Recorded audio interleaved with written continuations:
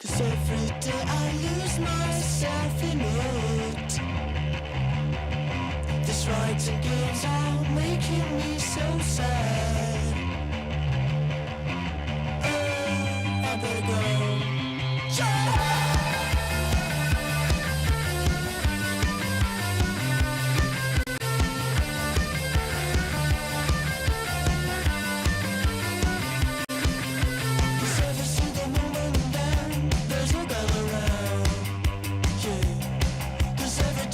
Control, there's a woman around. Yeah.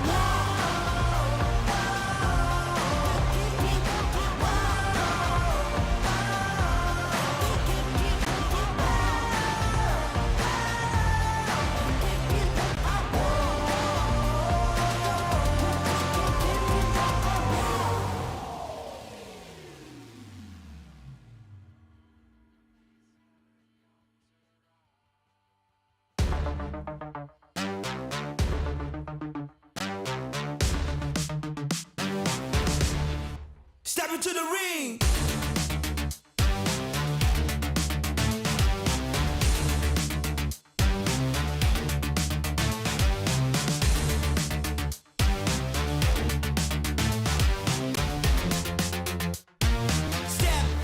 Step into the ring.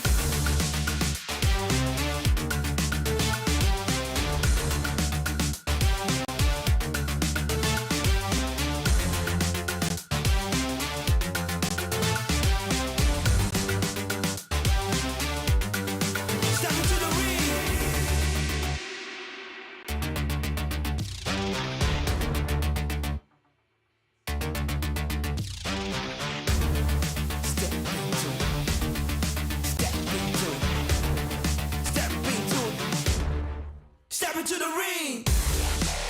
Come on, come on, come on.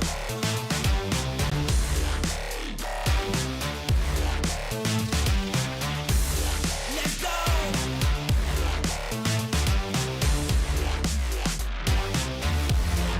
Step into the ring.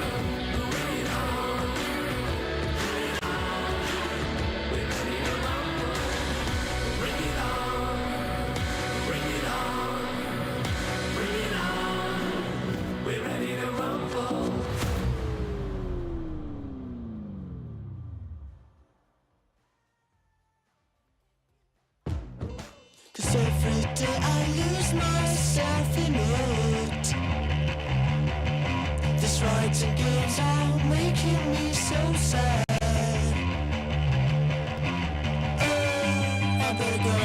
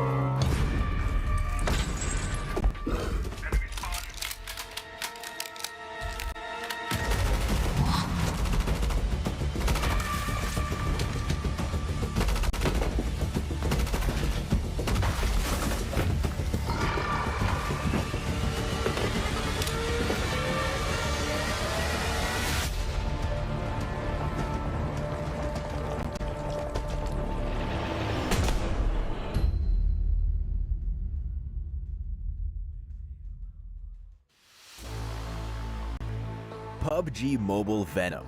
The last dance is here. In this collaboration, you'll get to enjoy a bunch of fun gameplay, including Black Symbiote Clusters, the Black Symbiote Arm, and a Black Symbiote Warhorse. Let's check them out. From October 18th to November 10th, you'll encounter Black Symbiote Clusters in Erangel, Sanhok, Livik, and Miramar. Near them, you have a chance of picking up a Black Symbiote Arm or coming across a Black Symbiote Warhorse. They offer great advantages, giving you more options in matches. Let's start with the Black Symbiote Arm.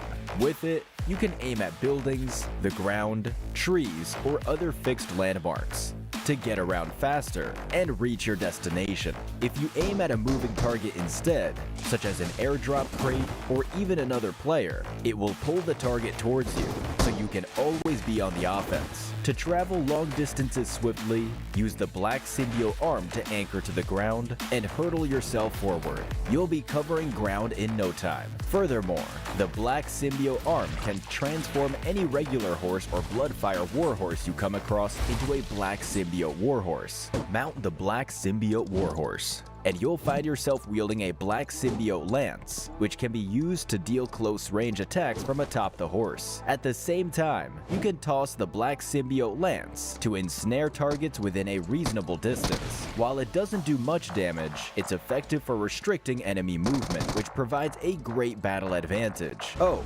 and during the collaboration, Venom himself will appear in-game by showing up prior to jumping. On top of that, follow the in-game collaboration themed event for a chance to get a Venom The Last Dance avatar, avatar frame, parachute, and home items. Join us in PUBG Mobile and check out the Venom The Last Dance collaboration with your teammates. Become the ultimate duo.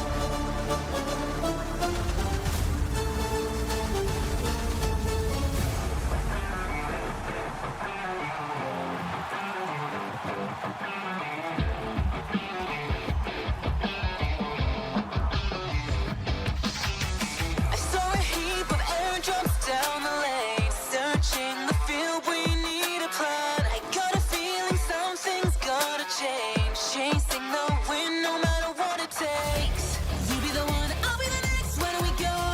Clickety clack, firing up like wind blown. You don't wanna lose, neither do I. Hearing the siren that has never changed. Out in the world, run from the low. I got your back. You're not alone. There, even at the lowest, and nothing's bending us down. Stand up, blaze brighter with every challenge we face. Ignite, let the glow of the world shadow the darkness of our glory. Never thought of giving up, it's never ending. During the collaboration, Venom himself will appear in-game by showing up prior. Welcome, ladies and gentlemen, to the 2024 PUBG MOBILE Global Championship League stage, live from Kuala Lumpur, Malaysia. Today, we begin our journey to London. 48 of the world's top teams in PUBG Mobile esports will fiercely battle for the next 4 weeks to get a place in the Grand Finals. But that's not all. They will also be competing for their share of this year's $3 million prize pool and the honor to lift the brand new PMGC trophy. As if the stakes weren't high enough, today we'll be beginning with what many consider to be the Group of Death, Group Yellow. Please welcome the teams. The Savior from Vietnam. Vampire Esports from Thailand.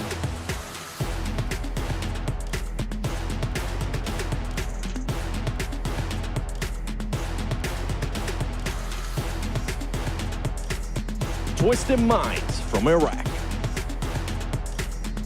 Zeus Esports from Turkey.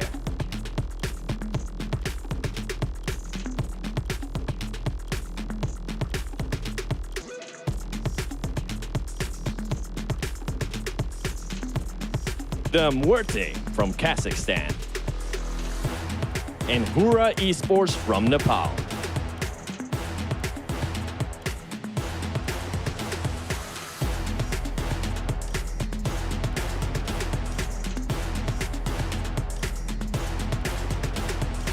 The RX from Korea. And Mirai Sejong from Korea.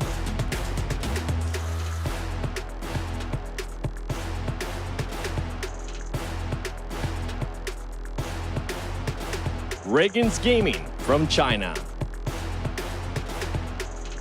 And Harami Bro from the Philippines.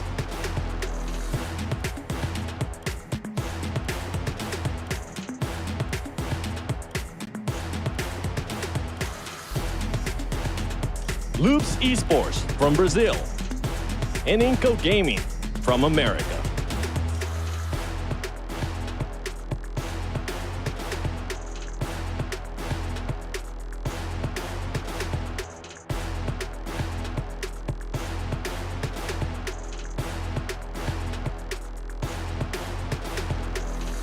Team Spirit from Serbia. And Major Pride from Kazakhstan.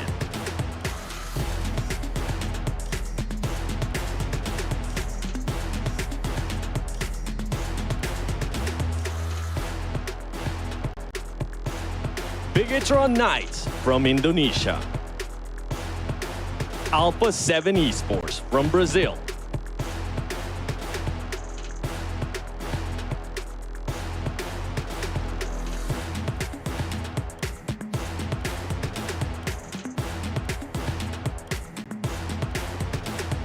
These are the teams representing Group Yellow. Will your favorite team make it to the Grand Finals, or will their year end in heartbreak? The answers to those questions won't have to wait any longer, because PMGC action starts now.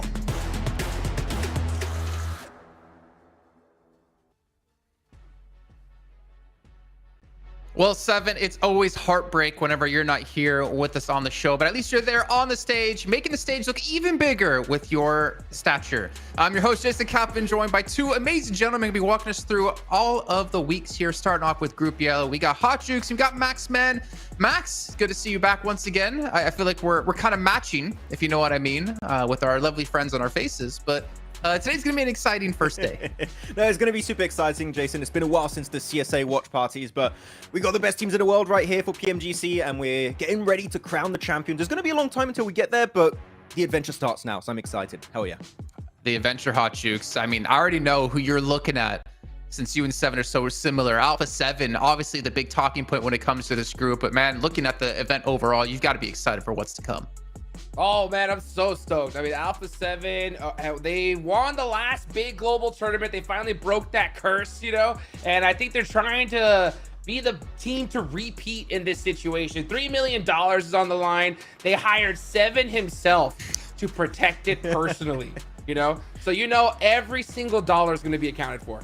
I mean, I think the trophy might even be bigger than Seven, if I'm perfectly honest. If you put them side What by did Seven side, do to you? you know, I don't know, but he's gonna look back on this and probably hate me. But you know, Max, one thing we talked about a lot when it came to PMWC with Kalaris and Seven on the desk was that we're in a period of uncertainty. That we go into this event and we have obviously like our clear standouts, but you can't say with certainty who you expect to win, even thinking back to PMWC. Yeah, I think we're in a period of time here, Jason, where any region really has at least a team or two that can compete for the title, can compete for that spot in the Grand Finals, and maybe at the end of the day, the trophy. So, of course, Brazil right now, I think everyone is looking at Brazil at the top region in PUBG Mobile Esport with Alpha 7. But man, CSA, SEA, EMEA, even the regions like South Korea, Japan, like they all have contenders that can compete here. So, as you said, uncertainty is of the hour here for PMGC.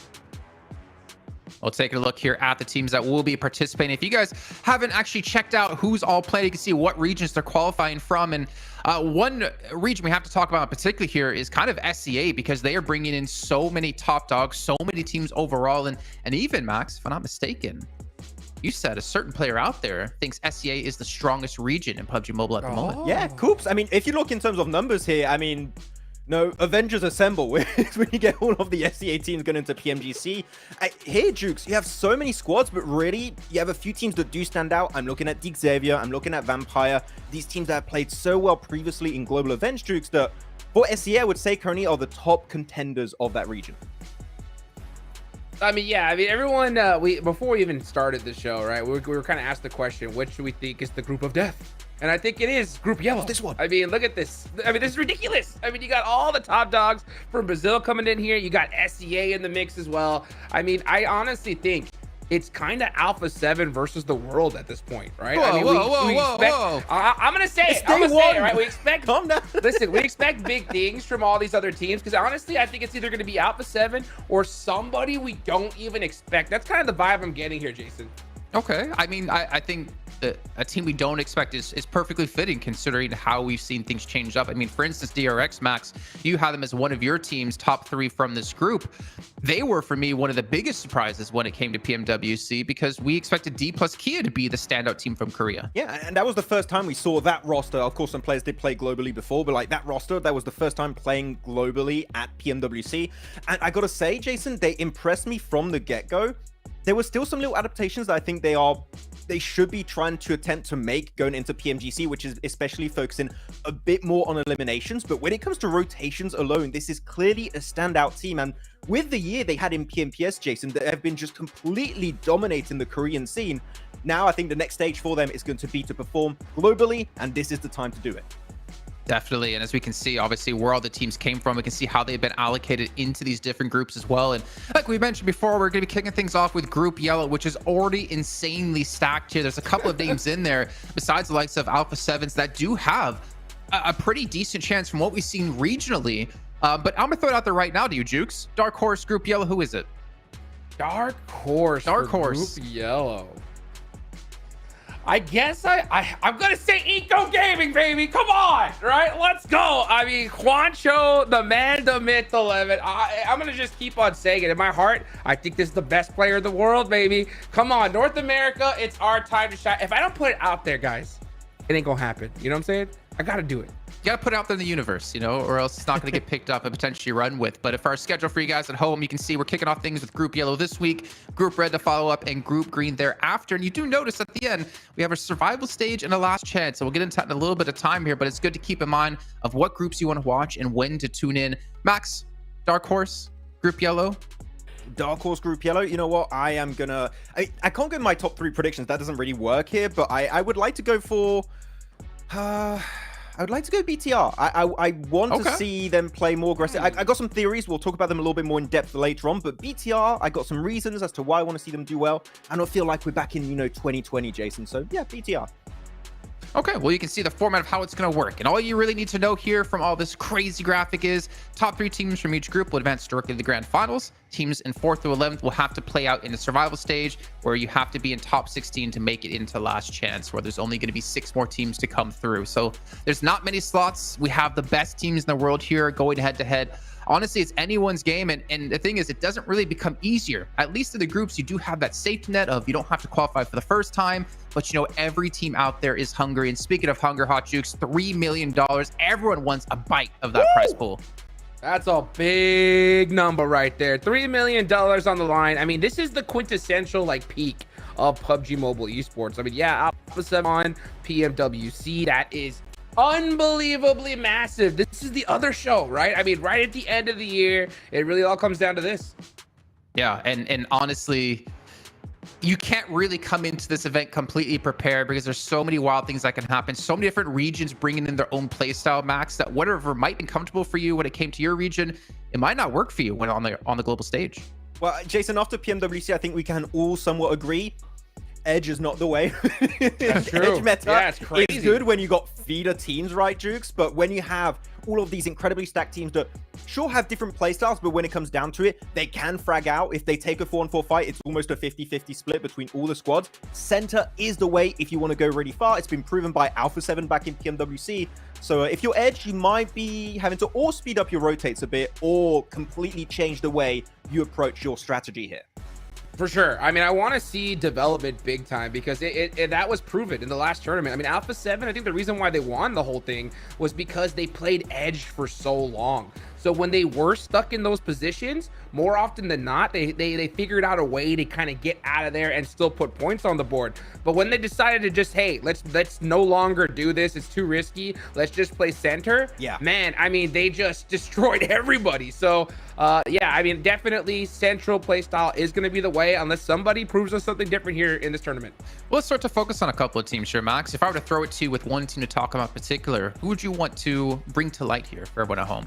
I kind of want to talk about a team that I feel like nobody really knows too much about, which is Miramar Sejong in particular, here coming out from Korea. And this is a team that some of the players have played internationally before, especially looking at Hoxie that played in PMGC 2023 and just this back.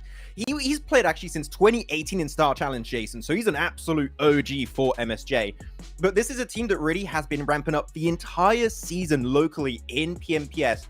And they are so damn aggressive, Jason. I really mean it. This team, if they get into the late game scenario, they're going to go out with 10, 15 eliminations. They really have such a strong hold on these late game situations that I think they could be an absolute threat in this lobby for first time global tournament for this roster. So, we might not know too much about MSJ, but keep an eye out. They might just surprise you.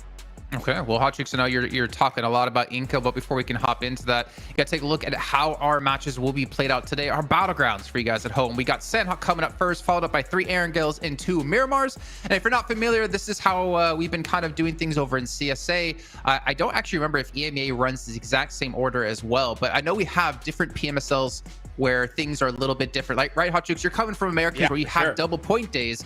And Max, as we know, you got to try doubly hard on those double point days. But I think this might be a slight change. And do you think this is maybe an advantage or disadvantage to teams coming from Americas to not being able to rely on the double points? I think it is because they're going to have to be consistent, but at the same time, right, when you have 3 Erangels back to back, that's going to give you time to just, focus on the same game, be able to make some slight little tweaks here and there, and be able to make those adjustments because they're going to definitely need to here. I mean, this lobby is stacked all the way from top to bottom. So, I mean, you got to be able to make the right plays at the right time. It's going to be tough. I would definitely say, Hot Jukes, I know I did kind of mention Inco. Was there any team in particular you wanted to talk about when it comes to Group Yellow? Yeah, I mean, you mentioned Nico, and I think I got to talk about it because I hope that I'm going to talk about them a lot more later, right? But just in case that doesn't happen, I'm going to talk about them right now. I mean, Inco qualified here through PMGC points. When it came to PMSL, they performed terribly, right? But they're going to be our NA. They're going to be our NA representatives here. I mean, I'm hoping it's one of those cases where they're like, you know what? We're just going to practice what we need to do in PMSL and focus and, for PMGC, because that's the only excuse that I could really give them here at this point. Well, I gotta say, this might be one of the first times that I'm actually supporting an NA team to some extent, because Ninibits, give this man a DBS and you're set, for success to some extent. For sure. Yeah, I mean, Inco, you know what? Maybe the best result we'll see from an NA team globally, Jason. We'll see, okay? Looking good right now. Okay, I didn't really know where to go with that when Hot Chick Starf was saying, Inco doing terribly. I'm like, but you're supporting them. Like, I'm so confused. They were so bad. I love them. Fantastic. It was so bad. It was good. But they did finish, what was it, 13th place in PMSL Americas, and it's not really the ideal way to get into this event. But then again, you do have the likes of IHC who finished similarly when it came to CSA, but they obviously did get in from a special invite. We'll talk about IHC a little bit later on. But you guys at home who are curious about what device our players are using, it's Infinix GT20 Pro. You get yourself 120 FPS while playing on its 144 Hz AMOLED screen. Not to mention, this has been basically the official smartphone here all year. So if you want to play like the pros, make sure you pick one up yourself, because Max, I think you and I don't know, Hot Jukes, do you actually have one? Because we got one at PMWC. Dude, come on, PUBG Mobile. Where's mine at? I need one of those. You want this, Hot Jukes? You want this? You want this, huh? Yeah. Huh? Grab it. Just grab it. Just performance right within my grasp. I get mine later. We'll just flex him. He'll be sandwiched between two of them. Yeah. That's the best way. But you guys also who are watching, make sure you check out PMGC 2024 over on TikTok. And if you post any content, make sure to use that tag as well, because we'd love to see how you guys are watching the show, who you're rooting for, or maybe you want to make fun of me, which doesn't happen often. Typically, it's over towards the way of Max Ben. And of course, check out all of our social media channels as well here over on YouTube, Instagram, TikTok, and Facebook. Max, I have to ask you, haven't really been mean to you on the show today. Has that caught you off guard? A little bit. You know what? I was expecting it after the rehearsals, but no, you're good. You're good, Jason. So thanks. I'm saving What it. a nice guy. I am saving it. Oh, no. Okay. For this right here over at the Grand Finals. If we're lucky enough to be there, you guys can actually get tickets still at the moment happening the 6th through 8th over in the UK. I know John and Blink are extremely happy about this because this has to be one of the shortest travels for them to an event ever. But it's going to be an exciting event. It's going to be hype. Make sure you guys check out and pick up your tickets when you can. And Hot Jukes, I mean, we talked about PMWC as being uncertain, and I think it was hands down until now the most competitive event we've had in PUBG Mobile history. I'm curious, and I have a feeling that PMGC is going to be even better considering we have more teams from more regions. Hands down, this is gonna take it to an entirely different level here. I mean, just look at these groups. Look at these squads that are coming in. I mean, the level of details that these players have, just really the attention that they put in has just leveled up as time's gone on, and it's only gonna get higher here as years go by. I mean, if I'm at home watching IHC be crowned with those sick gold jackets, man, I want one of those. Hopefully we see those again this year. But our teams to focus coming into our first match here. For me, Team Spirit, Twisted Minds, BTR, Hot Juke, see Alpha 7, Inco, Twisted Minds, and Max DRX, Twisted Minds, Mira, and Sejong. We all have Twisted Minds. Maybe we should talk about that here, actually. Max, go ahead. I mean, it's interesting we have Twisted Minds, but I think that when it comes to global events, right, they have so many big names from different regions. I mean, just to go through the names, and I'm sure that you've heard about all these names in some way, shape, or form. Doran, Freak, Coops, Lord, Robs. Sorry, I went a bit hard. He's French. This is really a super team that has performed really damn well locally, right? When it comes to fragging power, you put Lord, you put Coops, you put Robs all together. These guys are just going to absolutely shred it. And I was talking to Robs actually a few days ago, Jason, because they're 5 players, they're going to do some kind of rotation. So I'm intrigued to see how that's going to work out for them, because we see rotations all be super successful for the likes of maybe 4MV and other teams that tried and kind of failed. So I mean, with these big names, it could be fantastic or it could fall flat on its face. So I want to see how this opening day is going to go for Twisted Minds. Yeah, and Hot Jukes, I mean, you know Coops, obviously playing back in NA before. I think the most impressive thing about Twisted Minds is coming together like this before the fall season of PMSL EMEA and placing second at the end of it. I think that's a testament to like how well they're vibing together as a team. I mean, so strong. I mean, it's so crazy. The Twisted Minds is really the only team that had 2 different squads, right, qualify here. And at the end of the day, they had to pick, you know, what team do we go with? Do we go with our Brazilian squad? Do we go with our other region? By the way, shout out to those boys out there, man. They really, really crushed it, you know? At the end of the day, they ended up picking the squad with Coops, you know? And I can't blame them because, I mean, when it comes to global events like Maxman mentioned, these guys have been there so many times. They are seasoned. They are ready to go. And it's their time to shine. But at the end of the day, they're going to have a big hill to climb for sure. And speaking of hills to climb, I mean, I feel like if it comes to PMGC, we always have to mention this team.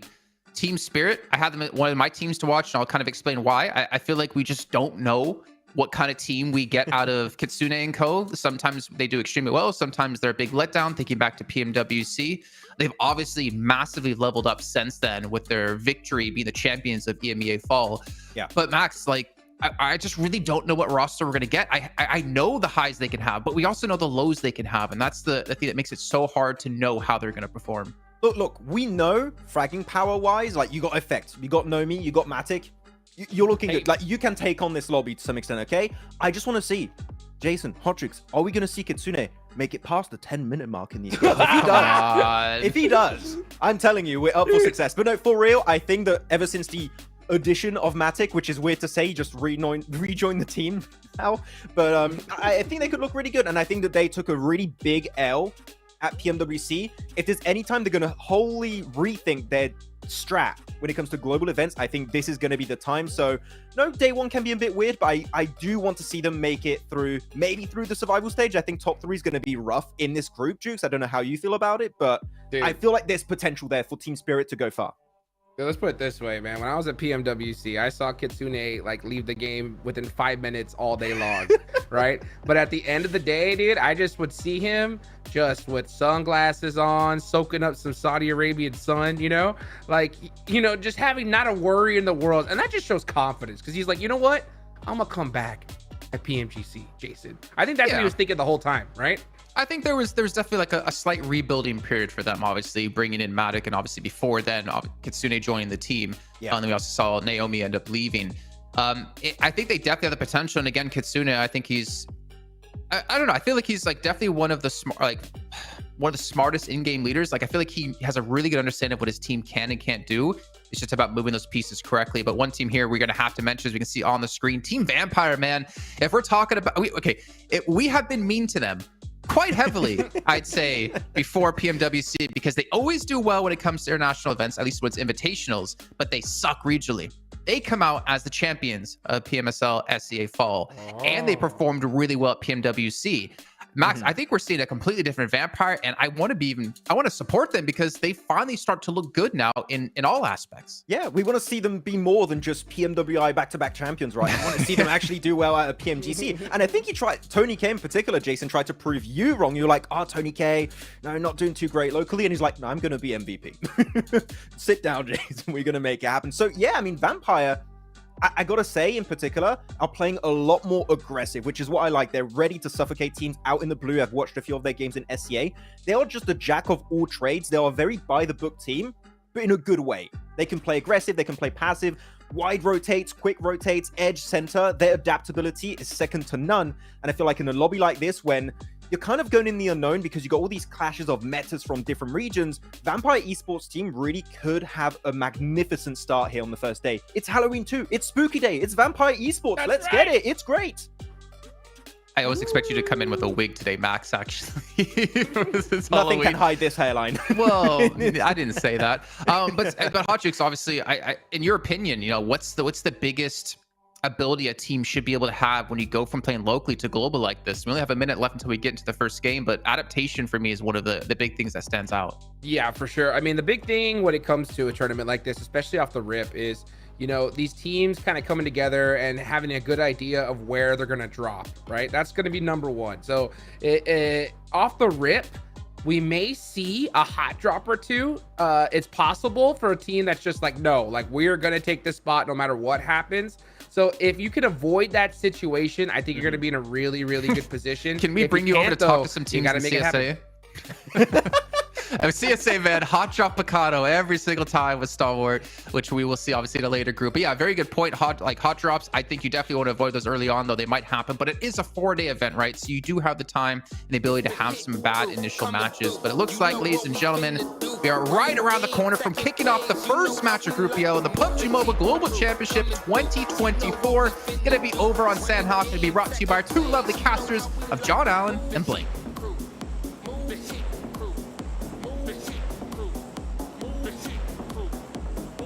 As it is, of course, Sanhok over in the jungle. My name is John. With me is Blank, and it's time to go global. Let's get in. Let us get into this one right now, John. Straight over towards Sanhok. First game of the day here in Group Yellow. First day of the tournament as well, as we get teams out of our plane into the map. Always nice start with Sanhok here. Nice little bit of quick action to get us kicked off into the PMGC mood. Absolutely. We've had a couple of practice games, a couple of scrims on these matches, so we'll see if teams are going to adjust around it. Over on the south side, maybe Major Pride and Inco going to clash a little bit. They're quite close, but could separate out. Alpha 7 with a little North Scout from McGrellin, but that should be folded in nice and quickly. The rest of it seems fairly diplomatic over the rest of this map. Yeah, I think that once you get to a PMGC, I mean, to be honest with you, I think Jason is completely justified in complaining about hot drops because they ain't fun a lot of times. However, once you get towards a PMGC, this is where you really do want to take things to the next level. You want to be able to make sure you're getting positions that you have tried to claim throughout all of your regional basis, right? And a lot of teams will look into that, be like, this team has won out in Picado multiple times. Team Spirit's won out in Boot Camp multiple times. So we'll just leave that to them. And this is what it's all been building up towards realistically. So for these teams, I can't imagine there's going to be too many crazy things going on. A lot of that regional hot dropping was to secure positions for some of the biggest tournaments in the world, like PMWC, EWC, as well as PMGC here right now before we head towards those grand finals, as we said, in London, which was not the closest commute we've had all year, John, is it? It's from the bedroom to the office. Absolutely, yeah. My own commute this morning, total of 10 seconds. Turning on the computer, getting ready, getting locked in. But either way, it's exciting to be here. We didn't even have to pack a suitcase. We are going on towards Twisted Minds over in the north side. A team that the desk touched on quite a lot, and a team that we're very familiar with, having covered the EMEA region, right? This was a team that was built on fragging potential, right? But we saw some real maturations, I think most notably from Doran over the course of EMEA, really settling into a little bit more of a supportive role. But we know that they have such a massive ceiling on their fragging potential. From the north side in Cal, though, with the circle as it sits, it's a little bit of a treacherous journey right now because it did go southwest on this circle shift. Yeah, I mean, for Twisted Minds, Doran used to be a little bit of a young whippersnapper, right? Biting at the heels of a lot of squads, but honestly, he's changed a lot since then. He was a crazy fragger back in the day, and still arguably is, but someone had to take that backline role, and I think that he started to pull that one up quite nicely, which is good to see. And it's something that Twisted Minds desperately needed, is someone to take a bit more of a defensive guardian role within the team, because they have so many strong players to put as that vanguard of the squad. So yeah, it's definitely an interesting one. Taking Cow as well is a smart choice. I think that they've seen firsthand how successful it can be for teams like Brute Force, who start up towards Cow and work their way down. A lot of those Tap Mock wins are built off the back of a Cow drop, but we are heading down towards that southwest side where we do have Miran Sejong as well as RSG alongside with Bro Harame, who are back again for another innings here in a global tournament. I was slightly worried about RSG guarding out Team Spirit. They did drop on the south of Boot Camp on that split around the area, the compounds around there, and they did grab quite a lot of loot. I was worried that they were going to guard Team Spirit, which in general has been their kryptonite on this Boot Camp rotation. Hang on a minute. Pause that. Inco rolling straight on into Major Pride, but two of them getting torn down, a third as well. NA's last hope? Nah, no hope, mate. Yeah, I'm not going to like that had to be one of the, I hate to say it, one of the worst crashes I have seen at a global stage in a long time. I don't know what the game plan was. I guess that it somewhat goes quite poorly considering quite a few players were already on the outside preparing to leave themselves. So when that crash comes through, there's 4 angles already looking towards you. Yeah, a weird one. A very, very weird one. Inco dips out in the first 4 minutes of the match. Almost crazy, instantaneously. Dude. Yeah. That's not depressing. outlasting Kitsune is very sad. Well, this is the thing, though. I think people are hating on Kitsune right now. I think this guy does survive quite a while into a lot of our games, and he was definitely changing things up towards the end of EMEA 2. And I think Kitsune is becoming a bit more of a rock for that team, as opposed to trying to play the bird's eye view IGL they used to in the past, which is, a tactical death into grabbing yourself more position in the old commander's seat. That's a nice way of talking about questionable scouting decisions, but sure. Alpha 7 going to be the team that a lot of people are focused on right now. They have been trying to lead from the front, right? This is the team that came in, broke their curse over in Riyadh in the middle of the year for PMWC, and now they're looking to take the glory title here at the Global Championship. A team that really, really wants one of those top 3 spots, but they've got to prove it to us. The spot that they've got right now in the circle, pretty happy with it. They have got this compound under control. They're fairly clean into this circle as well. And they're pretty central, so it shouldn't be too much of a struggle for them to be getting in towards the top 7. Yeah, I think for Alpha 7, they're a strong team. They're a very, very strong team overall. I mean, everyone on that team is particularly good at the game. It was nice to see that they held on to McGrellin as well, because I think there were rumors that he would have been leaving after PMWC, however, stuck with the squad, and I mean, understandably so, after getting yourself a big dub over in Riyadh. Just escaping the spray downs there, but only by a sliver. Still, Loops will get through with 1. De Muerte still on the northeast side with Loops trying to break through. You've got DXavier a little bit closer to that southwest side in Painan. So a little bit of a traffic jam developing on the west side of Quarry. So we do have our circle close soon. Mirren Sejong playing a very, very passive playstyle over towards that western side around Tambang, and no one really taking control of Ruins either is a curious one to me. I mean, even if you just want to take control of that plateau over towards the eastern side of it, not a bad position to play. It's slightly exposed, but there's plenty of hardcore around that area to keep yourself in check. It's a curious one for BTR as well as Team Spirit, because they have really had absolutely no contest on their rotates downwards. Most people are more concerned about getting towards the center.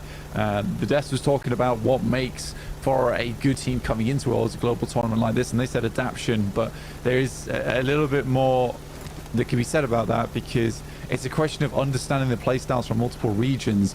You can get caught off quite a lot if multiple regions play the same way in terms of taking a quick central approach as opposed to playing edge. But if everyone plays center and you're one of the few teams that likes to play over towards the edge side of the circle, you can have a huge amount of control and a lot amount of space to work with. So it's kind of looking slightly deeper than just adapting as the days go on, but having that first day impression, even just map 1 here on Sanhok, a bit like, right, there's a lot of central teams right now. We could probably get a lot done over towards that edge side of things. But yeah, it's a bit more split up than I would have expected to start things off. And I think people are being very cautious going into day 1 here of the PMGC group stage. I would agree with you. Almost everyone, though. Harami Bro, they've tried to hold a 2-2 split on the central island, leaving 2 towards Painan. They've now lost 1 of those and sent the other 2 all the way out west. They've now regrouped slightly after losing a player to DXavier. So definitely the team playing with the most risk right now. And it is absolutely coming back to bite them here as Alpha 7 find their south point as well. And they've just lost half of their team in the blink of an eye. So a little bit too bold on that split for my liking for Harame Bro. DXavier still the arbiters in Painan, but we saw a couple of players moving in on that south side as well to try and get past that Painan roadblock. Yeah, and honestly, I think that's a symptom of the circle, and something that I don't really think Harame Bro was sort of expecting, because I think that some teams do come out of their regions feeling like they're on top of the world. They could take a lot more space than potentially expected, which is fair enough. However, you come towards a tournament like this, you can't really take those 2-2 splits, especially on this circle. Like I was saying, there's a huge amount of compounds available, a lot of positions to play that are fairly safe. So for teams, it's not really a case of, oh, we're going to wait on the edge and we'll allow other teams to take 2 positions on the map. No. They're going to be sending straight towards some of these compounds to pick up positions for themselves, because it's one of the few circles that can hold this amount of teams early on in the game, which is certainly interesting to see. So I think Harame Bro just makes a slight mistake there, assuming they could take much more space than potentially they're allowed to.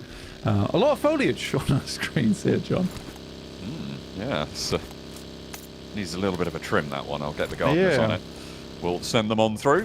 Vampire, we're going to try and cut their way through the dense undergrowth from the north side, out in the blue zone. Not too many players in contest for it, but they have to cross from that north island. Coming in late, maybe teams are a little bit less aware of it. I'm looking at the BTR crossing right now against Team Spirit's hold. I think that's going to be a little bit of a pop-off into stage 3, so we'll be keeping an eye on that. Zeus definitely could have an impact on that, as Zeus have just landed over towards boot camp and will be breaking their way down. So potential for a third-party engagement. I feel like Team Spirit could start to break out towards the southwest, leave from this compound and allow those 2 teams to face off against each other, pick up the pieces there on the north side. Yeah, it's a curious one for BTR, because I think that what most people do say about them, and what Max has said multiple times, is that their rotates typically are very strong, but they are not fighters, man. They're not fighters. They don't like to take a lot of these engagements too often. They much more play it by the book, a bit more calculated, pushing the glasses up the noses and looking for a more tactical approach here. But yeah, a lot of times from that position on that north side, you do need to sort of take some kind of contest with a team that plays Confluence. But we do head over towards Ruins, and I'm glad to see the Maroon Sejong do make that movement from that western side. They take up the lower ground in Ruins, as well as picking up some compounds up towards that south side. They could potentially regroup here. I probably would suggest it. Though what they don't know is that there is multiple teams that have not opted for a north crossing here. A lot of teams have wrapped round towards the east to sort of get away from that, which has given Vampire and BTR arguably a ton of movement to be had in these next couple of circles. And Alpha 7 getting caught off here. 2 knocks already, and Horror is going to absolutely capitalize on that opportunity. 2 players down from one of the strongest teams in the lobby. They are absolutely racking up those assists. Symbiotic in nature, but there's a little bit of a bite back here from Alpha 7 up the hill as McGrellan tries to get those shots down towards Horror in response. Sky now holding down Solo. Spray down, looking to try and stop this flank from coming on through. You can see that Aura is split Alpha 7 with the remaining duo a little bit more together. McGrellan moving in, Revo on that flank angle. Doesn't have too much to play with here, but steps out wide, and that's a bad time. McGrellan able to put him down in the dirt, but there's a response yet again. Tries to go for a second, but Revo has his number, and Alpha 7 stays strong.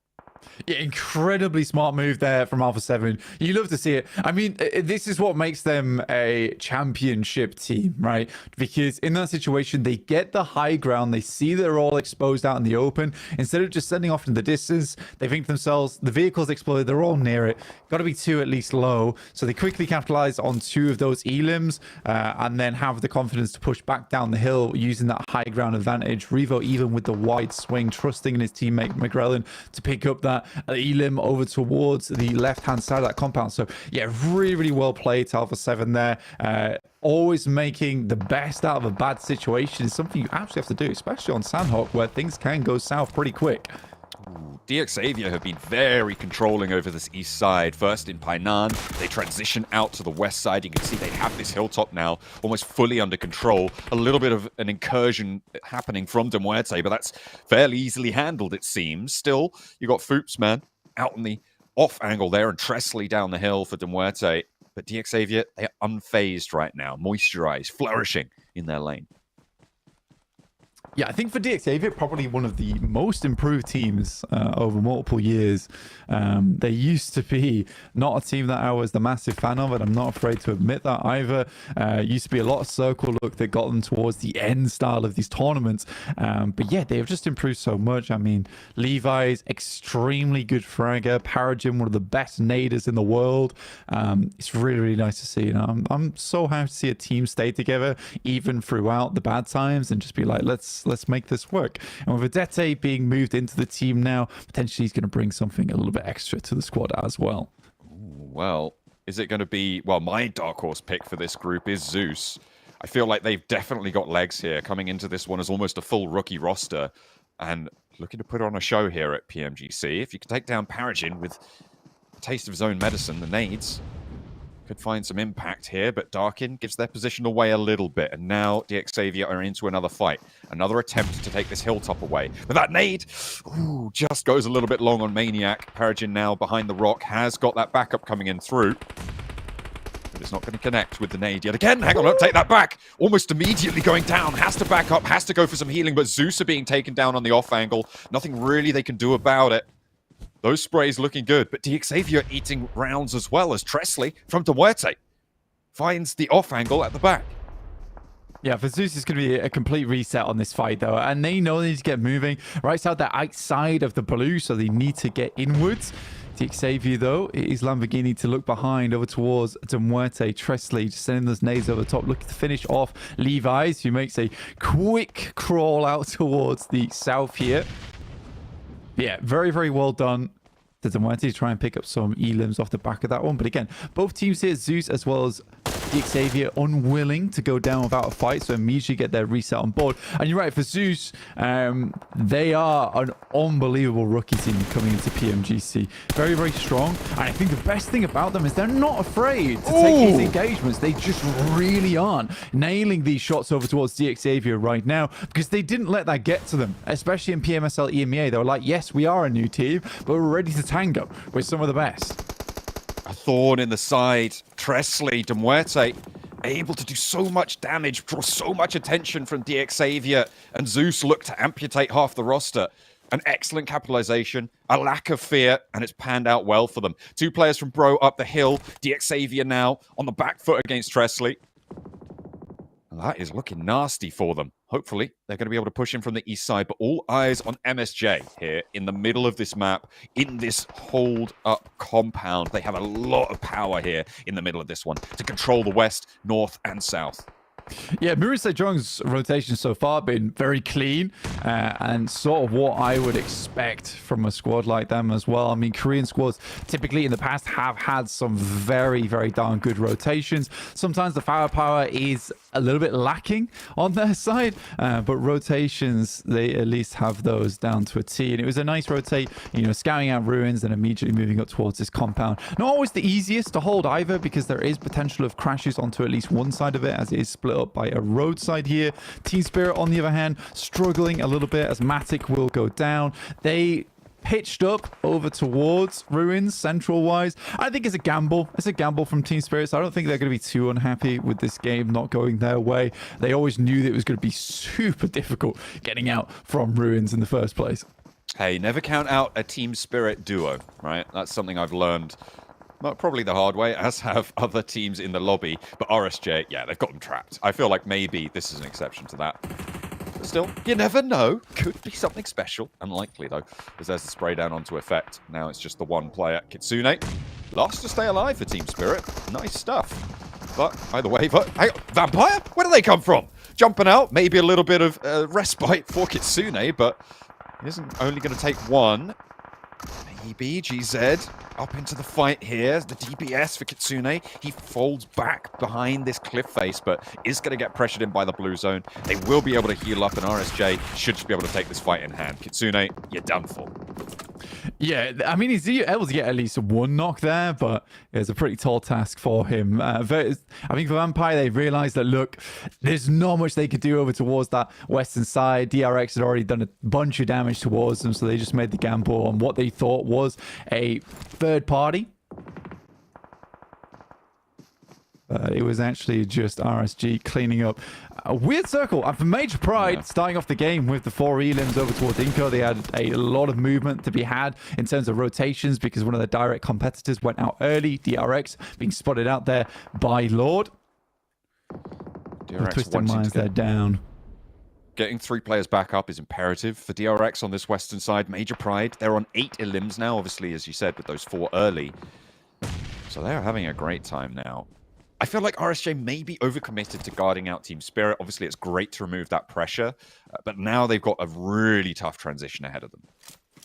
Yeah, RSG, I mean, from that north side, they did well, but I don't think that they capitalized too quickly on getting rid of Team Spirit. I think at that point, you need to wrap down towards the eastern side, try and clear out Bro Harame. I think at that moment where Vampire goes in, it sort of puts their situation in a little bit of turmoil, right? I think there's panic coming through from at that point in time. So there was a clear path of how to deal with Bro Harame. They were just not quick enough as DRX. Similarly, with some speedy maneuvers over towards this side of the map, but it really is the last-ditch attempt from them. Nade goes along, so as will live, but that's just for the time being as Major Pride racks up 9 elims in this match. Ooh, yeah, very hotly contested rotate there for DRX. They try and make a bit of a mad one, but it's not going to work out. Top 4 now as Major Pride up to 9 eliminations, looking to put up the double digits on the cards. From the south side, AZ moving forwards, I think a really important move that they've made there. They're playing 3-1, a bold forward push, but they know where these threats are on this north side. They know that MSJ are holding down this northwest edge. Yeah. They can take this risk. I mean, for AZ, it's an important position to take, and we talked about this multiple times in the past as well, John, where you have a position like this compound down towards the southeast side. It's a little bit far from the center of the circle, so you want at least an outpost to feed information back to the team. Less about getting knocks and elims, though it's nice if he's able to pick them up, but more about passing that information back to a team that is a little bit out of the picture right now. At this point in time, they can start moving up towards those compounds down over towards the western side, but they're likely not wanting to give up too much of this high ground that sits towards the south on top of these buildings to get maybe a couple of more elims. Now, the big test is here for Mirin Sejong versus Bro Harame. It's a game where they've made good rotates, but can they take this through all the way to the end? Nice nade onto the backlines there. Slows the roll of Harame Bro. But they've already taken a little bit of a hefty hit. 2 players, well, 1 player fully down. Hoxie as well. A little bit low. Needs to get rezzed here. Major Pride will deal with Harame Bro in the meantime. There's 5 eliminations for them, but they are out. So 2 teams remain, and one of them trapped on the hilltop here. And immediately Major Pride going to move into control. This is a really great start to this tournament for Major Pride. They're up to 12 elims. They're looking for 15 with the 3 remaining on the map. But there's a nade over towards AZ, so the forward position a little bit weakened. However, the backup is already there. They're flowing across these hillsides. Nice maneuvers coming on through from Major Pride. Element tricks. A nade over towards Jae-Suk, but he stays alive behind the rock. Yeah, I think the difficulty right now for Mirin Sejong is just utility. The amount of elims that Major Pride's been able to pick up, their utility is looking very strong. Final looking for potentially a nade over towards Elementrix. They know his position. He's being pushed by the blue now. We'll have to sit in an awkward spot. Starts to crouch upwards. Have they spotted this? I don't think so. Elementrix's left flank covered by his team, but the right flank not so happy. Major Pride lose a forward push player. They have managed to get their other player at the back lines back up, but they'll need to go on through and save this one from going down. Becca low. Evo Station will not be tagged by that nade, though. And that is going to give them a little bit more confidence on that flank. However, they've trapped themselves. They've moved up, and all of a sudden, it's topsy-turvy. MSJ have a real chance here. Mirin Sejong need that 4-point to work, but it just doesn't go their way. Final blocked by his teammate there on the shotgun shells, and it will be the rally over the top for Major Pride. Jae-Suk cannot handle the heat, and it's Major Pride to kick us off with the first chicken dinner. I mean, for Major Pride, very well played. I mean, a good movement up towards that northern side to challenge versus Mirin Sejong, especially the circle moved away from. You got to give them credit for the fact that they've basically not had to move too much this game in terms of just moving slightly upwards. And that compound they held for such a long time wasn't in a lot of people's sights until that circle just kept heading down towards that southeast side, John. But yeah, for Mirin Sejong, they get a few unlucky grenades. I actually think that could have completely gone in the opposite direction if Finals nade had done a little bit more damage. It was perfectly cooked, but the angle just wasn't quite right there. And I think at that moment they realized that they're running on empty. They try and send forward, and Jae-Suk tries to play this backline position, but he's basically of no help. There was so much cover on that eastern side, but very, very well played to Mirin Sejong in terms of rotations, and very well played to Major Pride just in terms of that firepower. Yeah, I really liked some of the maneuvers that were happening in that game. I think we're in for a treat here for Group Yellow. I'm a particular fan of the DX Savior position over in Painan as well. But that is going to close down our first entry to the jungle as we're heading back on over to the desk to break it down and set us up for the next one.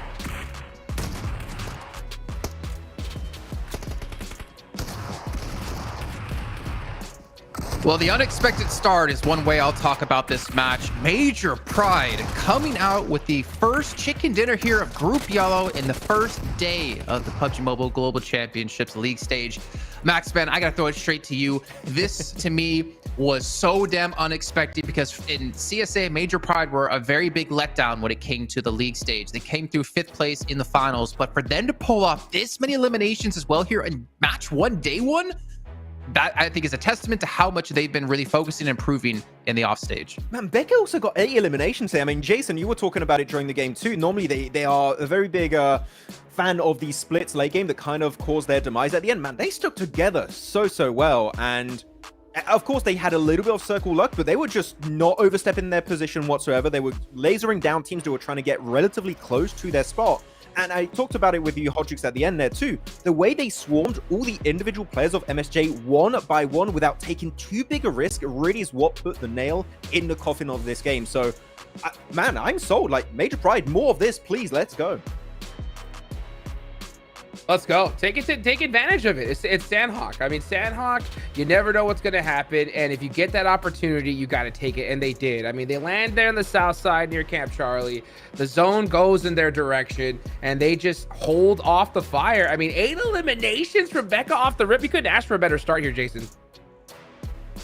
And for a team, I mean, we were watching and I was saying like, oh, Major Pride, don't tell me they're just doing the play for late game, play passive the whole time. Then I looked at their limbs and they're sitting there on like 8 limbs at the time. And I'm like, but how? What the hell? Like, is this a completely different team? Like, this team has completely changed from what we saw in CSA. And I'm not going to say it's necessarily fully changed, but this is not the Major Pride that we saw when it came to the league stage of CSA, and you have to give them credit. Like, we know how much they love playing on the high ground, Max, especially with Becca there. They use that time and time again when it came to the PMSL, and to see it work out for them here is a very assuring sight. But if you were to say to me, you know, when we woke up today, hey Jason, first match, you're gonna have DRX, Major Pride, Harame, and Miran Sejong as our top 4, I would have said shut up. Like, there's no way.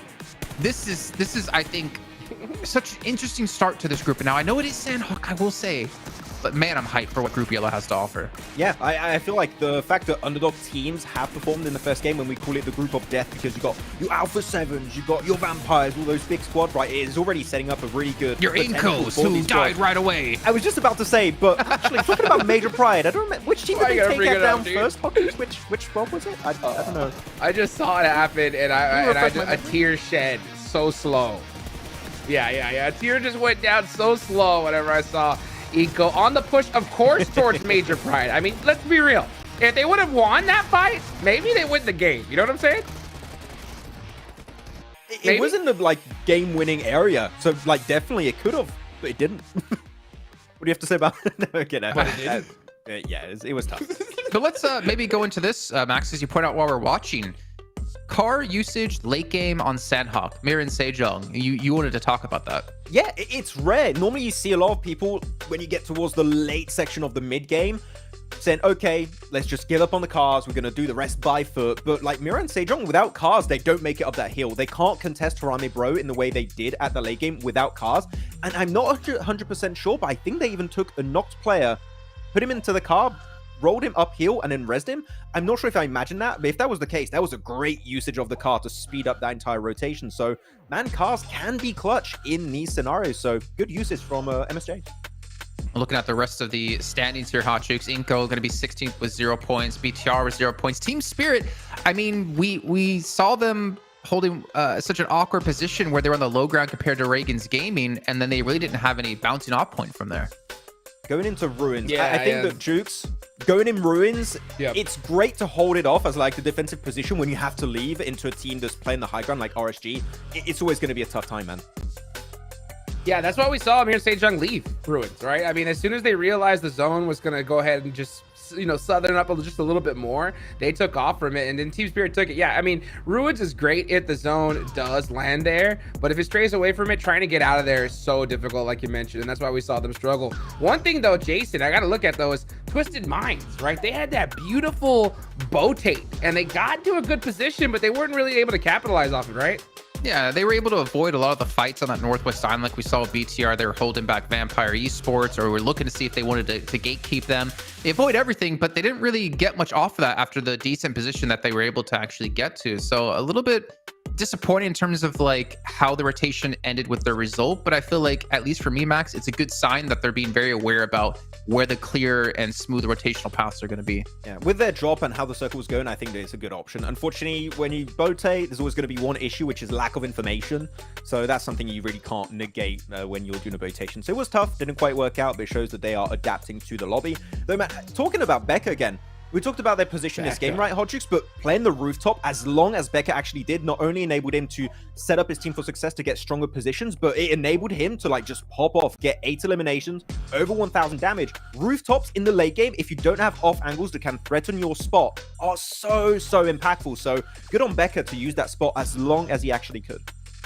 Dude, I mean, they played that perfectly. I mean, let's be real. I mean, if you're a name that's, you know, not really expected to perform, you know, like in that first place position, you know, you got to be able to pull something out special, and they did. So beautiful game from Mir and Sejong.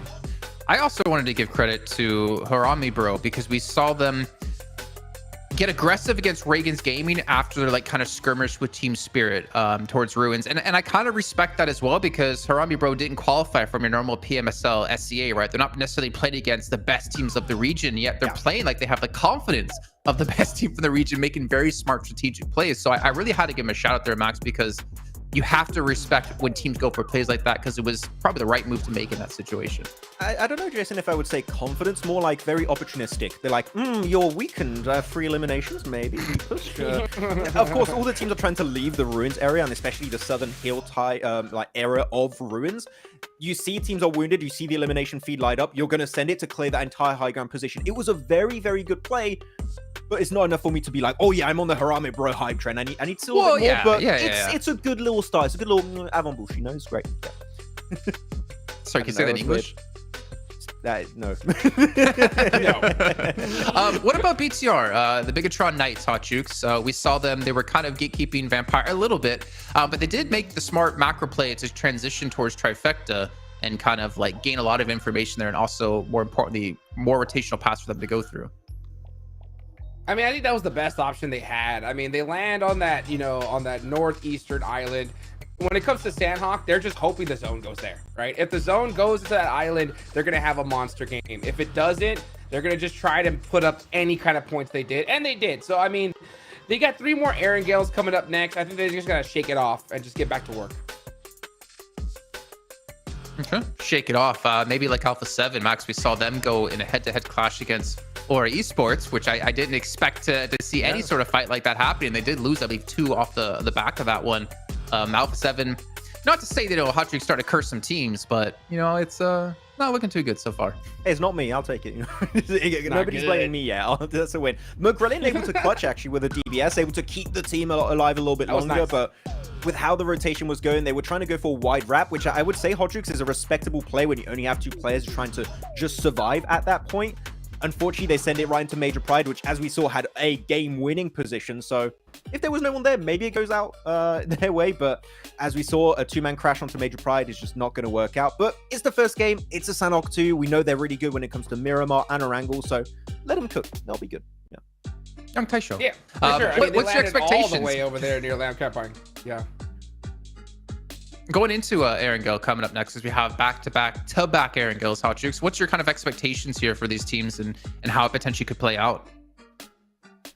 Well, I think we're going to see something totally different here in Erangel. I mean, Sanhok is one of those maps where if you get circle, you got to capitalize on it. Erangel is that like perfect chess map, you know, where it really just proves those mistakes. One little tiny mistake just snowballs there. So, I'm looking to see. I think we're having some where these circles are going to go. Are we going to get some military zones? Max, how are these teams going to react? And we're just showing like the speed is crazy. Oh. Or maybe I lagged out that time. I got him at the end now. Oh, you did? Okay. Yeah. You know what I want? You want me to tell you what's going to be different between Sanhok and Erangel, Jason? You want me to tell you? Yes. The map. No, okay. No, seriously, it's going to be a longer game, so I think we're going to be seeing potentially more wide wraps here from some squads, because of course Sanhok it's a lot quicker when it gets down to it. So here's really where I expect our big names, Jason, to really stand out the most, like your Vampires, your Alpha 7s, all of that. I think this is the time they are going to shine as much as possible. So yeah, Erangel, it's your trial and tested map. It's the true OG map, okay, that everyone knows like the back of their hand. So we're going to get back to a sense of like normality very soon, Jason. So like, trust, it's going to work out. And I think, you know, obviously we have to have a little caveat when it comes to Sanhok. And again, seeing like these 4 teams be in our top 4, Mir and Sejong, I mean, they got themselves in a good position, but let's be honest, the zone did shift to them like time and time again. Like they really didn't have to move. They had 2 compounds, the 2-2 split, and they regrouped on the compound that'd be more favorable in their zone. Obviously just 1 match done, but I want to see how they're gonna have to play from a really bad position to get back into these zones, because that's, I think, gonna be the real test of these teams. If a lot of teams are gonna start trying to play center, if you're slow in the rotate, you have to then fight your way from the outside in. They did have a little bit of circle luck here, Jason. I definitely have to A agree. little bit, but yeah. you're making your luck when you have these central 2-2 splits. You're like, you just regroup on the team that has the better position, which every time, I think they did that twice this game where they had 2-2 splits. They had 2 players in ruins, 2 players in the compound southwest of ruins, regroup on the southern western compound, then do another split on the next circle and regroup on the compound that we saw allow them to make it to the top 3 scenario of the Sanhok game. So if you have 2-2 splits and you end up having 1 team in the circle, you're making your own luck here. And that's why MSJ is looking so good, in my opinion, because they are able to adapt on so many different fronts. They're able to play wide rotates. They're able to play center, edge. They can play aggressive. They can play passive. Like, really, I think this is possibly going to be one of the biggest surprises of this group. Hopefully I don't curse them for the rest of this group for Group Yellow. But really, they have showed to me true potential back in their home region. So I just hope it's going to work out for the rest of this international tournament. Hodrix, I know you did some prep coming into this about like agreed upon drop locations. Do you want to kind of walk us through where we expect teams to be dropping and any potential clashes that could have happen? For sure. I mean, there's so many different areas. I mean, teams are going to have their backup locations, all kinds of different stuff. But, you know, I'm going to be looking towards that crates area. You got Vampire looking to possibly drop there, and I want to see how they play it out. And we're going to find out right now. Yeah, let's head on back to our casters with John on a blank to take us into match 2. We are headed into the first of many Erangels, I'm sure, still to come. What a great way to kick things off for Major Pride back on Sanhok, but now we're looking to the future once more as we head in for match number 2 here for Group Yellow. Match number 2 coming at you. We got Erangel, and then more Erangel for you. So we got a triple billing coming very shortly, but we're going to start things off nice and calm. The circle over towards that western side. We do have teams dropping out very early down towards Sanhok because you've got 3 teams actually down towards this area. The Bro Harame, Muerte, as well as the Loops. Not a huge amount of space here, John, actually, for these teams to play in. It's a bit awkward, I would say, a lot of times. Yeah, 2 teams is okay. I mean, you get Nova Rep Noya, you've got military base on C block, but then one team has to sort of play that awkward location around the Eastern Bridge, which doesn't have a massive amount of loot, and a lot of times you're worried about teams like De Muerte currently taking shots over towards you with the high ground that is offered. It depends how quickly De Muerte decide to loot up Nova Rep Noya, though, as that is where the majority of the loot will be had. For Loops, though, this is more a case of taking vehicles off the hands of De Muerte and potentially getting up towards that eastern side, which has worked out really well. They control a huge amount of space now. Yeah, it looks like De Muerte going to be a little bit further south, so no conflict there. Inco in the middle of the map. You see them dropping. Worried about their potential progression into this one, but they hop into the monster truck and no one too close. DX Xavier a little bit further south near a Pachinki, but won't be able to get sight lines early enough to stop this rotation. And it is all about the vehicle grabs on these early drops with this sort of a playing path, right? You do need to be getting on board very, very quickly, getting on the road as fast as you can, because it's going to be very condensed for a while. The circle, pretty chill right now, which means that no real pressure on that front, but you do not want to stay too close to everyone else for too long. So on our screens right now, we've got Mir and J Song. Honestly, very, very good team. I was very, very happy with how they played out that last game. I mean, in terms of the rotations, it felt very comfortable to them. Albeit the fact of the matter is that they had a lot of space to play on that northern side. As we saw, John, a lot of teams took that eastern crossing, which leads me to believe that this is somewhat of a careful lobby, which makes sense to me. You don't really want to get yourself stuck into too many difficult scenarios. And it comes with qualifications as well, right? Only 3 spots towards that top side for the guaranteed. You don't want to be making too many mistakes. You'd rather get those consistent points on board. When we have qualification spots that drop down towards 7th place, sometimes it's a little bit more acceptable to make those gambles, which is why the Team Spirit play felt a little bit weird, though I think they realized more than anything they didn't have a lot of time to make those rotates, so they send over towards Ruins. But I'm glad they did that. I'm actually glad they did that. I think it's one of the things that Team Spirit struggles with the most a lot of times, is just making clear-cut decisions, right? Or it's a case of, oh, do we go here? Do we go there? I'd rather... Exactly the gold that they were looking for, but they'll take it. They'll take the 1 point. It's better than Inco, which is, you know, yeah. That is a that was a crashing ship, honestly, right there. And the captain was told multiple times to turn the ship 15 degrees to the left. That's to the port. To the port, and he refused. Yeah. It's like, actually, Leeward. Kind of like starboard right now. Yeah. Oh, to the left would be yeah, port side. Port side. Port side, starboard. Port side named such because, in general, ships always docked on their left side, so the port would always be on the left. No clue why it's called starboard, though. So yeah, then it gets complicated with leeward and all this stuff as well. Where I honestly just stick to port and starboard. I mean, I guess if they really need to know the lands on the left-hand side, it makes sense, I suppose. Yeah, yeah. I'm not going to criticize. I'm sure the navies know what they're doing. You know, the various navies around the world. The boat lingo does go crazy because they are just like, there's a lot of things in the real world for directions, but we're going to have our own little cool club. To be fair, when you're at sea, there's just no reference point, so direction is very hard to describe. It's like being in space.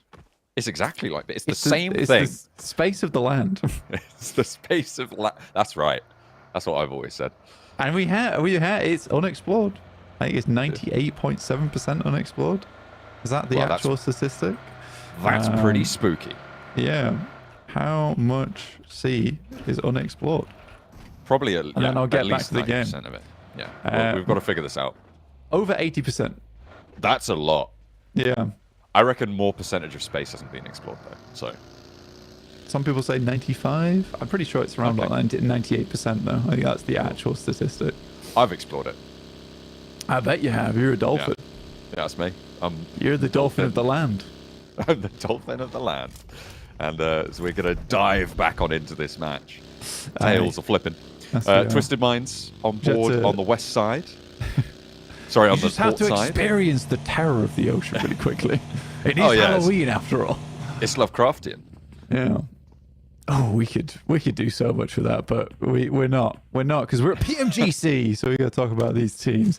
I think Major Pride's definitely the big surprise for us here. 25 points. They're a strong team though. They are a strong team. I do like all the players on that squad. Major Pride, not what it once was in terms of the players there. It has gone through a lot of iterations, and a fair few of these players were sort of unknowns for us maybe 2 years ago. But now they have certainly made a name for themselves here going into PMGC, which is very, very nice to see. And it's always sparks confidence, right? When a team tries to crash into you and you just absolutely obliterate them and go from there. Definitely gave Major Pride that little bit of extra oomph going in towards that final zone. They're super happy with it as well. You can see how passionate the players are to be here at PMGC. As they should be. It's a bit of an honor to be able to make it all the way here, right? So that has to come with a little bit of excitement. BTR trying to get the spray downs, but just spiking a little bit, not really doing too much damage there. Alpha 7 kind of encircling them right now with Mafioso, maybe a little bit vulnerable. I imagine that this is going to be a regroup. They're currently 3-1, and they need to get Mafioso extracted from the south side of Yasnai. He's in the open fields right now, so a little bit of danger coming on through there from Horror on the north side, but they're good enough. They'll know what they're doing. They'll get away. Yeah. So for Alpha 7, I'm going to make this point, but you got to understand first that I know they are a good team. I know they did fantastically well in their own region. But I'm worried. What are you going to say? I'm just saying that this is the tournament where they do need to prove themselves, because I think for PMWC, it was great, and I was so happy for them. I mean, they were so emotional during that event, and it got me a little bit emotional as well, as we've all followed them for such a long time. But this is a case now where you go into PMGC, you don't want to let the foot off the gas now. You just keep things going. It must have been a real relief and a weight off the shoulders, but there still is that pressure there to come out on top here at PMGC, which has been the most prestigious event throughout the entirety of PUBG Mobile's history.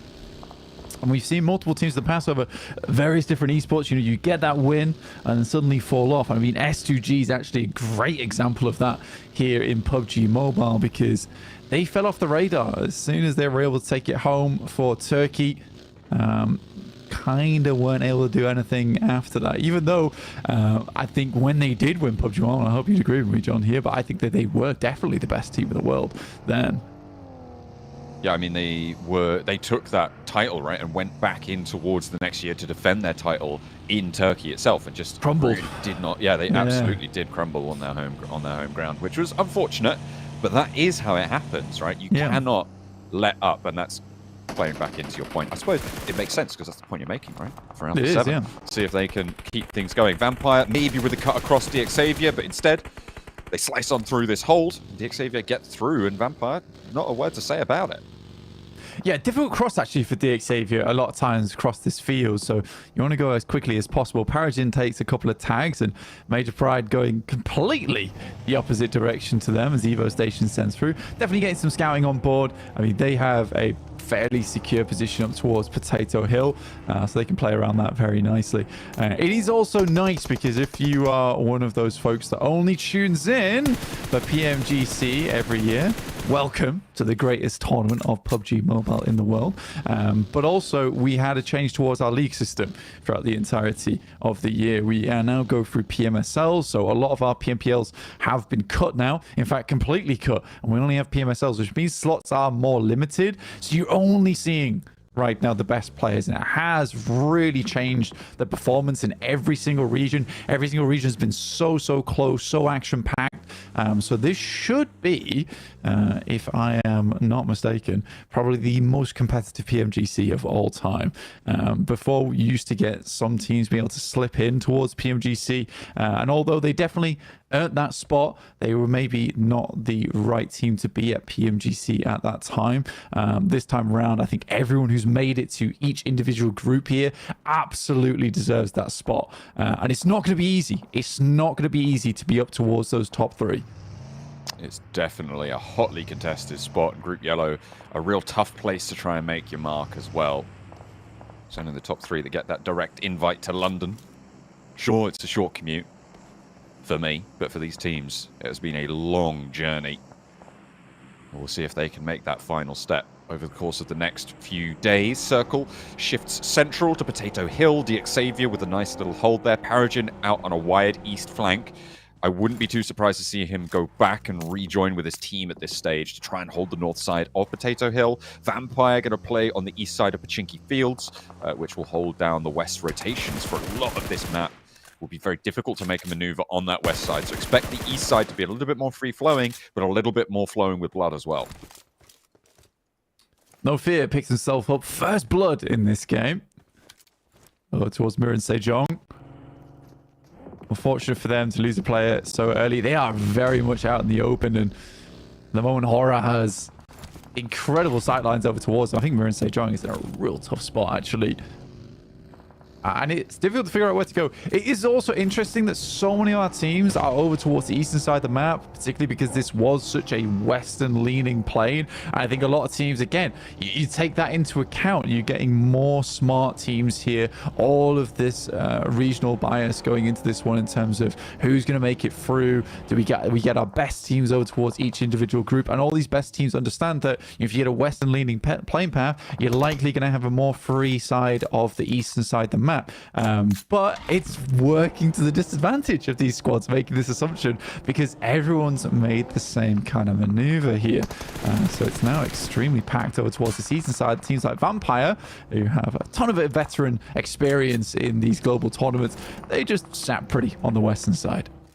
I mean, there is that element, right, of Pachinki being on the west side of the circle. The open fields that surround it, really difficult to navigate. So moving out to the east side, potentially just rotationally, a more opportune choice, right? But as soon as everybody makes that choice, no matter what it is, it's going to be the wrong choice in the end if half the lobby has also made the same decision, which sometimes just happens. Moving south from apartments, Zeus are trying to break up into the hills towards Potato Hill. DRX out to their southwest side. You can see they have seemingly scouted that. They'll know those vehicles are moving. DRX regrouping, but with that pickoff that they got onto the outpost onto Soez, DRX now cut down to 3. So the north side for Zeus looking pretty chill. Could potentially be a little bit of trouble caused by MSJ, by potentially Aura as well if they rotate out this way. But the east side, as it was always to be, is going to start to heat up now with Harame Bro, Loops, also Duerte rolling up into the fight. Loops bear the brunt of the first wave of the engagement here, but there's still plenty more to go. The dinner's still on the table as Duerte look to eat. Loops down. Unbelievable stuff, actually. I mean, Duerte staying alive for the time being, should be able to get their squad mates back up, but this is a horrendous position to be in. The nades are going to start flowing through over towards them. Nades on that bottom step. Will throw one out the window. Clears up one of the players over on Loops, gives them a bit more time, but Horror is into this one too now as they wrap down towards the south, and if they can, they'll get a huge amount of space to play with heading up towards a northwest side. Though I think Alpha 7 takes a really good moment here to move up towards that northwest side, and they'll likely control a lot of space going in towards the end game. I am worried though for a lot of teams because you put DXAV in a spot like this, quite central. They are going to absolutely pop off. But Pusher makes an incredibly sneaky, stealthy assassination over towards the players inside the Wizard Tower. 3 teams start on the tower. Only one remains now. Harame Bro trying to fight off against Twisted Minds, who had oversight onto this. Harame Bro losing players in that tower engagement. Now looking to try and pick the pieces up here. The Twisted Minds. A brick wall in the face of it. Fortunately, Federer's got chip in at the mortar. Rob's the one to suffer, but they will be able to pick that back up as Harame Bro do fall. And it is 3 players alive for Twisted Minds on the south side. You know, he cleared out a bunch of players down towards this southeast. And again, this is where it all came to a head, right? Everyone assumed that, you know, there'd be more players over towards that western side. So you get this glut of teams on the east who all have to face off against one another. And it's really quite open area too. So a little bit difficult to play around with. Now it's Duarte versus Twisted Minds. And this will be likely the fight that concludes this southeast arena. One of these teams is going to have to move out and try and find themselves a position in the circle. But with Team Spirit behind Twisted Minds and Duarte right now, this is a huge opportunity for them to put up some big points and already finding a shot over towards Robs. Major Pride, by the way, in the meantime, has gone for a wild crasher from the west side and doing okay. There's ups and downs. Inko going to be chiming in as well onto the elimination feed, but we're still on board with this southeast fight. Coops goes down as Pusher doesn't relent for one moment. That is really good. That is an unresable Coops right there. Twisted Minds going to be taken down to 2. Duarte continue their advance from the southeast side. Team Spirit still in the way. Matic off on that wide angle. Looking to try and reposition around this. Kitsune, a deep backstop for the Team Spirit team. As Major Pride continue their roll-up, they are getting cut through. Vampire and DXAvia were just so in control of that western side. Vampire lost a little bit more than maybe they wanted to on the west, but is going to be able to weather the storm for the time being. Major Pride, they want that res stay on us too. DXAvia, again, controlling on one side of the circle. I'm expecting them to march forwards. Good quick clean pickup there from Evo Station. Yeah, an awkward crash for them, honestly. And now it's Tony K, MVP from his region, looking to play alongside with DXAvia. Have had such a stronghold over towards Potato Hill. A 1v4, not likely to go his way, and already a nade been sent out. He runs straight past it. Lamborghini spots him, has to hit some quick maneuvers here, but the rest of the team just backs up. They understand that one player can be a huge thorn in your side, and they're not letting him get anywhere near towards them. This is very well played, and Lamborghini will pick up Tony K. So methodical approach there from DXAvia to finish off the final player. They weren't taking any chances with him, and he's probably one of the best players not to take any chances with as well. So good heads up play from DXAvia going forward. 2 loot crates there for Team Spirit. I imagine they'll take both of them. So that's a good start for them in their end game now, as we are in match 2 here of Erangel. Still plenty of games left to go today. Stick around if you want to see just how it all plays out here in Group Yellow. So the front leaders of the pack right now go down 3 eliminations, 28 points is the mark for first place. DRX will try and chase, but that's made all the harder because Zeus are here to play yet again. Moving on in.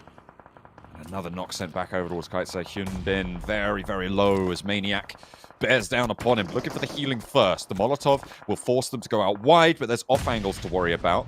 Zeus can't go in there for free. The nades continue to go through. There's the burn down. That's what they're looking for, but there's the shots from BTR. Actually chiming in from all the way out to the northeast side. They've got Horror to worry about, but they're still taking shots out towards Maniac.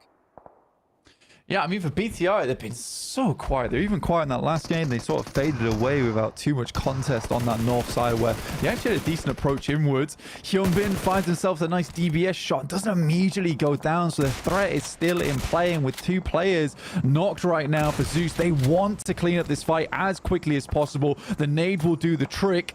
They should be able to reset, but the blue is pushing inwards.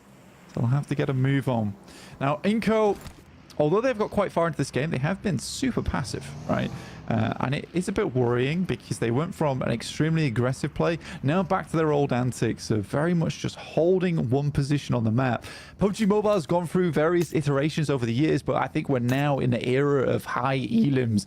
And I think for Inco, who played basically for that chicken dinner in the past, I don't think that playstyle is going to net you all the points that you require going into these games anymore. I think you do need to still be putting up those big points in terms of eliminations, as well as getting those consistent placement points. You can't just sit in a building anymore. And that worries me because I think Inco was trying to go for that statistic last game with that crash, but didn't work out well and immediately have retreated back into their shell here.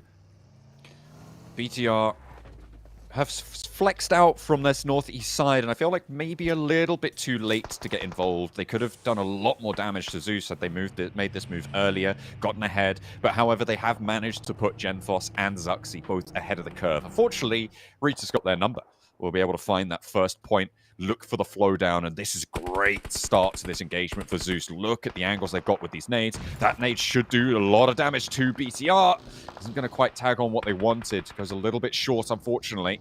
The cook too long. Aura moving in this area as well. Going to make things all the harder. But Zeus are still there, ready to fight. Genthos trying to protect his down teammate. Lapar spots one. And on the back lines, BTR trying to hold it down. The buggy swept aside. That is great stuff from Lapar, but they lose Zuxi in the process, and Zeus have managed to step their way in. It's a fantastic play there from Lapar, honestly. A necessary spray down to the player in the buggy where the bumper just falls short, taps him on the hips, and the circle will head back up towards that north side, encompassing RSG. Alpha 7 have played a fairly clean game thus far over towards that eastern side, kept things fairly calm. They realized that, they went down early on that last match. Now's the time to bring up those points in towards a consistent position. If they can get themselves a 3rd or 2nd place, I think they'd be happy with that. They can go more for a risky game on the next one, but right now it's about keeping up those averages. So they play something a little bit slower. BTR, on the other hand, again, this is very unlike them. However, I think this is a position they've been put in by other teams, right? They're forcing them to fight, and it just shows BTR is not a bad team. They are strong in these engagements, but they don't want to keep letting these engagements come to them. Another knock, another flush going over for BTR. They're up against the crunch, but they know what they're doing here. 3 players still alive. Zeus still trying to make a nuisance of themselves. Eren goes down on the roll-up, and Satar able to hold the first wave. Eren has got back up here. Rita cooking this nade far forwards, and Satar is low. Needs to be careful. Heal comes through. Nade over. Goes a little bit long on the cook there, but Rita is allowed to get up to this tree. Maniac, in the meantime, has moved up to get this res, and Zeus are trying to play like an oiled machine. It's working well for them so far. They've got 6 eliminations on this match. A spray down to the backlines. The high ground not going to control Rita's advance as he continues to push on in and make trouble here on the northern side. Inco biding their time passively here. I wouldn't be too worried with a flex out from them. See if they can get involved. But Zeus still march. Maniac's down though. Another great shot coming through from Lepar, and he has been on it. Up to 600 damage already. And there's a shot over towards Paragin. That's from Team Spirit as they attempted to move their way in. So they've been waiting for this moment. Zeus claps back a little bit over towards Tatar, but that is all there is there. And Gemforce looks to the final player of Zeus as Darkin hits the deck, and that will be a full wipe. And 7 elims right now for BTR from what was not an easy fight on this northwest side. And I think if you're a BTR fan, you should be cheering for that one. They've been allowed to do this, to be honest, by Inco. The fact that Inco have not flexed out until just now, BTR have already stabilized. They've got all 3 of their players back up. The healing is coming through. Inco could have easily swept through this entire fight, picked up loads of points, but they didn't. They are passive here. Alpha 7 on the southeast side, they moved Revo out on towards the middle of the circle, got cut down, taken away from them. Now they're playing as 3. They don't have a forward base of operations, and getting out into the open going to be all the harder for it. Yeah, I think, honestly, for Inco, they got shut down fairly early. I think they tried to flex out, but one of the players got immediately knocked on their exit. So they've just gone back their old ways, just kind of sitting in the building. But either way, it's sort of paid off in this game already. I mean, 3 elims, and they're likely going to have a high placing here with only 6 teams remaining in the lobby. Team Spirit gets spotted by Vitali, but immediately there's a nade that comes through. And then Abete will find Levi, so that's all of DXavier gone. I think they had a good chance into this game, but their rotate was cut short by Team Spirit, who's sort of just waiting for that rotate to come through. They'd set themselves up very nicely early down towards that south side. Currently, they're holding off 2 squads with Demuerte as well as Inco, but with DXavier going down, that gives them a ton more space to play around with and try and pick up these final few members here of Demuerte, because then they can start working over towards Alpha 7, who do need to push into the circle themselves. This is a really difficult approach, though. There's so little strong cover. It's all sloping hills that are going into this next circle. Team Spirit in a late game is a very dangerous force to be reckoned with. All 4 of their players alive, but they are very, very much trapped right now because of these long sloping angles. This is very much an evolution of Team Spirit, by the way, as well. If you didn't get a chance to watch PMSL EMEA, Team Spirit in the past were a little bit sloppy, but I think they have leveled up massively coming into PMGC. Carrillo goes down to Demuerte, takes some nice, tasty shots through, but I think that was a knock coming through over towards Demuerte in the first place. That's from Nomi, who has had significant impact throughout the majority of PMSL EMEA. Now looks to send over towards Inco, who is their next target, because Demuerte should be shut down rather soon. Yeah, they're out of it already. They have gone down in the crunch. Alpha 7 going down, Demuerte going down. That's a lot of east side pressure relieved. And BTR can make a move on this as well, but they're further down the hill. Team Spirit trying to take the top of the higher ground here. Inco tried to make that break, but they were a little bit slower than Team Spirit to get out and into this fight. You can see Kitsune still breaking wide, still playing on this angle, and a lot more mobility afforded by the lack of Alpha 7 and Demuerte as they get swept aside. Inco take the charge down the hill over towards BTR now. They want this fight. A swing around the back. Will this crash be more successful? BTR lose 1 player first. Remember, they're playing as 3, and immediately a second knock is found. And at the back lines, there's a response, sure, on towards Nenebete, but with the 1 player left standing, they can play off of this. And Genfos, he's going to have a real tough time to make it work, and it won't be the case. Team Spirit can move in, though, and this is how you capitalize on a fight. A third party from Team Spirit to look to close this match down. Yeah, it's an odd play from Inco because this essentially sacrifices their win by doing this. I get that they want to secure themselves a second place, but that just gives it over towards Team Spirit. Probably one of the easiest endings for Team Spirit. You can see they don't look too elated with that one because it was just as easy as sending Matic down on an off angle, as well as the rest of the team getting involved. So very well played to them, but it was a great early game. They didn't get too involved on that south side, but instead looked to hold, which was very, very well done. And again, they were playing a 2-2 split for a long, long time, but it was just patient. It was real patient gameplay, so very well done to Team Spirit in that game. Absolutely, really nice stuff, and getting rid of Demuerte and Alpha 7 at the right time allowed them to unleash their potential here, play off of one another beautifully, getting those assists in, making sure to make it work. You could see our players getting back over to the break rooms, going to be getting those coaching sessions on board, I'm sure. Let's head back over to the desk to break it down. Well, Team Spirit getting the win here in our second match of Group Yellow on day one. I know a lot of people out there going to be extremely happy about this, but I also know another person here chatting with us on the desk who was on the verge of victory with his favorite team, Inko, getting extremely close. Oh, so close, so close. I mean, I gotta give it to him, right? They had to take this fight with the zone shift. They had to do something. They make the push on the BTR and they win it, you know. But like you were talking, Max, right? If you are the team to fight first, usually the team that ends up to the last doesn't have to worry about a thing. All they gotta do is just time it right, clean up these last players, and win it. And I mean, big ups to Team Spirit to be able to clutch it up. Yeah, Team Spirit just looking at their fight like, free win. Pretty much. You saw the angles they took at the end, and Nomi had the P90. They were just going to completely shred it, but also good spread when it comes to eliminations. 2 for Kitsune, 3, 3, and 2. So like the entire team put in some heavy work into this match and just taking some good control. And especially, Jason, we saw this game. Team Spirit really only got involved in fights towards a very late game. They were playing so passive on the southern side, seeing all of these rough, hard circle shifts, and just, you know what, we don't really want to get too involved. We're just going to delay our engagement until the very end. And they just really struck at the best time in this game to really secure the win. So the timing was on point. Great job, Team Spirit. Yeah, something they definitely have to be proud of here and happy about. Obviously, they still have a long ways to go. 24 matches in total with 22 left to go to be able to get top 3 and get through straight to the Grand Finals and avoid the survival stage. But obviously, a lot of credit to them. There's also a lot of other teams that we have to credit to. One for me is kind of Demuerte. I really didn't know what to expect when it comes to just raw firepower against some of these teams, because we have the best teams in the world here.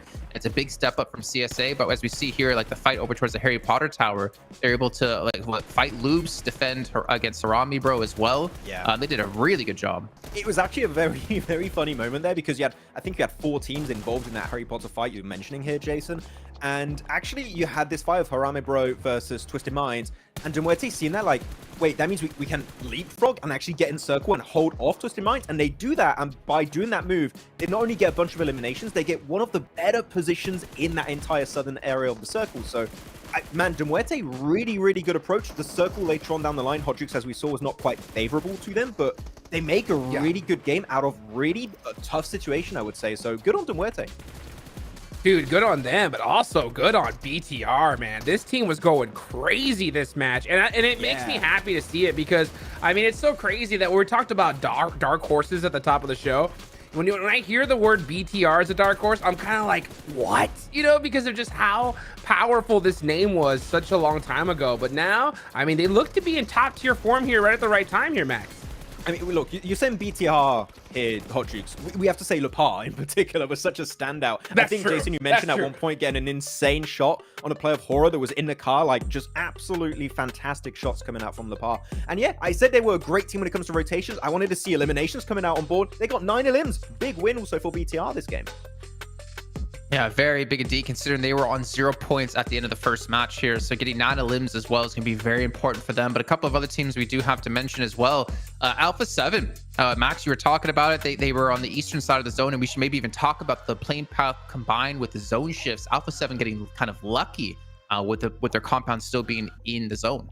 Yeah, able to send it, playing the eastern side for the majority of this game, I think it's fair to say. A very interesting send, at least at one point, Jukes. I'm not sure if it's because of misinformation or they just wanted to try and play a bit more aggressive towards the late game of this match.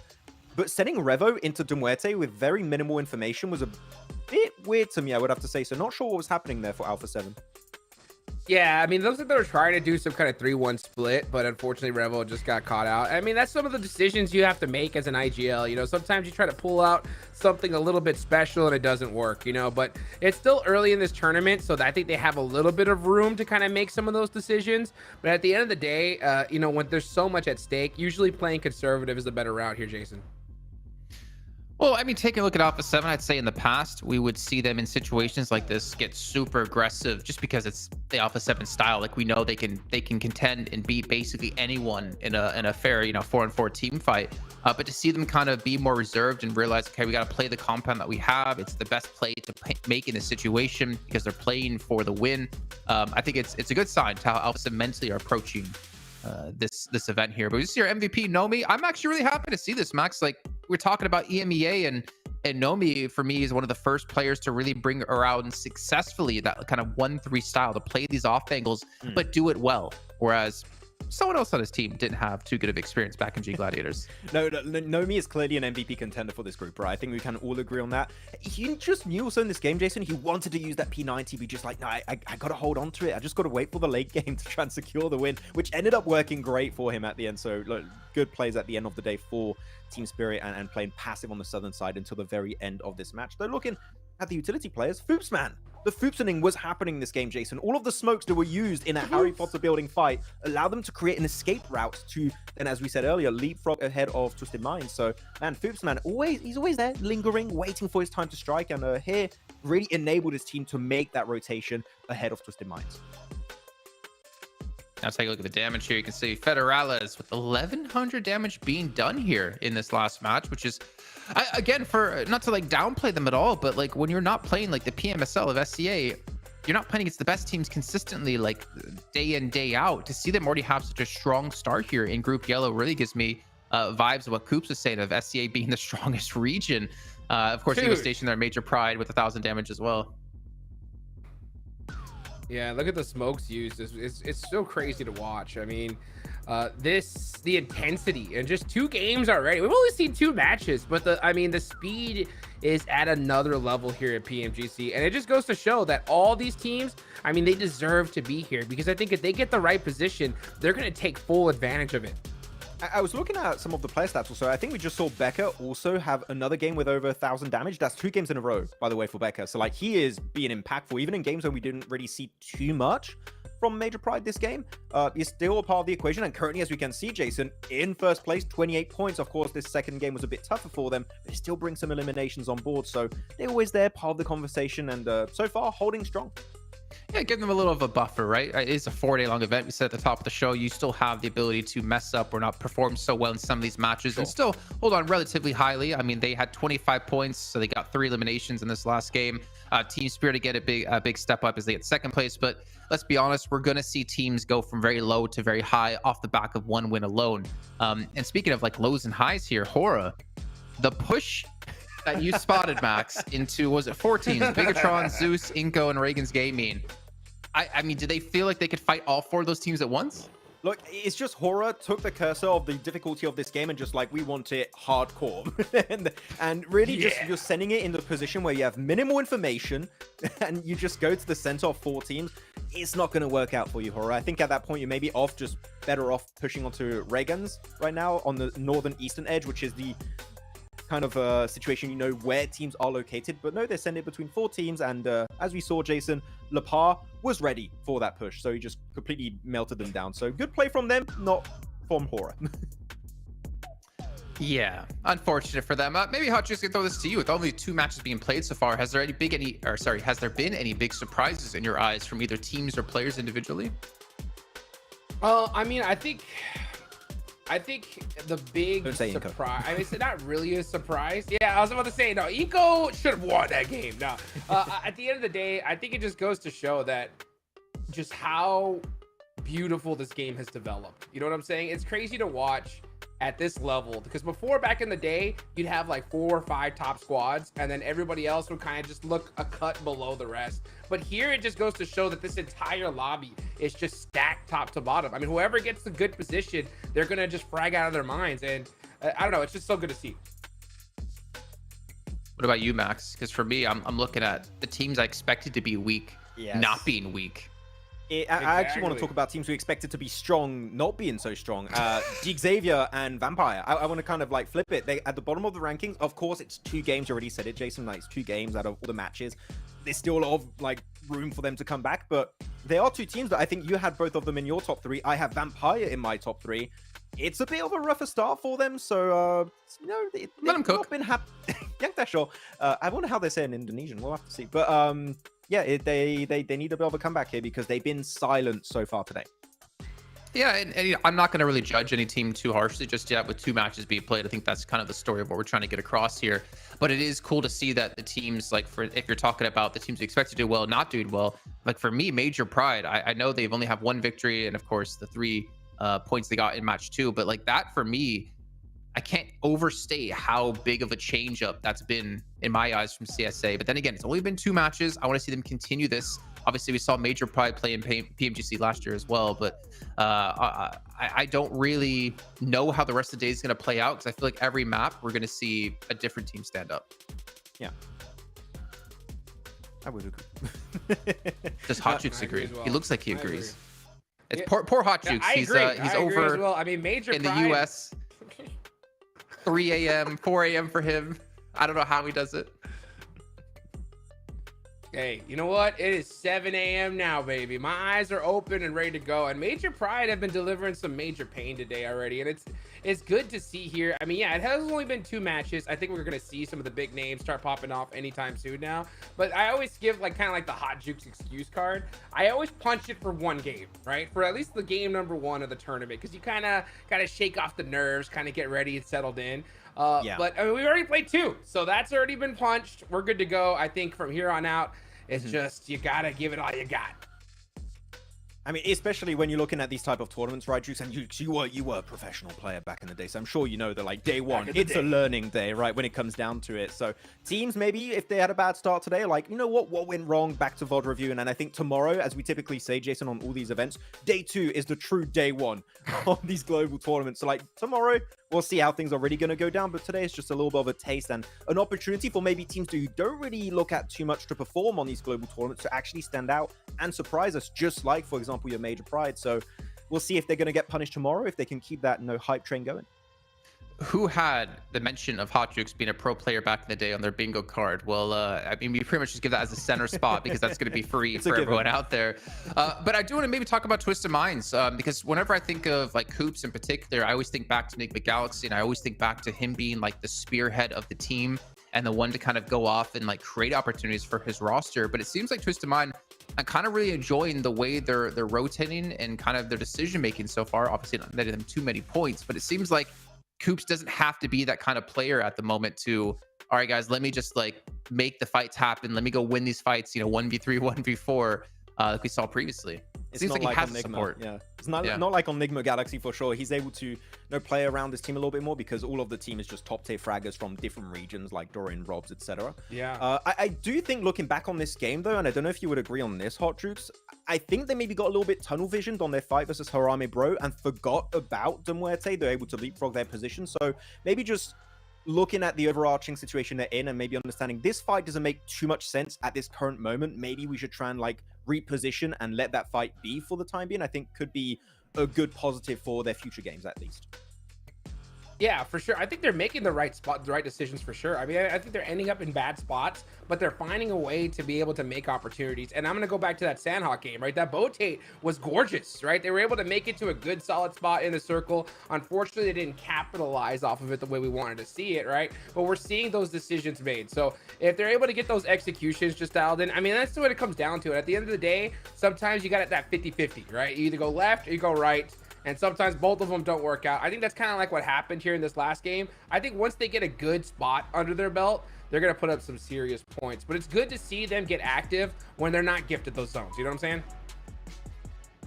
You agree? You agree, Max? You happy with know that? What you're saying? Yeah, I do know.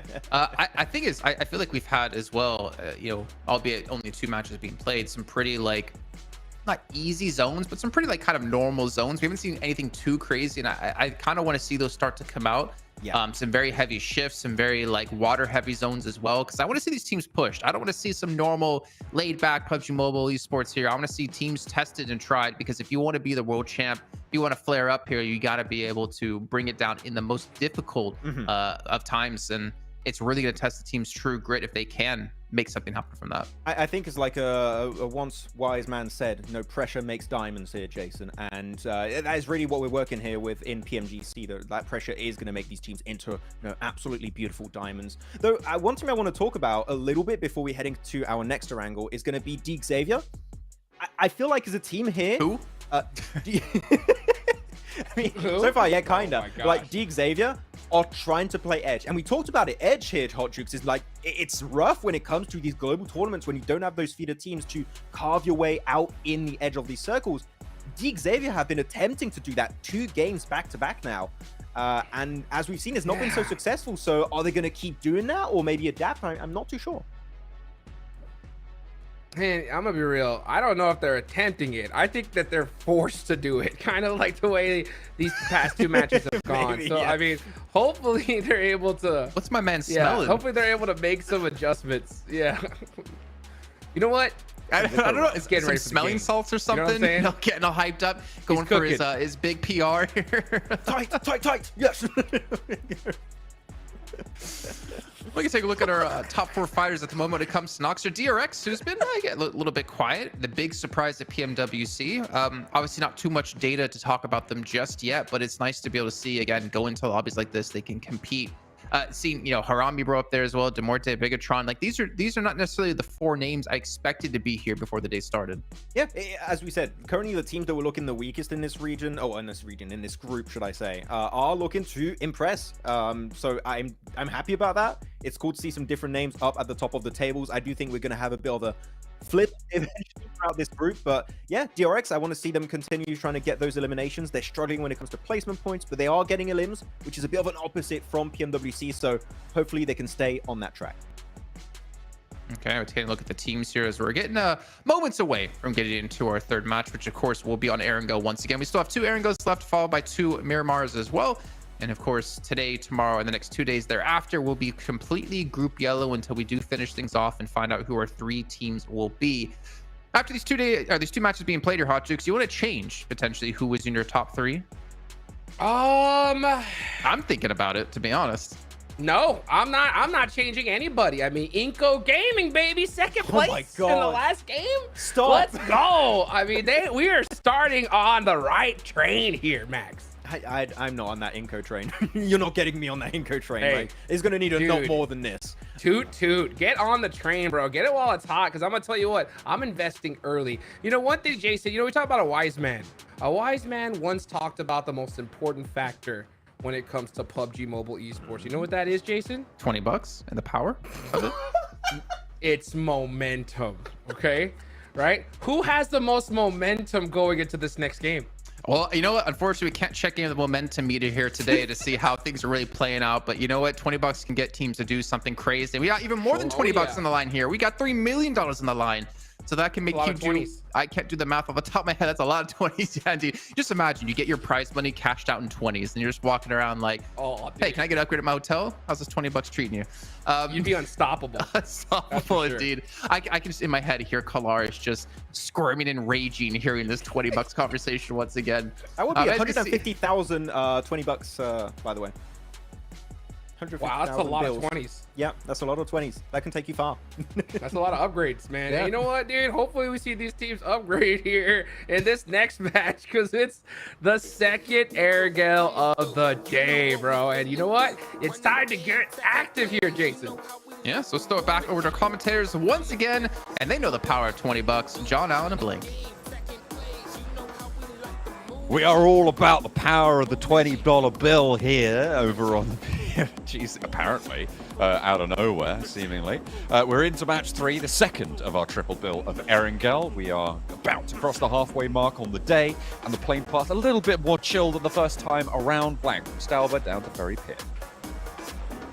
Yes, we are. And I mean, honestly, this is a bit more of a kinder circle than we saw last game, which we headed from Sosnovka up towards Quarry side of things. But yeah, we're heading into the game. 3rd match of the day already. Feels like it's kind of going blindingly fast right now. But our team's dropping it. And this is Zeus, who used to have to fight for this position almost every game on a playing path like this, but they get it all to themselves now. No noisy neighbors to give them any trouble. Landlords will be happy. MSJ breaking out to the west towards Georgia Pole, most likely there. And De Muerte alone on the Severny south split. They have got a nice wide spread. They can grab those vehicles, fold them back into their position on the north side. There's teams down towards the south. Again, it looks like we're not going to get too many hot drops, but there are teams quite close by to one another. So not firm hot drops, but those vehicle scraps that you sometimes see. This might prompt some action, though. A hard west circle. Pretty disgusting circle, to say the least. A lot of water in this one as well, so heading over towards that western side can be a little bit more difficult. This looks like a rehost to me. I would be inclined to believe. Oh, after such a naughty circle as well. I know. I wonder what went wrong. I think they were just like, this circle's not for me, lads. Let's go elsewhere. Let's do something different. Someone was like, here's a 20. Let's get a different circle. That's definitely exactly what happened. No, of course not. Our teams are just making sure that everything is nice and fair, everyone's connected properly, everyone has got a level playing field. Just the cause of these restarts, more often than not, making sure everyone's got the audio sorted out, everything like that. DRX, gonna have to go for round 2 of the smelling salts, I'm sure. Yeah, man. I mean, he was having a good time with it, honestly. I was happy for him. You know, he's waking himself up. Honestly, the time differences might be pretty brutal going into PMGC for some of these teams. Yeah, we're just getting our players back into match now. Overall, John, I think it's been quite a good start to our tournament. I think it's been fairly competitive so far. It's also nice to see some of our teams that we expected to do well up towards that top side be back into it. I mean, Team Spirit is definitely one that I'm most pleased about because they're a team that just flops at internationals. Now, did it take for them to win a finals to actually be in a spot where they can think to themselves, you know what, guys, we could probably do this? Here's the thing about Team Spirit, though, right? Is it's happened before where it's like 2-3 days into a set, they're at the top, they're feeling happy, and then they come into that last day and all of a sudden the bottom drops out of them and they just can't find the points. They get overtaken. I think they got bubbled multiple times in previous PMGCs and didn't even make it to the finals, despite going into the final day of their group stages on the top spot. So definitely something that will be weighing on their minds. Even if they have strong performances here, they need such a big gap between them and the teams behind them. That's not how you put on a headset. Come on, figure it out.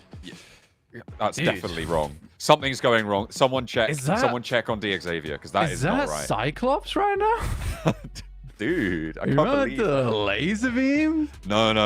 It's that's the wrong Marvel. It's definitely Venom. He's just symbiotic on the forehead right now. He's trying to. Maybe Max should start wearing his headsets like that. Possibly cover up that forehead. Whoa. What? Hit him with a hairline bandana. That's so horrible. That's so horrible. Hell yeah. But yeah, I mean, look, man, you can't be cruel to the guys on the desk. They're chilling. They're chilling right now. They're having a good time. You know, they're pumping out the analysis over on that side of things, getting themselves all ready to go into this one. To what it tastes like, we have either they were saying hello or we have, okay, it's definitely hello. I was like, this is either an urgent issue that needs fixing, that they also need their smelling salts on side, and then they weren't given any. Max fans just sent a picture in our group chat. He's got it. He's locked in with a headphone bandana. A la DXavier. Goodness me. That's nice. Hey, look at that. Ooh, I love that little map there with the movable hot drop spots.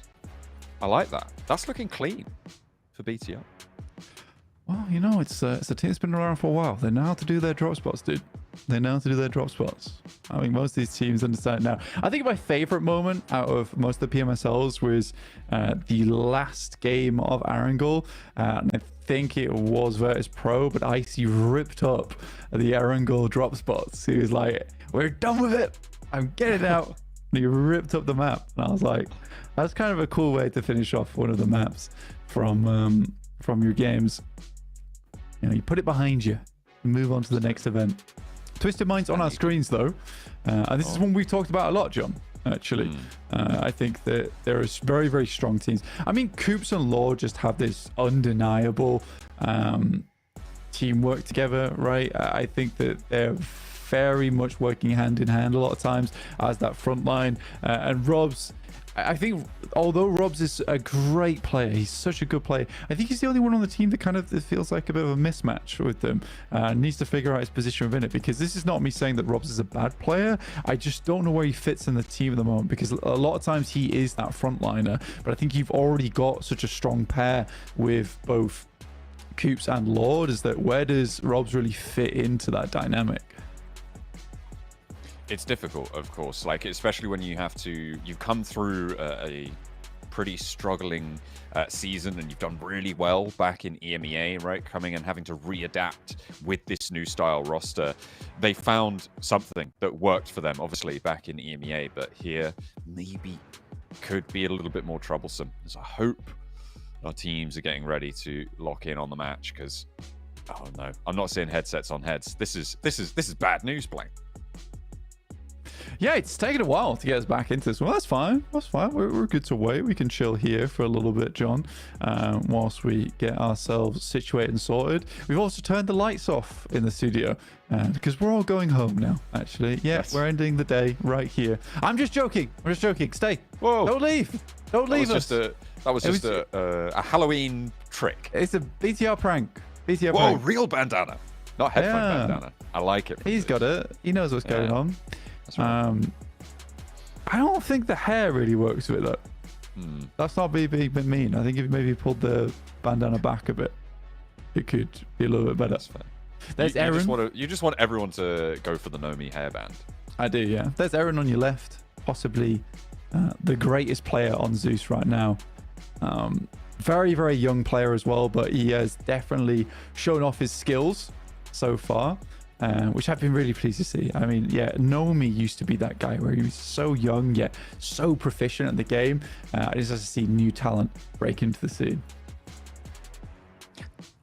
Maxman's already on board, as we were calling him Eren Jaeger back in the EMEA, and he's already read into it.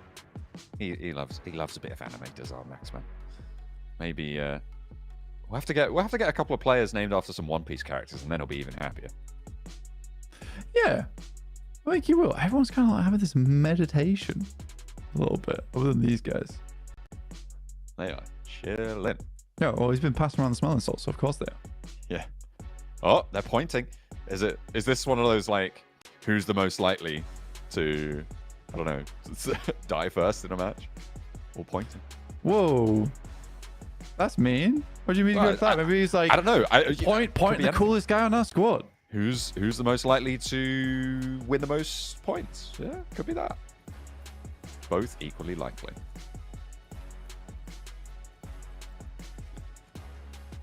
But we are just waiting. Whilst we get some of these technical issues fixed on board, here's Alpha 7.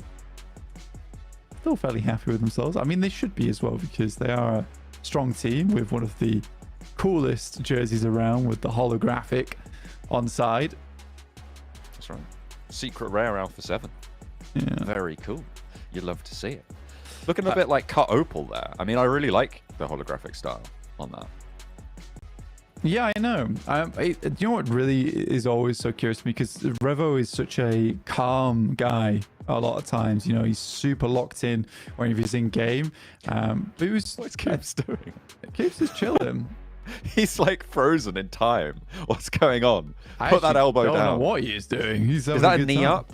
I've no idea what's going on there. But he's getting locked in for sure.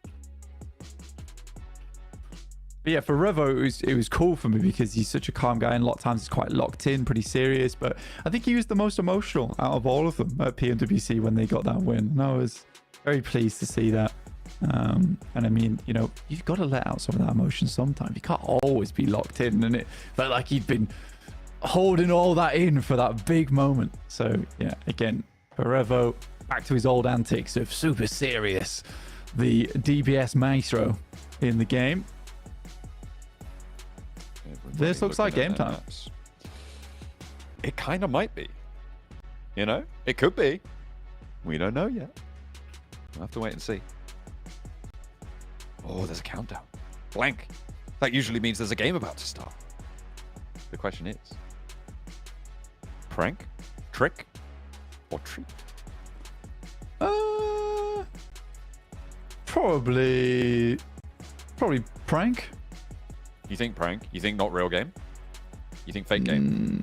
I don't know. Maybe prank? Possibly prank?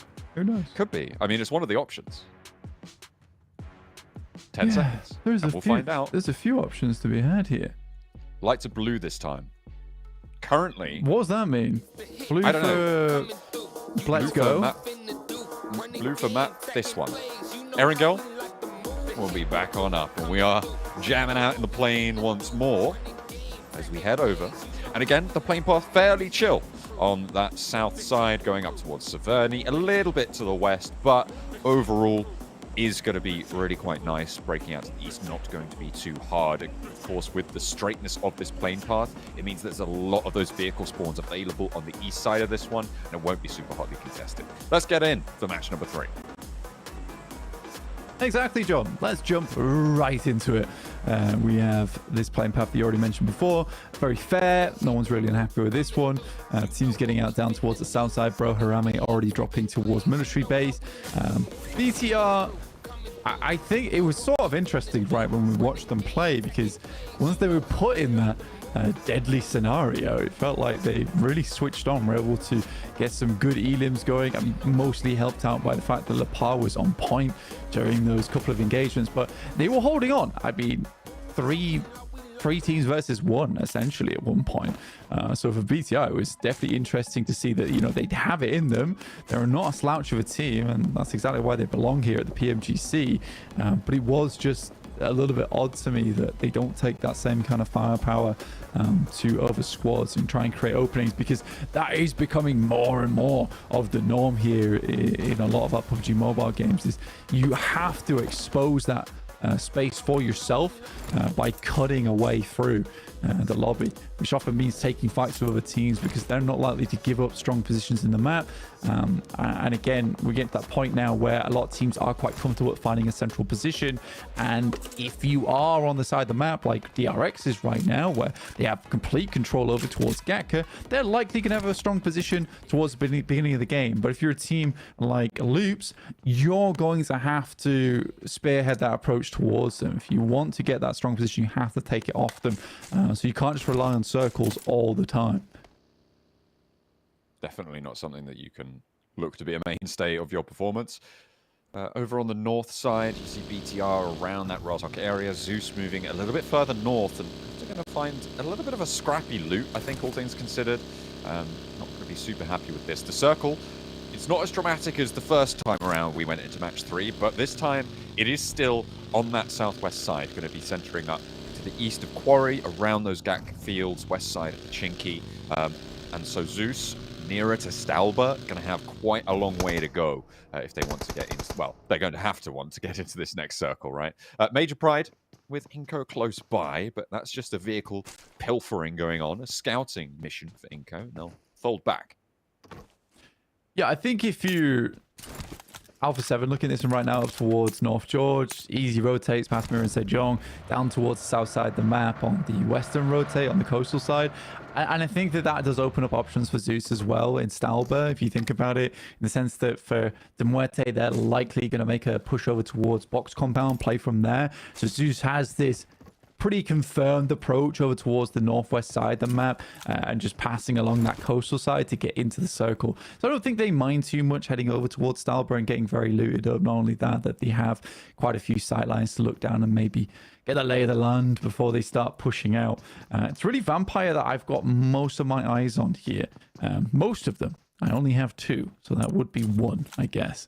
1.5, potentially, if I squint one of my eyes. But yeah, for Vampire down towards that southwest side, this is a team that we know is strong, but they have a lot of difficulty getting started, right? Getting the engine started into their tournaments. Now, this is one of the positions where you start towards Primorsk. You have 2 angles already set up around Quarry. I typically would expect a good game from Vampire from this position. You would hope. And this is their time to prove themselves somewhat. DRX, though, pretty difficult team to deal with. Currently in 5th place, sat sort of ahead of them in Gatka, but I imagine that they're not going to be the team that they come up right against, with teams going to start to move down to the southwest fairly shortly. You'd expect by 5 minutes, teams are going to be looking for these rotates down, especially on the earlier sides of the plane path. So on this south edge, you could see teams like Harame Bro moving in, coming into contact with RSJ on the western bridge. Major Pride, they're already fairly central, so they've made their move. I'm looking at Twisted Minds and Loops as well over towards Milta, and on that shelter split respectively. On the east side could come into contact as well. So some early rotates coming through from our lower down teams on the map, from the teams towards the south. Potential for trouble. Yeah, again, if you are lower down on the tables, you have to switch your play up a little bit, right, and start playing for these placement points, which means a more central position in the early game. DRX, though, this is really bad news for them, considering they started with a lot of control over towards Gatka. Major Pride is doing exactly what I talked about earlier and just slicing through that opposition, opening up a spot in the map for themselves, which is nice to see. Yeah, really aggressive rotate. And again, I think for DRX, it's a mistake of a rotate as well, because you know that most teams do like to make this crossing on the south side. You're getting down early, but not early enough. A lot of teams would want to play center on this circle. They know there's not a bunch of compounds around this area in the first place, so get yourself a nice little bit of landmass to play around with, or one of the few compounds in this area. So DRX just takes way too long, and I think for Gatka, it's a fine starting point. Everyone knows it's not the most amazing of loot in that area. A lot of times you have to do some trash looting, but I think for them, they could have just switched things up straight away, headed down towards Quarry at the start of the game, and just looted there instead, considering they're so close to the circle. So yeah, for DRX, not a fan of that. Unfortunate to lose the player, but they will have 3 to carry on, or try to, at the very least. Team Spirit, they're just to the south of DRX, and Kitsune right now, closest to them. The Forever Scout in the IGL role. Kitsune just gathering that intel. Playing this compound, I think, is going to keep them very safe for a while. The difficulty, of course, will always be transitioning, which is what Kitsune is trying to get for them. If they allow teams up into the hills above them, there is basically no way they ever leave that compound. If the circle moves away, they are in big, big trouble. So having that outpost there, very valuable for them. Yeah, Cat Hill does have like a lot of sidelines to look down towards that compound, and it's a huge compound as well. It's not possible to hold all of it. A lot of times you'll want to take the 3-story, try and get some scouting done off the back of that, and also eliminate a lot of the nade threat as people rotate over towards that position. But for Team Spirit, the difficulty mainly with this position, alongside with Vampire, and rotated in from that northeast and the north.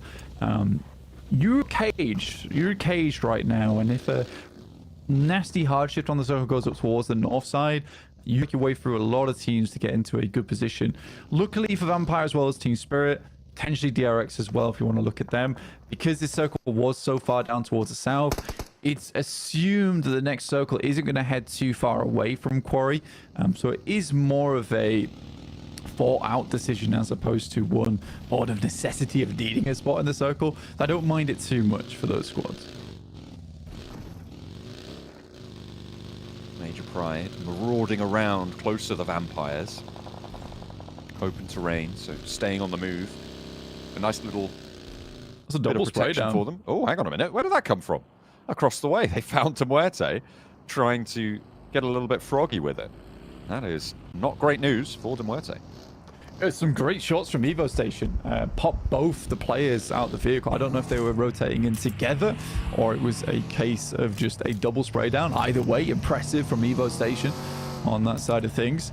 But here's our next circle. It heads far off towards that western side. This is probably one of the circles that a lot of players did not want to see, particularly all these squads on that eastern side who have to move in because they've got to go further now, and that means rotating further through a lot of these squads. Now, you might think that for some of these teams it's going to be really bad, which it is, but for some of the squads who are already rotating in as vehicles, they can just continue the approach. They already have that momentum. They can send it over far up towards that northern side, wrap around towards some of the high grounds that sit towards the western side of the map. Oh, no. But yeah, it's going to be difficult.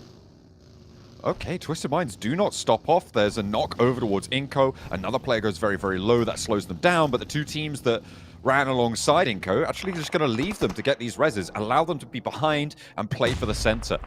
RSJ, DRX, also Twisted Minds can third party from the top of the hill. This could be great news for Twisted Minds, but there's shots from the top of the quarry mound as well, as RSJ hold down the warehouse, looking for the res, over onto Bay. But Twisted Minds, you can see, they've got that high ground oversight. Also got Team Spirit on the south edge, all looking at this warehouse side.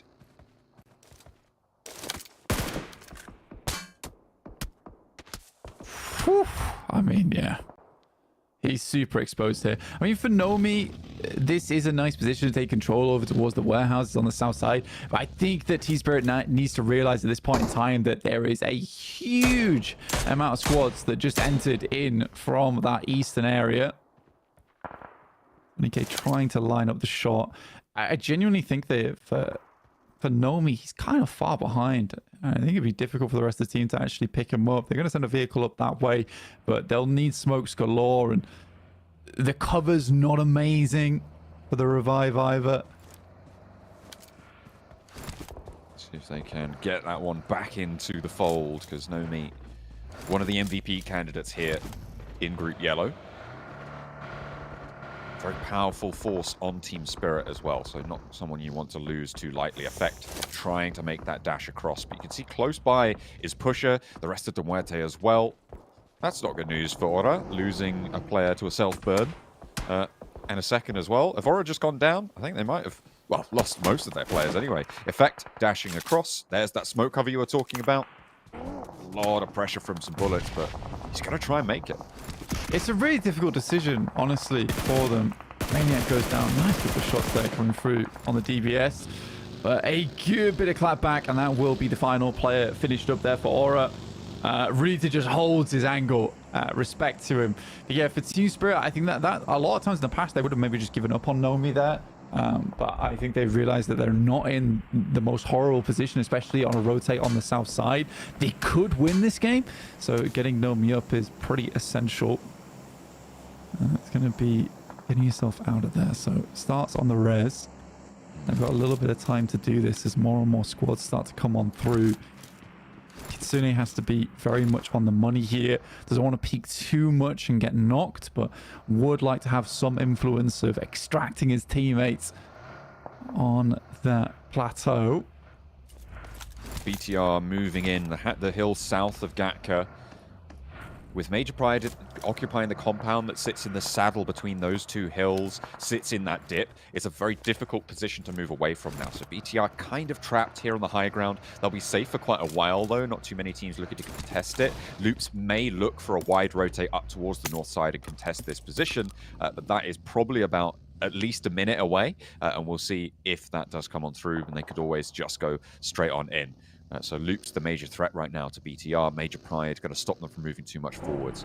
Team Spirit on the southwest side with this circle shift means that quarry lining is pretty difficult for them to navigate now. Not out of the question for them to drop out of the circle, move all the way around the west side, and move in to Mirin Sejong's position on the northwest. And they could have done this a lot earlier. Again, I think this comes down to a little bit of greed coming through from Nomi, which he has been known for in the past. I mean, that was a dangerous spot to be playing, and he gets punished for it, which is fair enough. Some of these players in the lobby have incredible accuracy, and it was coming against Tony K. So, yeah, very tough. But I think if that rotate came through earlier, they would have had much easier time rotating on the south road of Quarry, and then getting yourself, like you say, up towards maybe position on that north side. Now, Twisted Minds do have a lovely little spot to play around with, which does encompass a lot of the teams coming out from Quarry, but there are only four players. This will be versus a whole herd of teams stamping their way out from Quarry if this does move up towards that northern side. Yeah, it's going to be tough. It almost acts as an urban area, an environment with the amount of compounds and positions to hide in around Quarry. So I think if you are playing this area, you're a little bit worried, and you sort of just in this position now where you're waiting for the next circle to pop. DX Xavier is quite happy with their position, though, as they always have this easy escape route down the hillside on their north. Alpha 7. Come on, Team Nomi. furthest on the southwest, right at the back of Quarry. Nomi gets knocked again for Team Spirit. Are they going to be able to invest the same amount of smokes, the same amount of resource to go and get him back up? Because they spent a lot there. And their options are starting to be whittled away with the blue zone pushing in. The rotations out to the west, no longer really an option. Yeah, again, I don't see the reason for Nomi trying to take any of these shots in the first place, because pumping these shots out towards maybe a Vampire as well as an Alpha 7, understandable, try and get a break point, but Nomi didn't necessarily need to go down there again. I mean, at least he's getting some kind of information, but now teams will be coming in from that south side. You got some Muerte as well as Loops. Inco also need to make that move.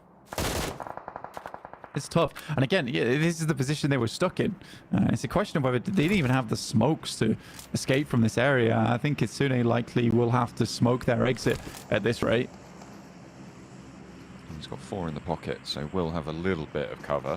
BTR, they're moving in from the northeast side. Twisted Minds sat right in the middle of this one, Blank, in the compound just to the north of Quarry. A lot of open fields to the north side of it as well. They've got some decent oversight on the positions down to the south, which means that the run-up from Quarry is very, very difficult. And in general, Twisted Minds in command of this circle. The ridgeline out to the east of them, towards where DX Xavier hold, also a very valid spot to play this next circle in, but teams are going to have to start to push through now, and Loops going to be the first team to try and make that break over towards Inco. You maybe think that that's the best way to go for it, as Wancho looks to hop on out through the window and will be able to land the DBS, confirms the point as well. Looks for the corner, suppresses it back.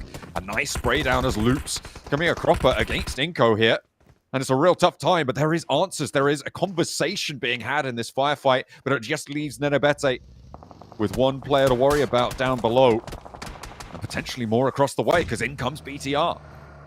And BTR's had a hand in this fight for quite a while, just makes some of these angles awkward. Obviously, they didn't get too many picks off the back of this one, but they certainly can come in and clean up as Nenebete tries to finish off the final play here from Loops. Nino on the outside, nice nade, does a bit of damage, and with the S12K, this should be an easy cleanup. Only the UMP as well as the M4 for Vitin. In comes his teammate.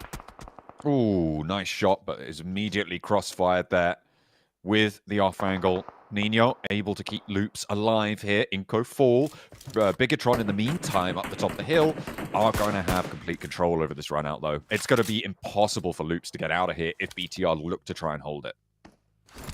A smart choice from Zuxi as well, taking out the wheels on the vehicle. I mean, at this point in time, I think they just want to confirm the finish. Even if they don't confirm the finishes here, as long as they kind of rip away any kind of mobility from Loops, that thorn on their side shouldn't get too far.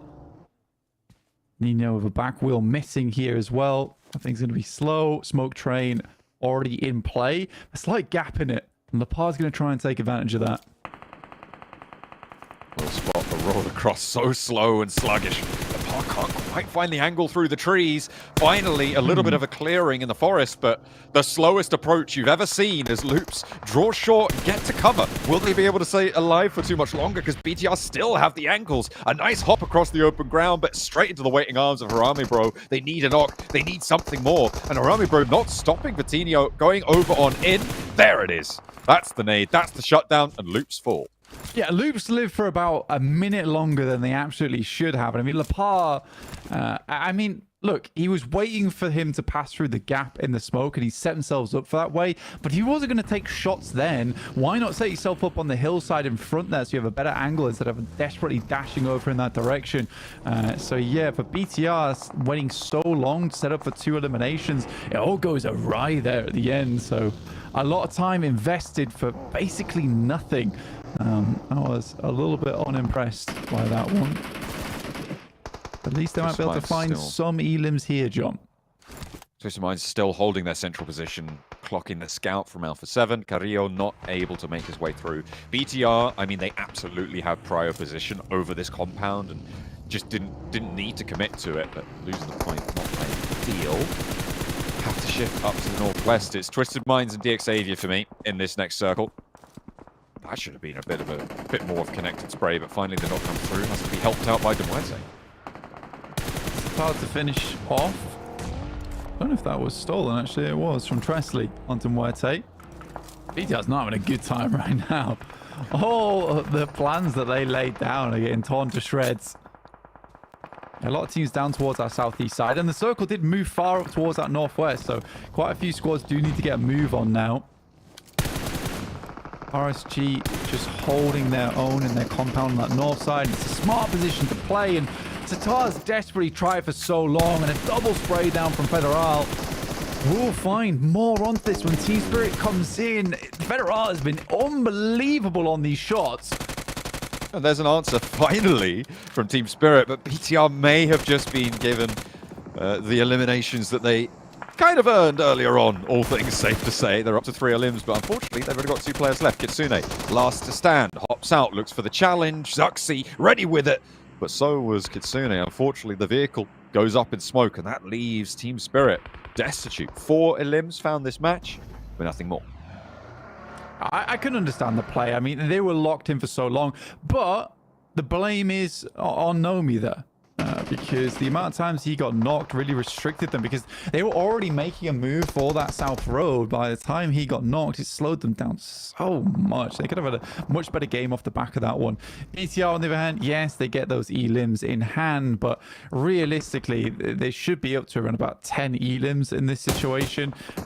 Team Spirit sort of gifts them with their presence over on that south side, and finally they can make a move upwards, but yeah, not how they wanted that to go down. BTR now with a scrap against RSG. 4 players alive for RSG. BTR now shredded down to 2 after their various and numerous engagements. GZ needs smokes, pressure as they move on forwards. Getting rid of BTR down in this valley will be a great opener for them to transition, but they've got a long road ahead of them, and they'll have to make it a little bit further. I don't think BTR make it out of this one. Satar is spotted and will be felled. But DX Xavier, they have angles over towards this way, and this next move for RSG, really, really tough. Yeah, a lot of our teams that are actually far down the leaderboard right now are getting themselves into a nice late game here. Virtus, Vampire, come on, Virtus, bro, it's VP. Vampires over towards our south side. It's a team that I expected to do quite well in this match, especially for a lot of the ground that they were given early on, the control they could hold from it. But this is a bold move over towards RSGs. They go to loot the crates potentially from BTR, give up this high ground, basically put themselves in the exact same position as BTR earlier. And Stone doesn't want any of it right now. Does pass that information back across the rest of the team, though. Oh, Tony K gets clocked from across the way. That's Twisted Minds in that compound that they've been in for so long. In general, I mean, for RSG, you move away. You know that Vampire don't need to commit, or don't really want to commit, if anything, to that hillside on the east where RSG were able to take those shots off towards BTR. Because it's not in this next circle, the next move going to be much more forefront in the minds there as Vampire on the long side. It's high ground to work with. I think right now they're sort of protected by these other teams. God sends through with a nice roll down over towards DX Xavier, who are very much out in the open, and Vampire see their opportunity. Ooh.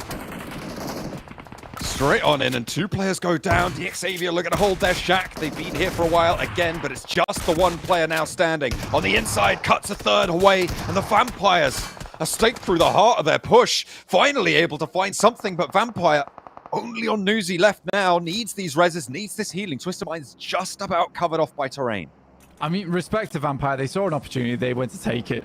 It's the only really thing you can do in this scenario. Adete lived for way longer than I think anyone expected. But it's Major Pride who has been making some major waves in this game. Up to 10 elims already. A fantastic match for them playing on the northern side of the map. They weren't even really at all engaged with this southern bout in Quarry, yet still been able to put up a fair amount of elims, kind of trying to control over towards this northern side of the map. Owl 7 move up towards Twisted Minds. It's a good nade from Doran, but it just goes slightly short.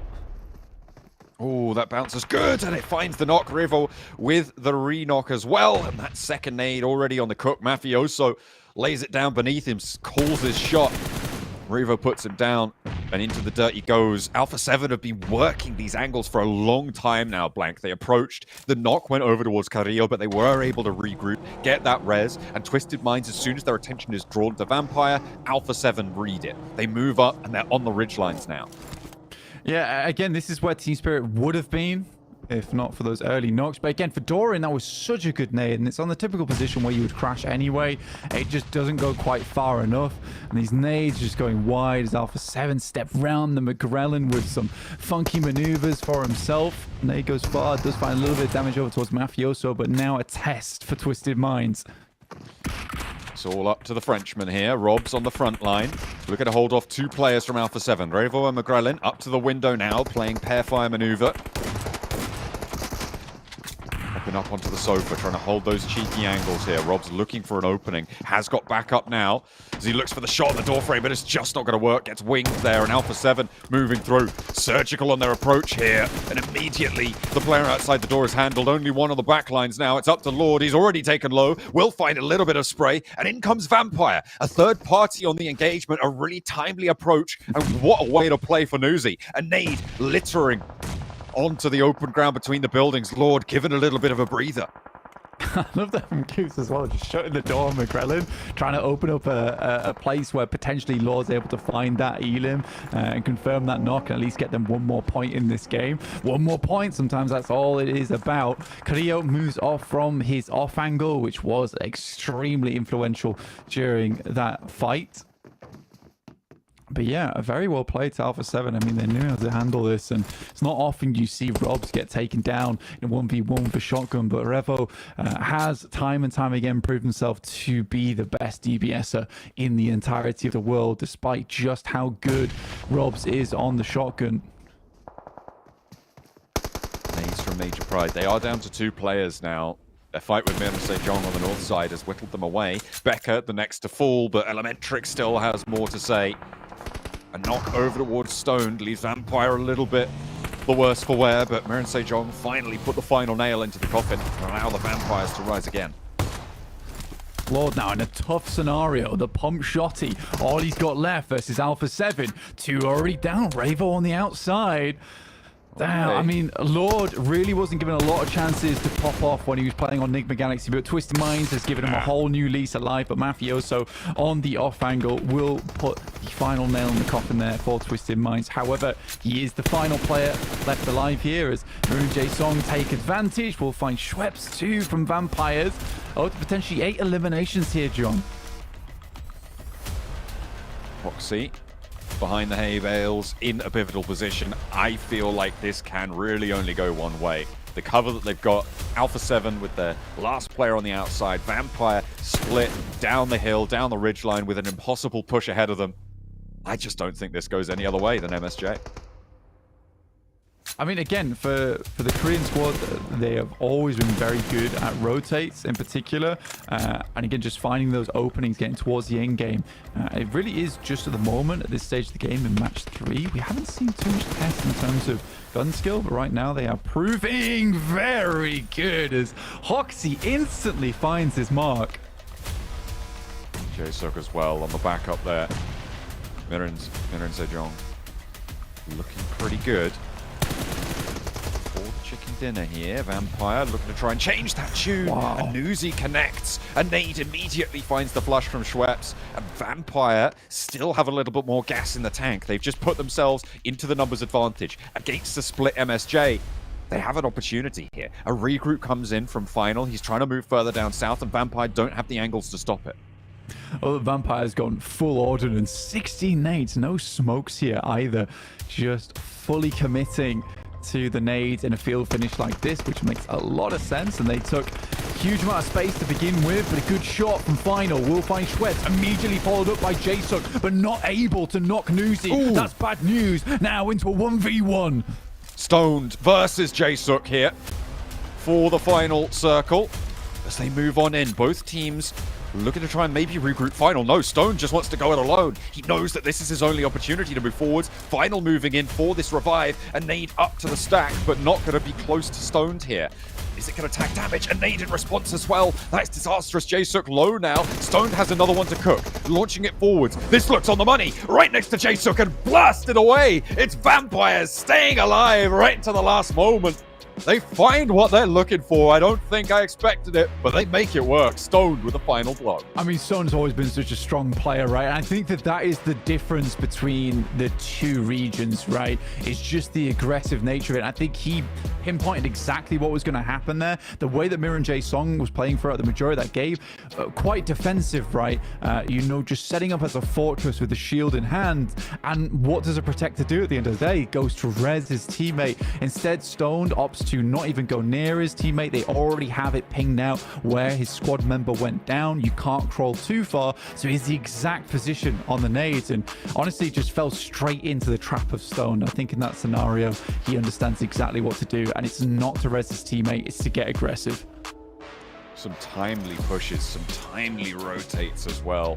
Working out beautifully for Vampires. They have made their start here now in match number 3 of the day. A really great way to close down that game for them. They had a little bit of a ropey situation going for them, but in the end, Stoned rises again. And on Halloween night, the Vampires bite back.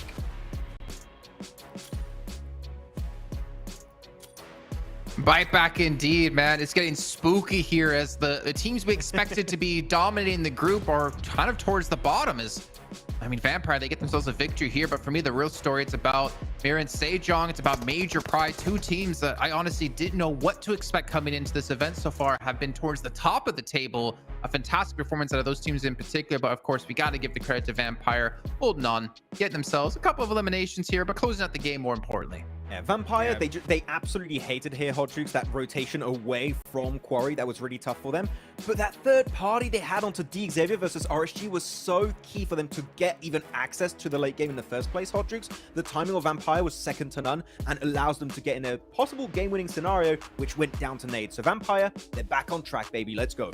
Yes, sir. I mean, not to mention winning a nice 1v1. Stone clutching it up with that nade. It was just absolutely gorgeous. I know Sir Tanny smiling from ear to ear right now. So let's go. I mean, we have to mention him at least one time, right? So, I mean, Vampire showing up right here, right now is a good start. But, I mean, Jason, you're right, man. These teams, right? I mean, we're watching Major Pride show up right off the bat here. It's a big surprise, but, I mean, I don't think we at all expected these teams to be so consistent. Yeah, I mean, there's so many different talking points, especially towards the later stage of this game, where we have Mir and Sejong towards the west, you have Major Pride towards the east, you have Twisted Mind sitting inside a compound with Alpha 7 somehow staying alive and closing that distance. I don't know what you want to hit on first, Max, but this game had so many different individual moments for these teams. Yeah, and actually, because I want to take in kind of order of how things happen in this game, Jason, I think that we can all agree that BTR macro-wise are looking really good. The scouting is on point. I think you pointed out one player, Jason, at some moment this game. Yeah, there was like scouting really efficiently. The southern eastern teams, where even Team Spirit got involved at some point versus Loops and Inko, like they were hyper aware of what was happening southern eastern edge, and it's good to see that compared to SEA, when BTR would maybe be a little bit too passive at times, not willing to take fights. Here from the get-go, Hot Jukes, they're clearing space. They're making room for the late game play. And it was great until the point where they encounter RSG, where that kind of became a bit tough for them. Yeah. But the early setup is there. So, man, BTR, I'm happy with that change of, mindset to play more aggressive. And it's been, so far, pretty decent. I mean, I love the fact that I think that we're seeing that these players really understand the gravity of their situation. I mean, reminder for folks out there, it is top 3, right, from each group that move on over to the Grand Finals. None of these teams want to be stuck in the survival stage. So, like, if you are Major Pride, you're BTR, you're these teams that are performing, like, pretty solid here off the rip, you want to go into these last 3 matches and take full advantage of it, Jason. Like you cannot let off the gas, because there's no telling what's going to happen in these future days.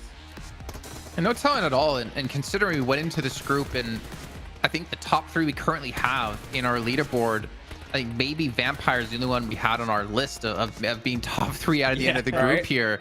I'm not sure if they've actually have broken through the top 3 just yet, but we'll find out soon. But it's been there he is. Really, in my opinion, like Sir the Tanny. oh, there he is, Sir Tanny, man. The group of underdogs, like teams that we did not expect to have this kind of performance, are sitting at the top of the table, albeit it is just day 1, but some massive changes definitely working out indeed. And not to mention, as you did point out, BTR and the change of the aggressivity and scouting. It's a word. I know, yeah, that's why I said it. Major Pride with AZ, Max. I know you're talking about him and how he's kind of keeping himself in check.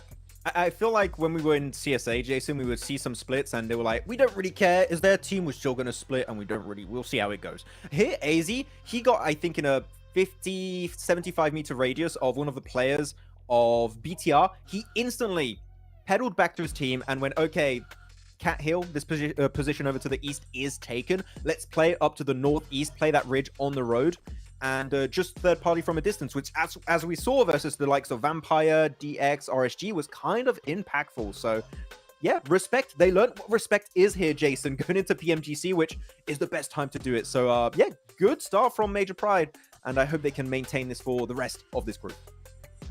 What about Alpha 7, Hot Jukes? We did see them playing like slightly southwest of Corey. They did rotate in, but they lost Carrillo relatively early, trying to close that distance and allow them to progress back into the zone.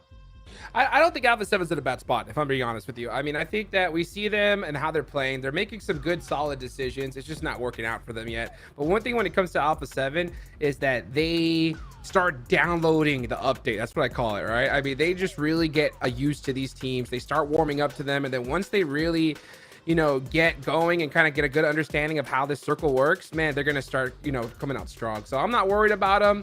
I just think they're just waiting for a good opportunity. Yeah, man, Schweppes on point though. Like, it's always when you're looking at some players, you're looking typically at Tony K, but I feel like we sometimes forget that the other players of Vampire are just that damn good also. Like Schweppes in particular is such a standout player, so really good heads up there. And the timing of their fight, I think that this is one of the big pivotal moments this game, Jason, that we really have to hammer down like how important it was for Vampire. That third party of RSG crashing onto Deep Xavier, that was a great opening for Vampire to send it onto that spot to actually make an entry point into the circle and then play the remaining portion of that match to try and go for the win. So that third party was key and the timing was absolutely perfect. So Vampire, the eye gelling, 10 out of 10. Love it. I think we're seeing a lot of these teams kind of realize the importance of these third parties and like the proactiveness to be willing to go for these pushes. I think we saw it a lot in like CSA in the fall season. I think we're seeing a lot here as well. Yep. We're like realizing we got to make these plays happen. We can't hesitate. And I think we're seeing, you know, Major Pride with 29 eliminations here. Like just crazy. I mean, they have more points eliminations than teams in second place and below have total points. Like that's how dominating this team has been, which is such, I cannot overstate how insane this is out of a team who I didn't even expect to make it here. That's almost 10 eliminations a game. Almost 10. That's crazy. I mean, especially off the start in a tournament like this with this lobby. I mean, I don't think any of us saw this coming, Max. Yeah, it's a very big upset. The group of underdogs, as Jason called it right now, which would you expect that to happen in Group Yellow out of any group? No, dude, right? For sure. This is a very, very big upset, though. A little bit low on the rankings. We are seeing teams like DX. I'm still waiting, Jason, for that resurgence. It's not been there yet. It's 3 games in. There's still time. And DRX too. Like, Twisted Minds. There's so many good teams at the bottom of the rankings. So, you know, ding, ding, ding. It's time to wake up because it's already the halfway point of day 1. So you got to be quick. I don't know how I feel about Deep Xavier. I mean, I know they placed so well last year, which was such a surprise at PMGC. Then we actually got to cast them again. Was it like IESF when we were back in Saudi Arabia? And they were not the same team whatsoever. They did obviously a roster swap, like Chua no longer playing with the team, or at least playing in their starting roster. I don't know if this team's going to be able to do what they've done in previous years or even in SCA, but again, I don't want to be too harsh. I don't want to jump to conclusions. It's still just the first day as we're, you know, halfway through the first day. But the fact is, like, the pace is being set in this group, and it's not by the teams that we expected. And it's a fast pace. That's the problem, you know. And the thing is, you know, top 3 move on to the finals. And if you get into that top 11, yeah, you're in that survival stage. But the problem is like, even if a team like Major Pride, if they've started off so strong here, if they're able to finish off this day, I mean, they could easily lock themselves a good top 3 spot. Yeah, we have 3 more days left to go, right? But still, to be able to put such a big lead ahead of you, I mean, you got to be cruising after that. I want to take it back actually to Deep Xavier for a second here. I feel like on a base-to-base, on a tournament-to-tournament basis, they're very different on how they perform. So, no, it's kind of like a D20 in Dungeons and Dragons. You never know what you're going to get out of Deep Xavier in these tournaments, and it's a bit of a slow start, Jason, but there's definitely room for them to make a comeback. Well, you know, it will get more matches after a short break as we'll be back with our final 3 of the day.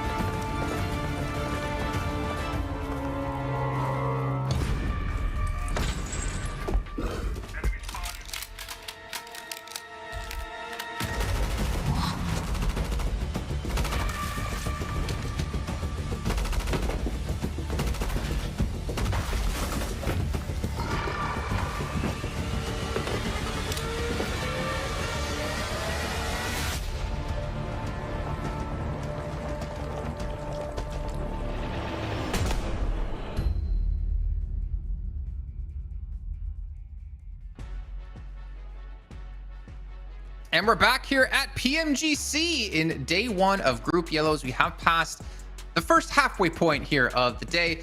Well, there's only really one halfway point of a day because that's what half means. But we are going to be back with, of course, Hot Jukes and Maxman. And honestly, if you guys are just joining us, what we've seen in our leaderboards is not what you expected. Just to get you caught up, Major Pride leading the charge here in first place, having more points in the limbs at 29 than even our second place team has total. A massive standout out of Major Pride, and honestly, massively unexpected.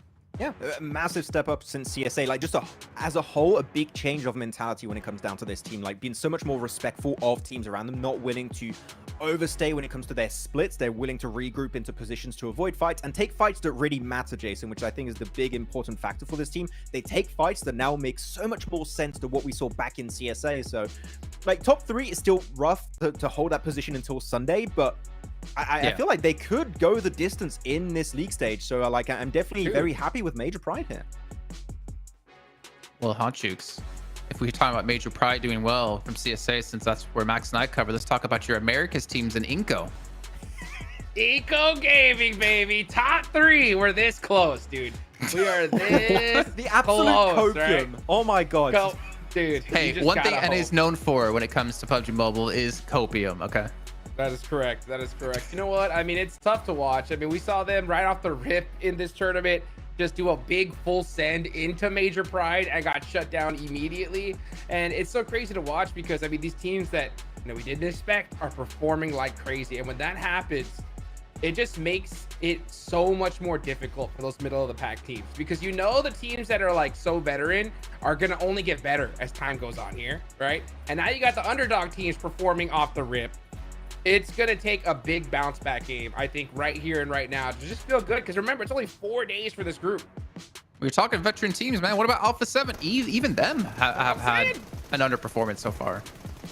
It's been tough. I mean, they've been putting themselves in some decent spots here. They're getting some good eliminations here and there. They just haven't had that big pop-off game. And I mean, like, what can you do? It's not like they're having bad games, Max. But, I mean, compared to 10 eliminations a game, you know what I'm saying? Yes. I mean, like, what can you do? You're like comparing them against the first place team right now, Jukes. It's Right. not quite nice of you to do that to them, but they are definitely getting like some spots that are somewhat playable. But I think Alpha 7 is this team that we know, Jukes, at this point. There's going to be that one game where they get really strong positions and they're just going to get like 10, 15 eliminations, get off the back of that second place or chicken dinner. Like, that will happen eventually, but as of right now, it's not happening. And the longer it takes for that to happen, the bigger lead is going to be created by the top squad, which Major Pride already got a decent lead. I think you said, Jason, they got more eliminations alone than second place in total points. So, like, that lead is being made. And over the course of a 4-day, like, league stage tournament, kind of, it is quite impactful. So they can't let those teams get away with too big a lead, or otherwise that one big game they might get might not even cut it for them to get back in the top 3. So they got to be careful. You don't want to take too long to get up there. I mean, I think I can't even really criticize Alpha 7 in particular. Like, thinking back to Sanhok, they put themselves in a good compound and they just waited it out because they knew, well, they didn't know, but obviously the zone did continue to favor them, so they can continue to play that position. As we just saw in this last Erangel as well, sending Carrillo up ahead around Corey to kind of scout things out. Yes, he does get knocked, but they still do close the gap and get into a good position off the information that is able to get for the team, and then eventually finishing off Twisted Minds in that compound. So they're, I feel like they're playing well. They just haven't had like the good game just yet, or they haven't had everything kind of go their way. As Gunslingers, Becca, 1900 damage. I mean, we have 2 players from Major Pride expected when they have 29 eliminations, the most in the lobby so far. But even Harami Bro with Federales, I think that's kind of one of the big surprises to me, Max. Yeah, it's not just one Federal, it's multiple Federales. Okay? all packed into one player. This is the absolute deadly player. But no. These are some fraggers that I think we didn't expect, especially when you got players like Revo Mafioso. We might get to that point, but yeah, Major Pride, the fact they got 2 players is very impressive. And also we got Hoxie from MSJ. 51 smokes used over from Team Spirit. They're just trying to snake their way in, Jukes. They're just trying to survive, but not been so successful right now. It's been tough. I mean, 51 smokes used is crazy. I mean, in 3 matches alone, I mean, it just goes to show. Yeah, these teams are throwing out everything they got in their books at this point, and you have to, especially like I gotta say it again, right? To see such a crazy performance from Major Pride here, it's gonna put everybody on their toes. you know, if I get any more of my toes, I'm probably gonna be completely off camera. And if Seven got on his toes, he would probably be closer to a normal average height in the world. But as we do move into our last Erangel, I kind of want to maybe talk about our teams to focus, because we have switched them up a little bit, and I'm curious about why we switched up to who we switched up. Let's start off with you, Hot Juke. So you have Major Pride, you have Bigatron, you have Alpha 7 in there. Explain to me why. I got a good feeling about Major Pride now. I'm just gonna say that. I don't know why, but just there's something in my stomach that's saying that this team is gonna do good here on day one. BTR as well. I mean, BTR, we saw them, I mean, make some really good plays in tough situations. That's what I like, right? It's not like BTR were just like hand gifted zones like crazy and just shooting at everything. No, they were making some really good spots here. And Alpha 7, they're toughing it out. You know, they're toughing it out. They're putting some points on the board here. I expected them in that last game to possibly even win it, but it just goes to show this lobby is at another level here, Max. I think you signed a contract to always have at least one America's team in your teams to watch here, Juke. So there's always going to be at least one in every single group. But no, I do have to agree with some of your picks. We all picked Major Pride, which of course with how they're playing, I think we have to like at least respect what's been happening for Major Pride. They definitely stepped up their game from CSA into PMGC. I went with the side of MSJ, Jason, and we were heavily talking about their plays on God Compound north of this previous game in the circle. And their 2-2 split, God Compound 2 players to the western high ground of the field, getting so much information, taking so many shots to really slow down rotations of teams like Alpha 7, Twisted Minds, even Major Pride to some extent, and then going over to the ridge of that road north when God Compound was pushed out of circle. Like, so many good little macro plays that sets them up for success. They don't win the game, Jason, but if they were, this was definitely the right approach to make it happen. So again, MSJ, a big surprise, never played as this squad globally before, always only in their home region. And this is a really good start, I would have to say, for a team that really we've never seen in a PMGC. Yeah, it's kind of interesting. Sorry, even I liked at that time. Kind of interesting for the sense of like, where did we start to get these Korean teams coming from? Obviously, we used to have like your Archer back then, your D plus Kia. Now we have DRX surprise us. Now we have Mir and Sejong as well. It seems like Korea's really come out to play here. Japan, a little bit sad to not see a reject make it, especially giving Regiosio the chance to go back-to-back MVP of the finals of the event. But you know what? Unfortunately for them, they didn't get here. And I think it's kind of funny because some of the teams we put to watch or to focus on were for like Major Pride. It's like, well, we're kind of surprised to see them up here. We're kind of curious, can they continue to do so? And then you had, for instance, Max Man like Vampire, who, I mean, yeah, with the victory in the last game, they're starting to get up there. They're starting to look a little bit better. I think, you know, a couple of teams in particular I put in there as well. It's kind of like we expected more. So it's like teams of focus of teams overperforming and teams underperforming was how I went about mine. But for you guys who want to overperform, you got to pick yourselves up one of these Infinix GT20 Pro that was 120 FPS, not to mention the 144 hertz AMOLED screen. You guys can play like the pros. Max, did you go get yours from the other room? I forgot. It's right there. It's right there. It's right there. It's in arm's reach. I'd never let it go. That's all I want to know, PUBG Mobile. If I had it, I would never let it go. But I could see you. Actually, I have all of it next to me with your Infinix GT20 Pro like I got here. And then, of course, I don't know if I can show these. The Hot Juke's claw socks. I'm not going to show them because I don't know if I'm allowed to show them, you know? The Juke sleeves. The Juke sleeves. If you guys didn't know, at PMWC, he reached into this giant bag and he's like, here, have these, and just dropped about like 30 of these in my lap. 20. Yeah. I don't know what to do with them. I put them under some of my tables that are like a bit wonky also. I'm like, I don't know what to do with it. Well, what I do is when I go play, obviously you only need it for your thumb. I put it on every finger and every toe just to make sure I'm covered. If I ever have to switch things up in the middle of the game, make sure I got it all set. Scissor hands, but claw hands, yeah. It's guaranteed that your snipes will be 20% more accurate with each sleeve. Well, how does that work if I have 0% accuracy with snipers? It multiplies by 0, so you're screwed. Yep. That's why I leave 7 to do the sniping for me with this card Just ID. get at least 1%. You know what I'm saying? 1% accuracy and you'll be fine. You're asking a lot, man. That's like asking me to win PMSL. Ain't happening anytime soon. I believe it. If you were on Inco roster, it could probably happen. Who knows? And, oh my God, this man. At the end of the day, it doesn't matter. It don't matter. You could be in 13th place at PMSL. And you're still making it here, baby. I love it. You know what? This is just so crazy. It's so crazy to watch the speed of these games here. We got 3 more, or actually no, just a couple more left to go. And man, that's 1 day in the books. It's gonna be crazy to see which teams are gonna end up top 3 in Group Yellow. Talk to me, Max, about Reagan's Gaming. I feel like we've seen I'm switching topics completely here. We've seen the initial outburst of what PEL teams could bring with Nova winning back-to-back PMGCs. And then I feel like since then, these teams have kind of fallen off. Obviously, we saw, Tiamba and TJB, PMWC have a really good performance. I'm still waiting for that next like super team to come out of China to really show us like China is still number one, because at the moment, I don't feel like they are number one anymore. I don't feel like they're the strongest region out there. I still believe that like PEL playing in China is still one of the toughest regions, right, when it comes to standing out as an individual team. But I've always had this theory for a while now, which is before, when you go back like 3-4 years ago, it would always be the same teams from PEL that would qualify, right? You'd always have your Novas being up there, making it to global events, Tiamba to some extent. But because it's always feels like we're getting new teams from that region, I think the global experience is kind of getting diluted between all the players. That experience is being lost. So when these teams now from PEL make it to a PMGC, make it to a PMWC or a PMGO, that experience is just gone. And like, well, how do we perform in this lobby that's just so different from our region? The game is also completely different between the two versions, right? So that leap from PEL to PMGC The is big tough. thing that stands out to me is the confidence. But it's a really tough transition for them. So it takes time to adapt. But unfortunately, Jason, they don't have that time. It's 4 days for you to stand out. And if you don't have a good start, and if you're in the bottom 5, well, your adventure in PMGC is already pretty much done and dusted. So yeah, I think that PMGC global experience is just diluted between too many players, and they're just struggling from the get-go. So yeah, RSG, not the start they were hoping for, but there's still some time to adapt. But yeah, it's a tough transition. Maybe some other teams, Hot Jukes, like coming in from China. Obviously, Thunder Talk, one of the big names we're going to be looking at, TJB and Tiamba. Like, who are you kind of favoring from the PEL region to be the top dogs here at PMGC?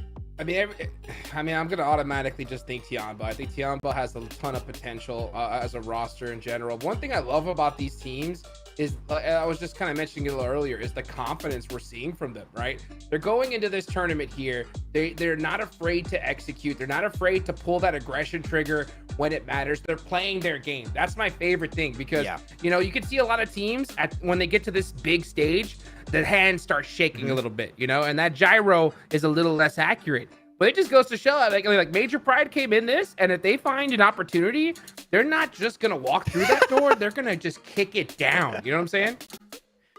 Yeah, sorry, I was watching everyone. I love to see players' reactions when they notice the cameras on them. What is that Pusher that we saw during CSA, who was an actor, a master class of acting? Oh my god, he's going to be in the next Avengers movie, I'm telling you. He's just that good. We're talking about PL teams. I want to take that conversation back up here, this topic, Jason. Talking about Tiamba, talking about all these teams that are great. Thunder Talk Gaming, I think, are possibly going to be the best hope for the PL region. Bro. Because we got one player, Jason, that's back. It's King. Man, I am so excited to see King playing again. Don't forget, this guy has been crowned twice PMGC champion back when he was on Nova. Like, this guy has got an insane background. So when his group is going to be on board, I forgot which group it was, but whenever Thunder Talk are playing, I'm going to be super hyped to see how they're going to perform, because King alone is such an incredible player, and I think they can really stand out in this lobby. Becca's like, go away, go look at someone else. Yeah, Thunder Talk will be playing in Group Green, so that's going to be on week 3 here of the PMGC League stage. I will say this, though, for me, King, he might have 2 PMGC titles to his name, but he never really was one of the standout players when it came to it. Like, it was always Paraboy, and then it became Order. It was never really King's time in my eyes, at least during that time. But yeah, like, obviously you can't knock the pedigree and the history of this player as well. But again, like, this is different. It's not like PEL. You're playing against teams from different regions who bring different styles. And I kind of feel like, I don't want to say the meta fell behind in PEL, but we're just not seeing the level of dominance, and we're not really seeing, I guess, these PEL teams play the way they would necessarily comfortably, or what worked for them in their own region working out globally anymore. That's true. I think you can have a big conversation. Is PL still the strongest region and stuff? I think that it has fallen on the wayside, Jason. I do agree. But I think we had a lot of conversation on our CSA watch parties, Jason, as to which region is the best. I have a question for Hot Jukes. Oh yeah, this is good. We get to actually extend this conversation. Give it to me. Do you think is the strongest? And I'd love to have a little bit of a background also as to why you think that's the case. You got to quantify it, right? No, Max, you need to quantify it, right? Are we talking like the top teams, or are we talking about an average of the region? Average, like the region as a whole. I think when you say whole region, is like average. So yeah, Jukes, tell us. Whole region is you have 3 hours. Let me think. All of the regions. You got like Okay, 5 let me go minutes one by before one. match, so you're good. Yeah. I'm really trying to think about this one. Okay, so let me consider North America. Okay, thinking about it. No. Well, we're Okay. talking Americas. We're talking Okay, Americas at least. conversation done. Let's change Oh, topic. No, It's honestly, over. around everything. I'm gonna go with Brazil. I really am. I mean, because you have to Well- go with who the champs are, right? So I like, feel like- if you have a team, yeah. But It's got to be Americas because we're going like PMSL regions, right, Max? Or are we going like specific like Brazil PMSL, or you would yeah? go, So yeah. PMSL regions we're discussing. So like you have to include North America in there, which obviously dilutes That's the true. quality of teams. it No may shade. it may dilute the quality, dude. But Brazil is so strong right now. I mean, you got Team Liquid in there who pops off, you know, and of course, I mean, the Twisted Minds Brazil team would have been here, but you know, they didn't unfortunately make it. Wait, The did you hear region that, as a Hot whole Jukes? is. Yeah. Ratto boy. What's that? Ratto boy. Yeah. I think himself, he stands above the rest. And I mean that literally, right? That's a big man right there. And I'll tell you what, like the region has progressed so much. And then the fact that Alpha 7 won PMWC, that gave Americas another slot to come here, you know? And with that, you get more teams to get more experience at this kind of level. And that just levels up the entire region as a whole. So, I mean, I think as far as teams that are on top, especially ones that have the most momentum, it's going to be Americas. But obviously, I mean, there's contenders from every single region. Are you happy with that answer, Max? Are you satisfied with that answer? I prove it. I think that even though Brazil is diluted in Americas, they're just that strong that they still stand out. So yeah, I like it. I approve this reply. Good. Could change though. I mean, it could easily change in just a few weeks. There's no doubt. I mean, because at the end of the day, you got to be able to show up on the big show. But right now, I mean, Alpha 7, they're the world champs. They're the ones that are gonna have to try to defend their title here at the big show. But at the same time, oh man, I mean, it's so crazy to watch some of these teams perform. I mean, Major Pride's performance in just a few matches has just been insane. So let me take the question Max asked you, and I'm going to slightly change it, right? Because when Max and I have this discussion during the watch parties of CSA, we looked at it from two different ways. We looked at it, who has best top teams, like what region has the strongest top teams, and we also looked at, on average, what region is the strongest, and it gives us wildly different answers. If you're looking at like Americas, right, like you're looking at just the best of the best, your Team Liquid, your Alpha 7, maybe one more we can add in there. You compare it to the likes of like CSA, where you have For America Vibes, you have Falcons. Obviously we can argue whether Falcons are the second best team in the region for quite a long time, and then obviously you have to look at like SCA and such, and if you were to then change that question to what region has the best top teams, would you still say Americas, or would you potentially change things up? Ooh. This is the hot juice. I mean, segment. let's be real, right? It has been SEA for so long. You know what I'm saying? For so long, that has always been the answer, and I think for a good amount of time, it will be. You know what I'm saying? But just to see how much Brazil has improved overall, it really makes me question, right, what is possible here? Because I mean, yeah, we are seeing what the performance in just a couple of matches here, but I mean, we got 4 days total for just this group alone. So I mean, yeah, and I think if I were to ask 7 right now, the Americas is pretty much Brazil. It's Brazil, you know what I'm saying? Yeah. And it's just crazy to see just how well they're performing.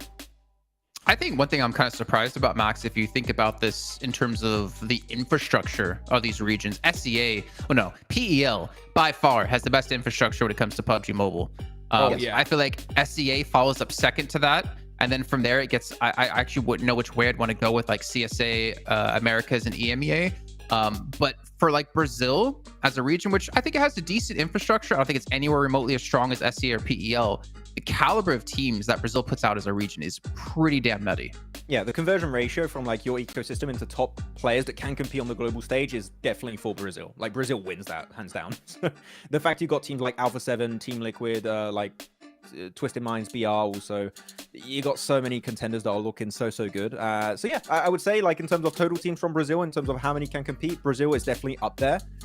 And yeah, when we're looking at the teams that have the best top teams, I would have to say Brazil is definitely up there, Duke. So I would have to go the Americas route here. So yeah, I think they're looking pretty good, even though it's been a rough start for some of them this PMGC, but it'll work out. It will.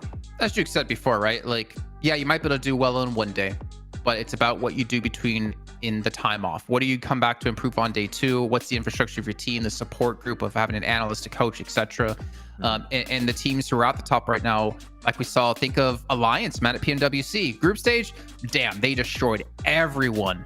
Go into the main event, they got wrecked. They weren't able to improve. We don't talk about it. I mean, we're going to have to talk about it at some point because they are playing in this event, just in a different group. Yeah, unfortunately, league stage and grand finals, you need to adapt. That's the main issue. We talked about adaptability being so important on these global tournaments. Alliance, it's a prime example, Jason. I'm really happy you bring it up because they were given so much space for free in the league stage, and going into the finals, those feeder teams, gone. Space in circle, gone. You have to be so quick to pivot if you wanted to get decent spots in the circle, and they did not make the adaptation. So I hope we see teams that maybe do well in the league stage here, not just rest on their laurels and bring those changes to the table for finals or survival stage, because one playstyle is not going to cut it for all of this tournament. You need to adapt. Okay, well, speaking of adapting, we got to get some technical issues sorted here on the stage so we can bring you the high caliber, high quality PUBG Mobile esports action you come to expect here at PMGC. So we'll be back shortly after a break.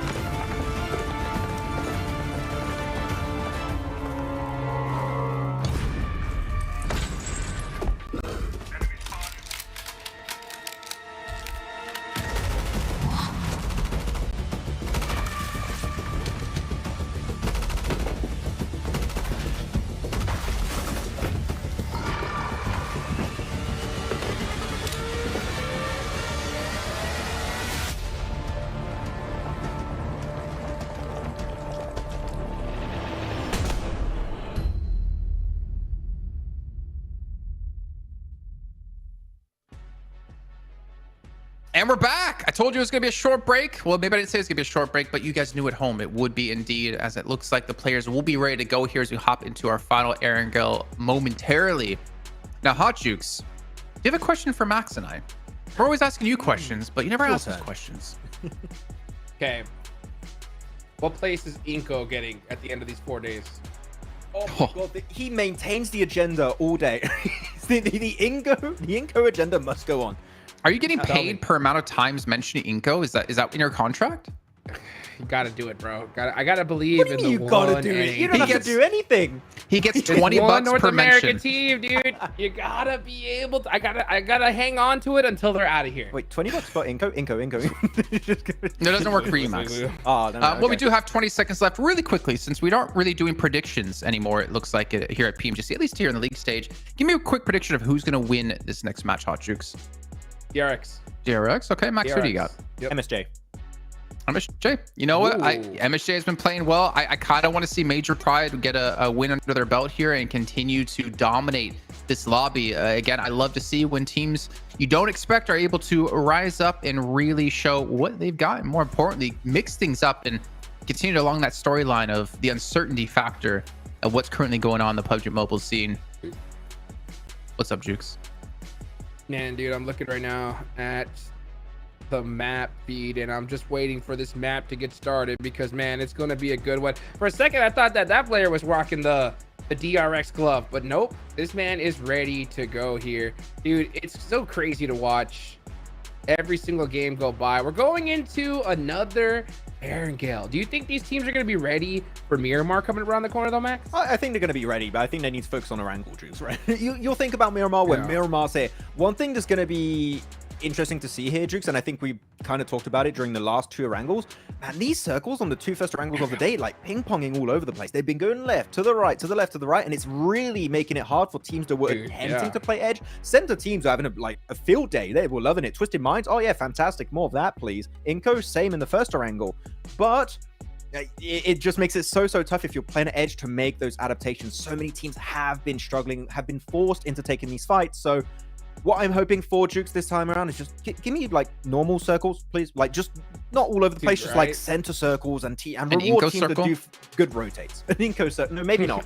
No, don't do that. Well, give it to them. Give it to them. They need it. Let's talk about one team, right? Because Jukes, you were covering the Americas region for PMS. So talk to us about Loops, man, because Loops, if you guys don't know, they dropped their roster. They came out of the PUBG Mobile scene. They decided they were going to leave. That team became Team Liquid. And then they came back into the scene with a new team who's never played in PMGC so far, and obviously not having the greatest performance yet. But I think just even getting here with the fact that you've never really played this kind of level before is a really testament to how good they are. So talk to me about like Loops and like how they did during the PMSL season. I mean, you took the words right out of my mouth, man. This is their first time here, so you know that they're super nervous. But I mean, when it comes to the PMSL season, I mean, they kind of snuck on in. They didn't end up in the top 5. They were kind of grandfathered in due to some of the teams in the top already qualifying to the stage. So they're in here by that kind of grace. At the same time, though, like I hope they put in that work in the off time, because with the nerves that are on the stage and just seeing how they perform so far, they need a big game, I think, to really kind of get that confidence going. Well, speaking of confidence, I'm getting pretty confident that we're about to hop into that final Erangel. Finally, the teams are ready. The casters, I hope, sure as hell are going to be ready, as John and Blink have been waiting for their moment to shine, to flare up here and talk about who's going to take this match.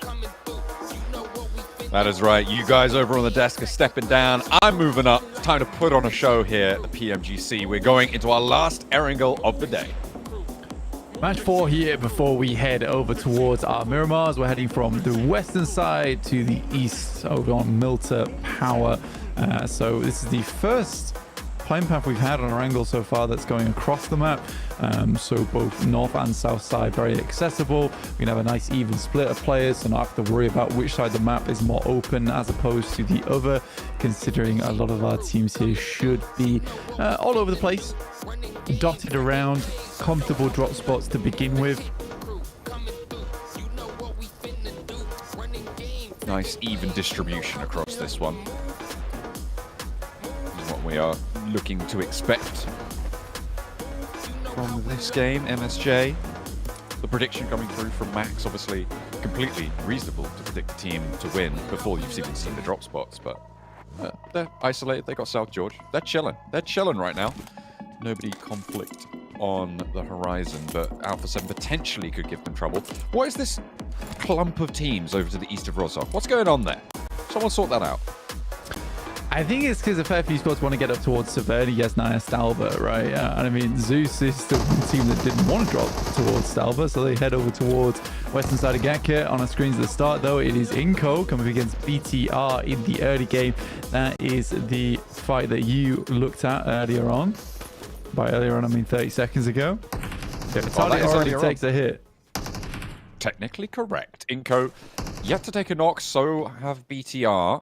Ooh, a big south shift on the circle blank. It's gone all the way down. We're getting a military circle. What a way to find a nade as well for Nenebete. BTR, they had their ascendancy in the last one. Will they be able to get late into that game again? 21 points on the cards, and if Inco can take them down here, it would be a great start to make hot dupes one happy bunny. Genfos behind the wall can't quite connect the shot. Inco still in with more. They've got a nade again from Nenebete. As Genfos behind the wall repositions, but the nade doesn't quite find it.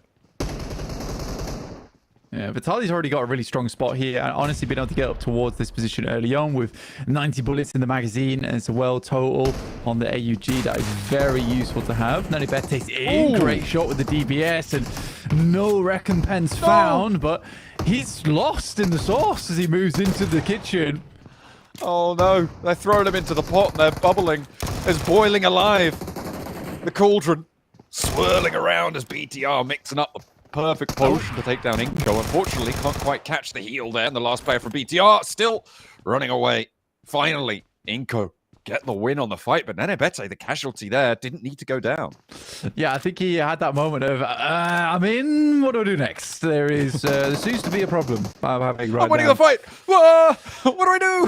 What's going on? Got the brain lag on board. But yeah, I think that this is more than likely going to be a Sosnovka finish. So most teams are already getting their way through. Twisted Minds trying to make that crossing nice and early. They did lose a member for their troubles, but they're out and early over towards the position. Good response from Muerte, though. I think that as soon as they saw this circle, they sent some players out to try and guard this position versus Twisted Minds. I mean, they usually stop off over towards this building anyway and then loot up around over at Noya, but very, very quick maneuvers, I'd say, from Muerte here to prevent any teams sneaking in behind them early on. And I think you've got to expect a really early rotate from some of these teams at the higher level who just... No way. Ah, dear. We got a remake currently coming through. This hurts. Not entirely sure exactly why we have a remake coming through. I think it is just some technical difficulties on our end. But we'll wait and get that sorted.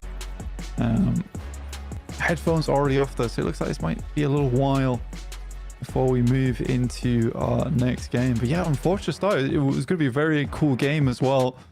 Over down towards Sosnovka. Twisted Minds and BTR probably extremely happy with that scenario though. I mean, Inko, yeah, definitely got a lot of points in that early game. So we'll see if that is going to bolster their confidence moving forwards into what we hope is going to be match 4. Either way, we are, I believe, going to be heading to another break whilst we get this figured out, making sure that everyone is nice and chill with it. Twisted Minds, they're like, yeah, cool, just get rid of that game. Let's be done with it. But let's be done with this until we get match 4 underway. We'll head to a short break. We'll see you guys in a few minutes.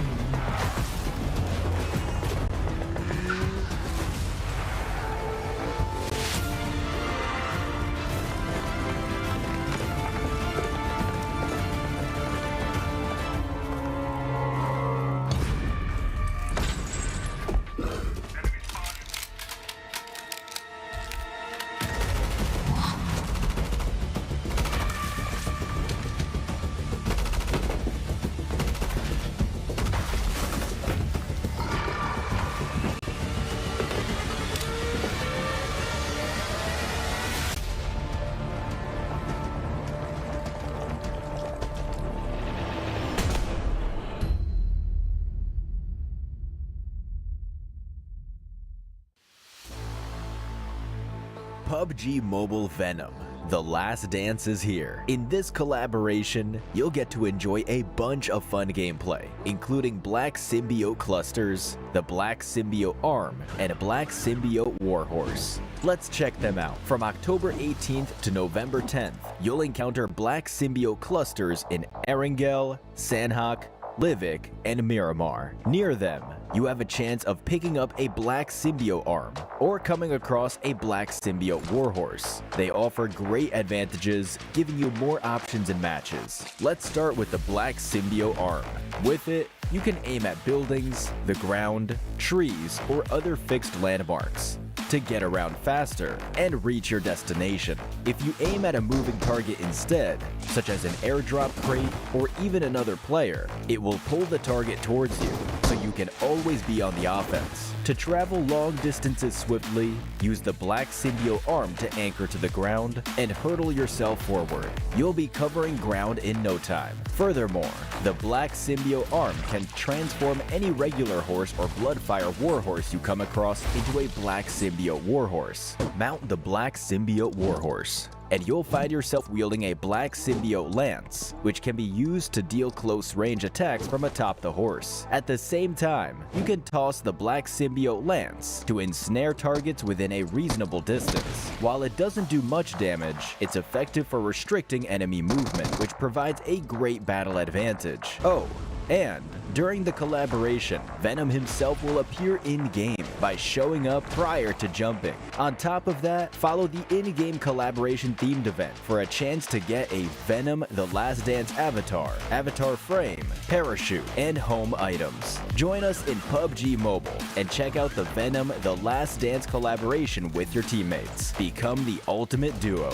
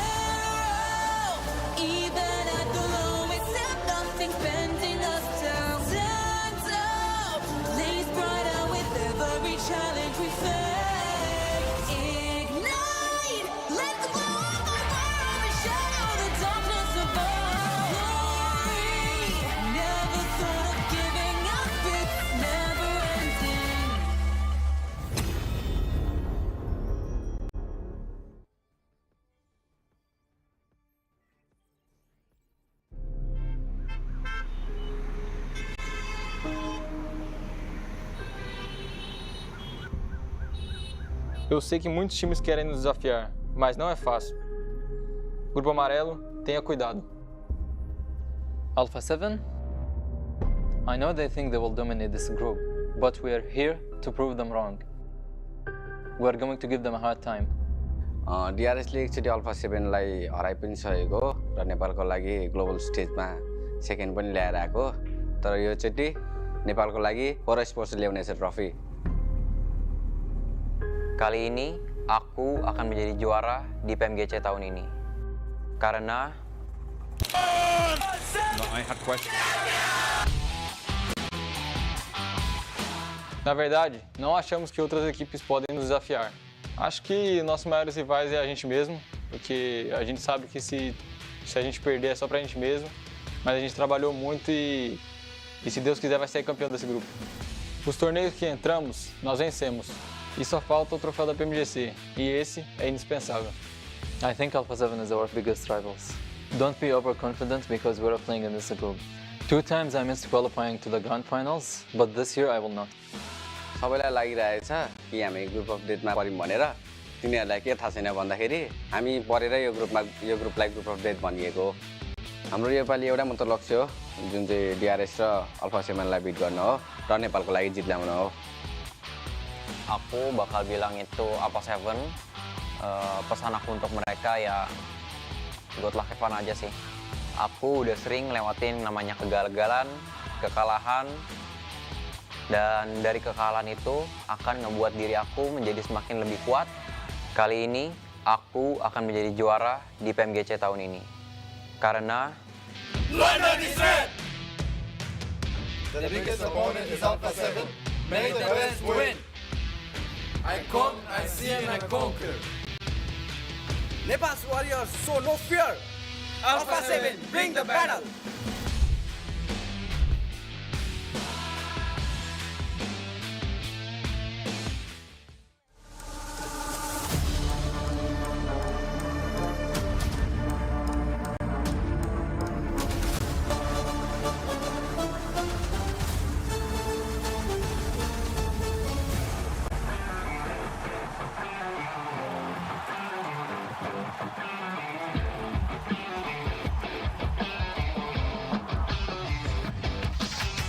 I saw a heap of airdrops down the lane, searching the field. We need a plan. I got a feeling something's gotta change. Chasing the wind, no matter what it takes.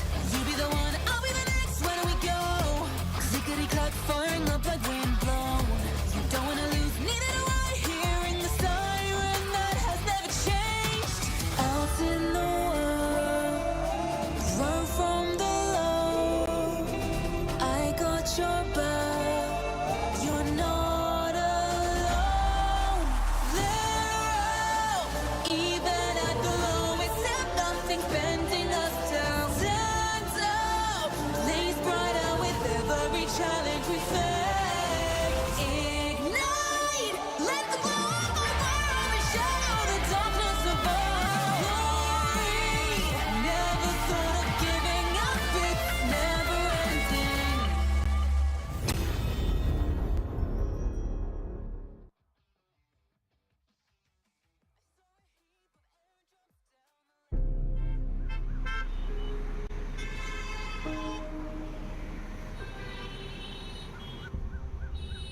Eu sei que muitos times querem nos desafiar, mas não é fácil. Grupo Amarelo, tenha cuidado. Alpha 7? I know they think they will dominate this group, but we are here to prove them wrong. We are going to give them a hard time. DRSले एकचोटि alpha 7लाई हराइ पनि सकेको र नेपालको लागि global स्टेजमा second पनि ल्याएर आएको तर योचोटि नेपालको लागि फोर स्पोर्ट्स ल्याउनेछ trophy. Kali ini, aku akan menjadi juara di PMGC tahun ini. Karena I had questions. Na verdade, não achamos que outras equipes podem nos desafiar. Acho que nossos maiores rivais é a gente mesmo, porque a gente sabe que se a gente perder é só pra gente mesmo, mas a gente trabalhou muito e se Deus quiser vai ser campeão desse grupo. Os torneios que entramos, nós vencemos. E só falta o troféu da PMGC, e esse é indispensável. I think Alpha 7 is our biggest rivals. Don't be overconfident because we're playing in this group. 2 times I missed qualifying to the Grand Finals, but this year I will not. सबैलाई लागिरहेछ कि हामी group of डेथमा पर्यौँ भनेर। तिनीहरूलाई के थाहा छैन भन्दाखेरि हामी परेर यो ग्रुपलाई ग्रुप अफ डेथ भनिएको हो। हाम्रो योपालि एउटा मात्र लक्ष्य हो जुन चाहिँ DRS र अल्फा 7लाई बिट गर्न हो र नेपालको लागि जित ल्याउन हो। Aku bakal bilang itu Alpha 7. Pesan aku untuk mereka ya good luck have fun aja sih. Aku udah sering lewatin namanya kegagalan, kekalahan, dan dari kekalahan itu akan ngebuat diri aku menjadi semakin lebih kuat. Kali ini aku akan menjadi juara di PMGC tahun ini. Karena London is red! The biggest opponent is Alpha 7. May the best win! I come, I see, and I conquer. Nepal's warriors show no fear. Alpha 7, bring the battle.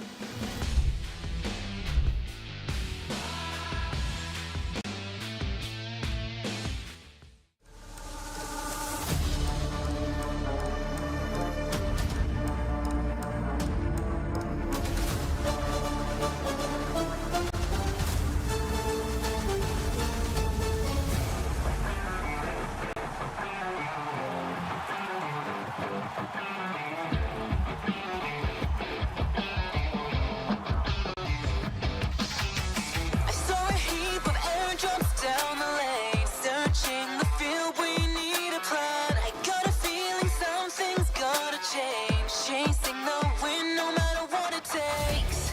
You be the one, I'll be the next. Where do we go? Clickety clack, firing up like wind blown. You don't wanna lose, neither do I. Hearing the siren that has never changed.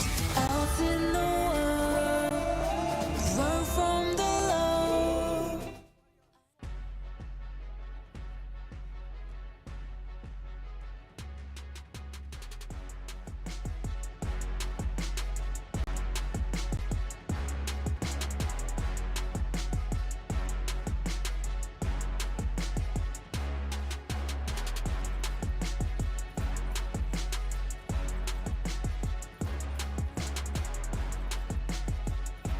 And we are back. I have been reliably informed that there may or may not be a game of PUBG Mobile to play, so we'll have to wait and see.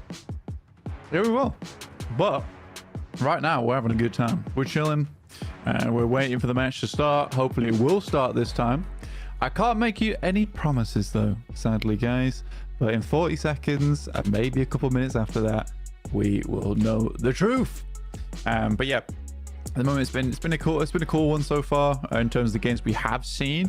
A lot of teams stepping up, no real standouts at all. It's just been a case of most teams having their little moments here and there. It's been quite close. I think Miramar Sejong is probably the only one that maybe has that a little bit of a standout that I could say. Purely because their rotations so far have been very strong. Though in terms of firepower, it's not quite visible just yet. Hopefully they can put some heat under them, get themselves going, get that flare up engaged, because we're going on to Erangel for a 4th map today, our last of the Erangel lot. Maybe this is the playing path for map 4. Let's wait and see, though. It's pretty far to the west flank. It's kind of the opposite of what we saw from our first Erangel today. Yeah, I think for quite a few of our games, we had been seeing quite a few unfortunate playing paths. And again, I would probably put this one in that category as well, John.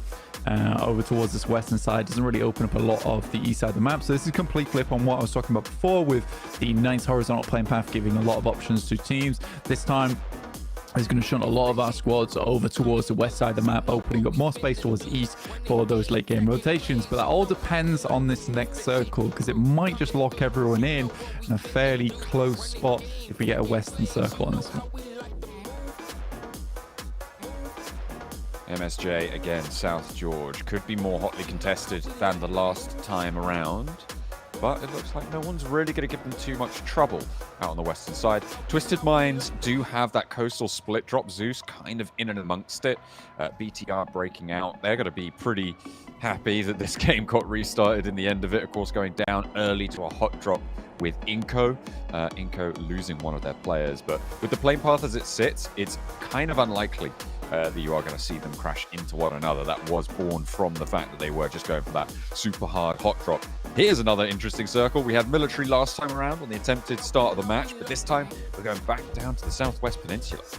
Yeah, so it doesn't change too drastically. I mean, we are still heading down towards the south side of the map, but not quite into the realm of Sosnovka. This time around, though, we will have Vampires down towards the south, coming off the back of their previous win. Another position where they can play pretty damn well from, honestly. Team Spirit got themselves locked into a nasty scenario with Nomi going down a fair few times, kind of staggering their approach into this game. Hopefully not the same again. Probably had a little bit of a stern talking to from Captain Kitsune. Just getting his troops in line. Get everything lockstep so that they can move forwards into the future, defend that second place spot, maybe chew into the gap that Major Pride have as well up into first place, because they have obviously so far been the standout performers with the elimination counts that they've been able to get. It has been pretty impressive stuff.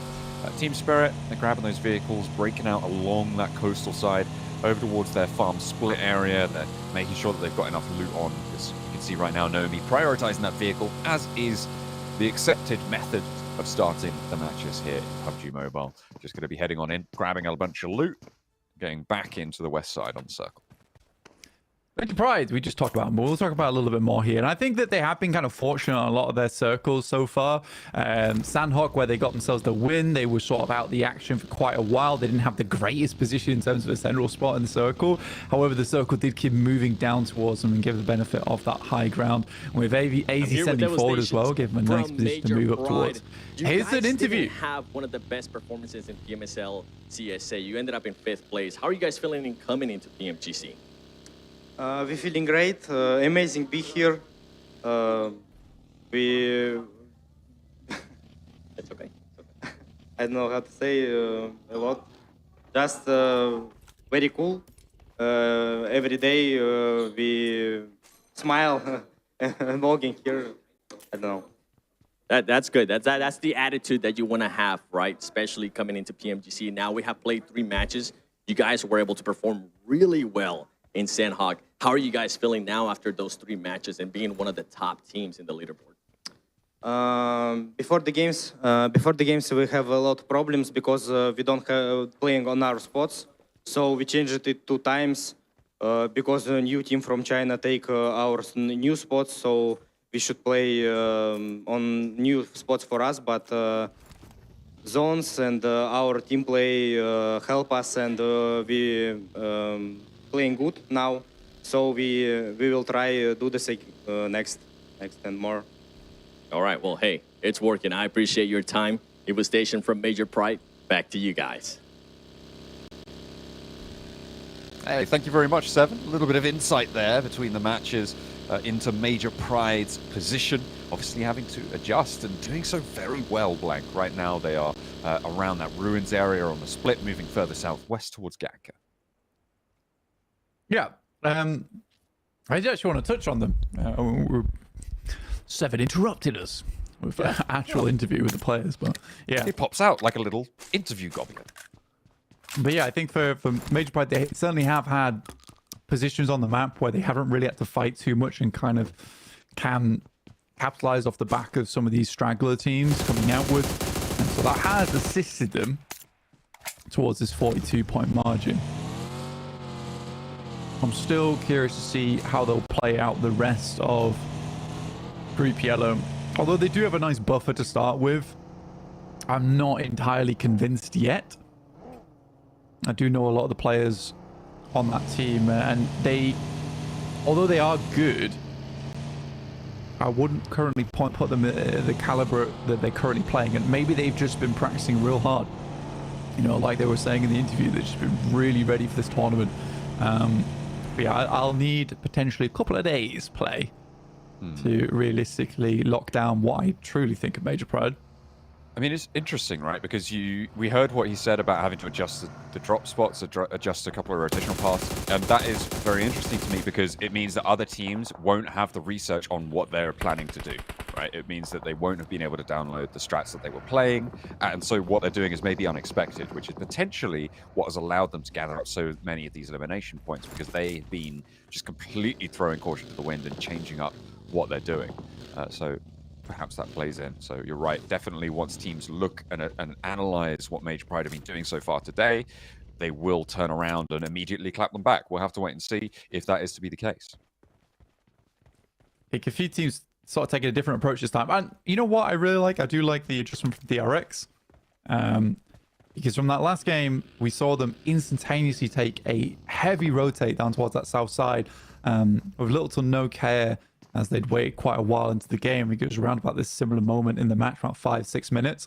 And they lost a player because of it. This time they're a lot more cautious. They're realizing that this is more of a central type lobby as opposed to one that likes to play out towards the edge. So being more careful with this approach as they make their way down is the smart choice. They are slightly split up though, which is the worrying factor. But right now, at least they have some innings towards this game. That's what it's all about. Just got to stay in it to win it. You can't win without staying alive, and that's what these teams are looking to do. Better than everyone else, you'd hope. 16 teams still, and nobody going down just yet, but teams are starting to condense around this quarry area. We've seen some conflict in this spot already so far today. See if it goes a little bit better for... I think Team Spirit, right, is the team that it definitely needs to go better for, and right now they're playing very differently to how they were positioned on that first side of quarry. They are still just on the south point of Pachinki, rotating in late from the eastern side of the circle, so definitely looking to go more towards this edge style of play for them, and they'll be joined by loops in that pursuit. I think this is the smart choice. I think, again, it's an adaptation for a lot of our squads where, for our last game, Team Spirit got themselves locked into an awkward scenario on the south side of the map. Now they know that it is incredibly contested, so they are just comfortable to play out on that eastern side. And they were close enough with their drop spot as well and farm that they could take the time to get very much looted up. They didn't have to make a hasty approach towards the circle, and that can start to play maybe further on the outside. They know just how painful it can be to get trapped up in quarry. Well, BTR is on the cards for them. They're over towards that north side. They are rotating in past RSG at the moment. Circle shrinks and again keeps quarry in the most of it. Team Spirit trying to go over towards the beach, and it's just not going well for them. Their forward position goes down. They're already losing players. Harame Bro is there. RSG also just taking his shots, and yeah, Team Spirit having a really rubbish time on the south coast. Yeah, this is their typical spot that they'll play, though, which is curious to see RSG picking this one up alongside with Bro Harame. So there was absolutely no space to play that. Again, it's a weird decision from Team Spirit.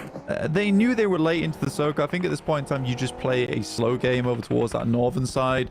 It's likely a lot of these spots are already been taken. The ditch down towards the beach side, as well as the encampment that sits with the auto turret on the top of the beach.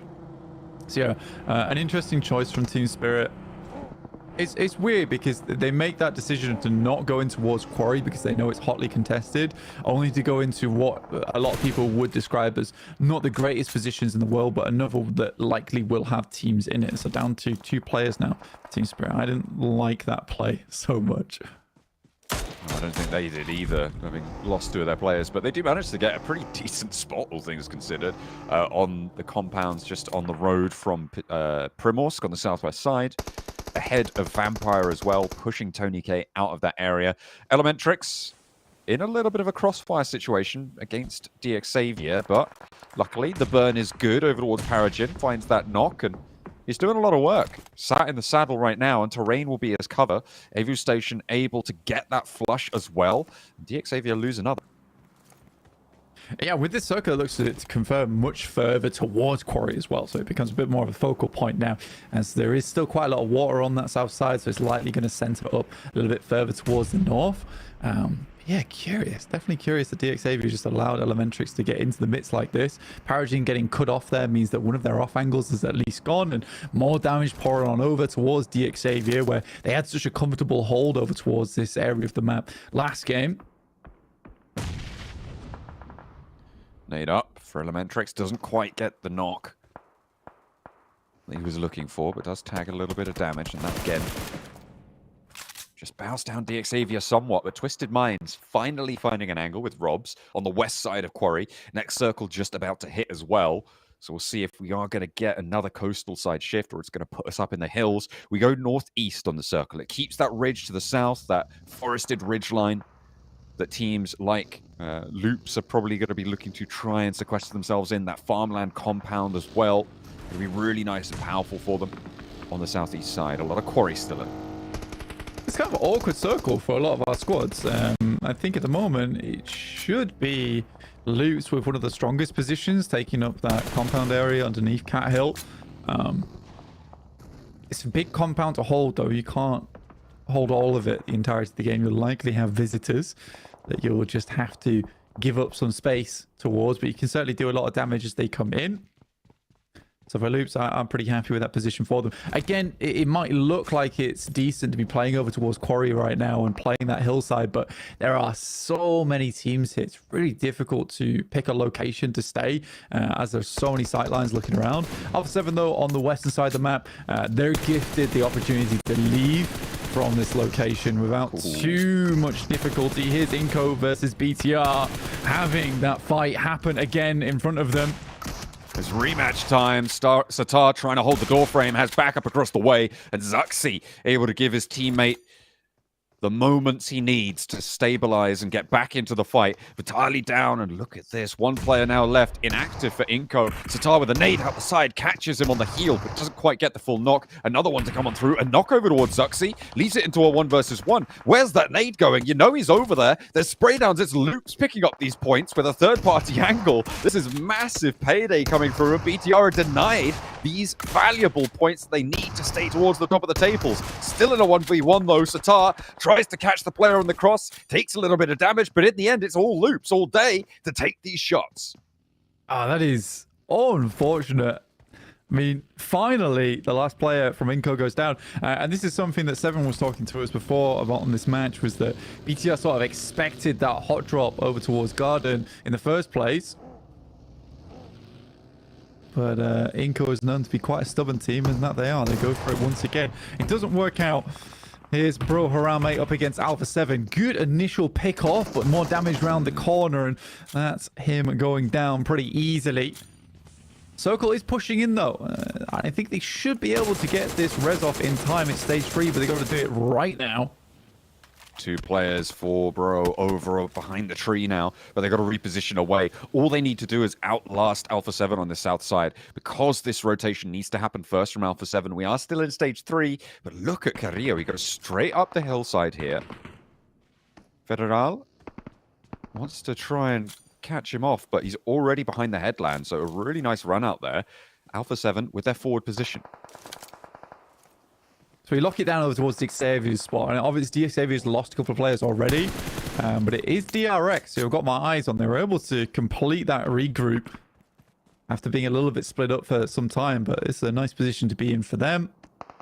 And again, happy with DRX's approach to this game. I mean, they've quickly readjusted off the back of what happened last game. You saw a little bit of adjustment coming through from Team Spirit, but I think some of the decisions afterwards need to be reconsidered, maybe going into the next couple of days. It's not often you get to play around the same place twice in a row. Alpha 7, though, comes up against Vampires, and one player will be immediately shut down. If you get a knock, it's not likely players inside this lobby are going to let Sleeping Dogs lie. They'll immediately try and flush a player out to make their life easier in the long run. The nades down towards McGrellin, doesn't quite connect, forces him out, but maybe that's a bit more than you want. Unfortunately for McGrellin, he will be felled here, up and into the fight. A little bit of a challenge, but Alpha 7, yet again, taken down here. Only the one limb to show for it. Vampire ready to pick up the points when they present themselves. This is Primorsk. You can't get anywhere without Vampire having their say. I mean, some really accurate nades there coming through. Mafioso gets himself a vehicle elimination as he sent through, and 5 elims found for Bro Harame before they did dip out of this lobby. Good nade over towards Darkin. That should be one going down here. It's Mir and Sejong, who have been on a 2-2 split for quite a while, actually, and they've been very good at this over the last 3 matches as well, just in terms of being able to hold multiple positions and then control the map in that way. It's one of the reasons why we actually didn't see Alpha 7 make that western approach, because Mir and Sejong was holding so much area that they didn't think it was all that good of a play for them to make. Darkin down to the flush nade from Hoxie. Final. Crawling back should be Rezible. Rita trying to stop this. Up close has good chance with this auto shotty. Biding his time with the DBS around the rock side, and Sewu as well, able to just land those shots. Fortunately for Zeus, Maniac was in position, ready to take up that mantle. Losing Darkin early, not great news, but they do respond. Now the spray down the sidelines, no, sticks to the auto shotty. The Mini 14, the secondary here, and may need to reposition. Wants to try and get the drop shot with that DBS if he can handle it, but the pump action no good on the hold, and Erin's down next. This is great news for MSJ. They're able to take down Zeus, but at the cost of Sewu.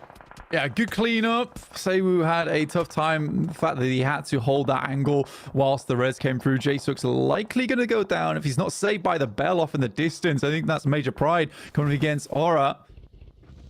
Hoxie could potentially get Jaesuk up, but I think he... Oh, that's unfortunate.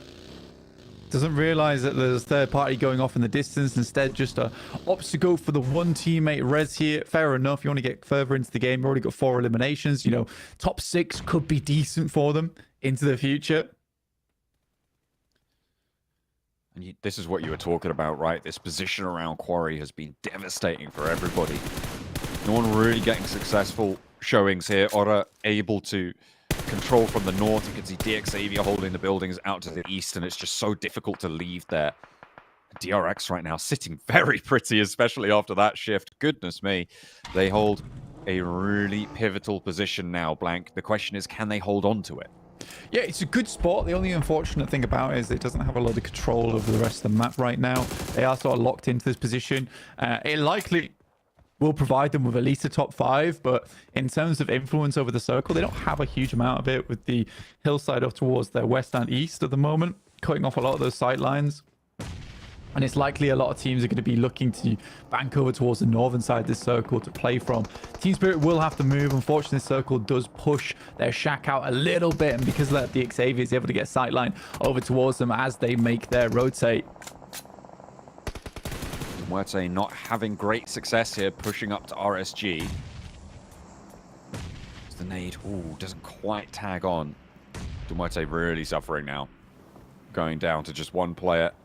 Eugene trying to stay alive, trying to find an opening, but I think his days are numbered. Very, very uncommon. Almost never see a 1v4, so I wouldn't be too surprised to see the L pasted on for Muerte here. The question is, how many can he take with him? I think right now RSG has got his number. They're not entirely sure where he's playing from. He's not sent any utility out either, so it's kind of hard to pin down his location. But for them, they've got bigger fish to fry in terms of the rotate they're going to have to make into future.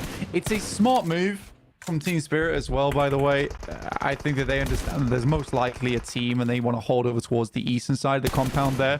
Good shots from Vampire, so they'll just use them as sort of guard dogs for themselves going forward. In terms of macro, Team Spirit makes the right move, and it was a risky play, but I think you have to take risks when you're down to 2 players. Muerte's out with 0 eliminations, and Vampires continue to streak out from that south side.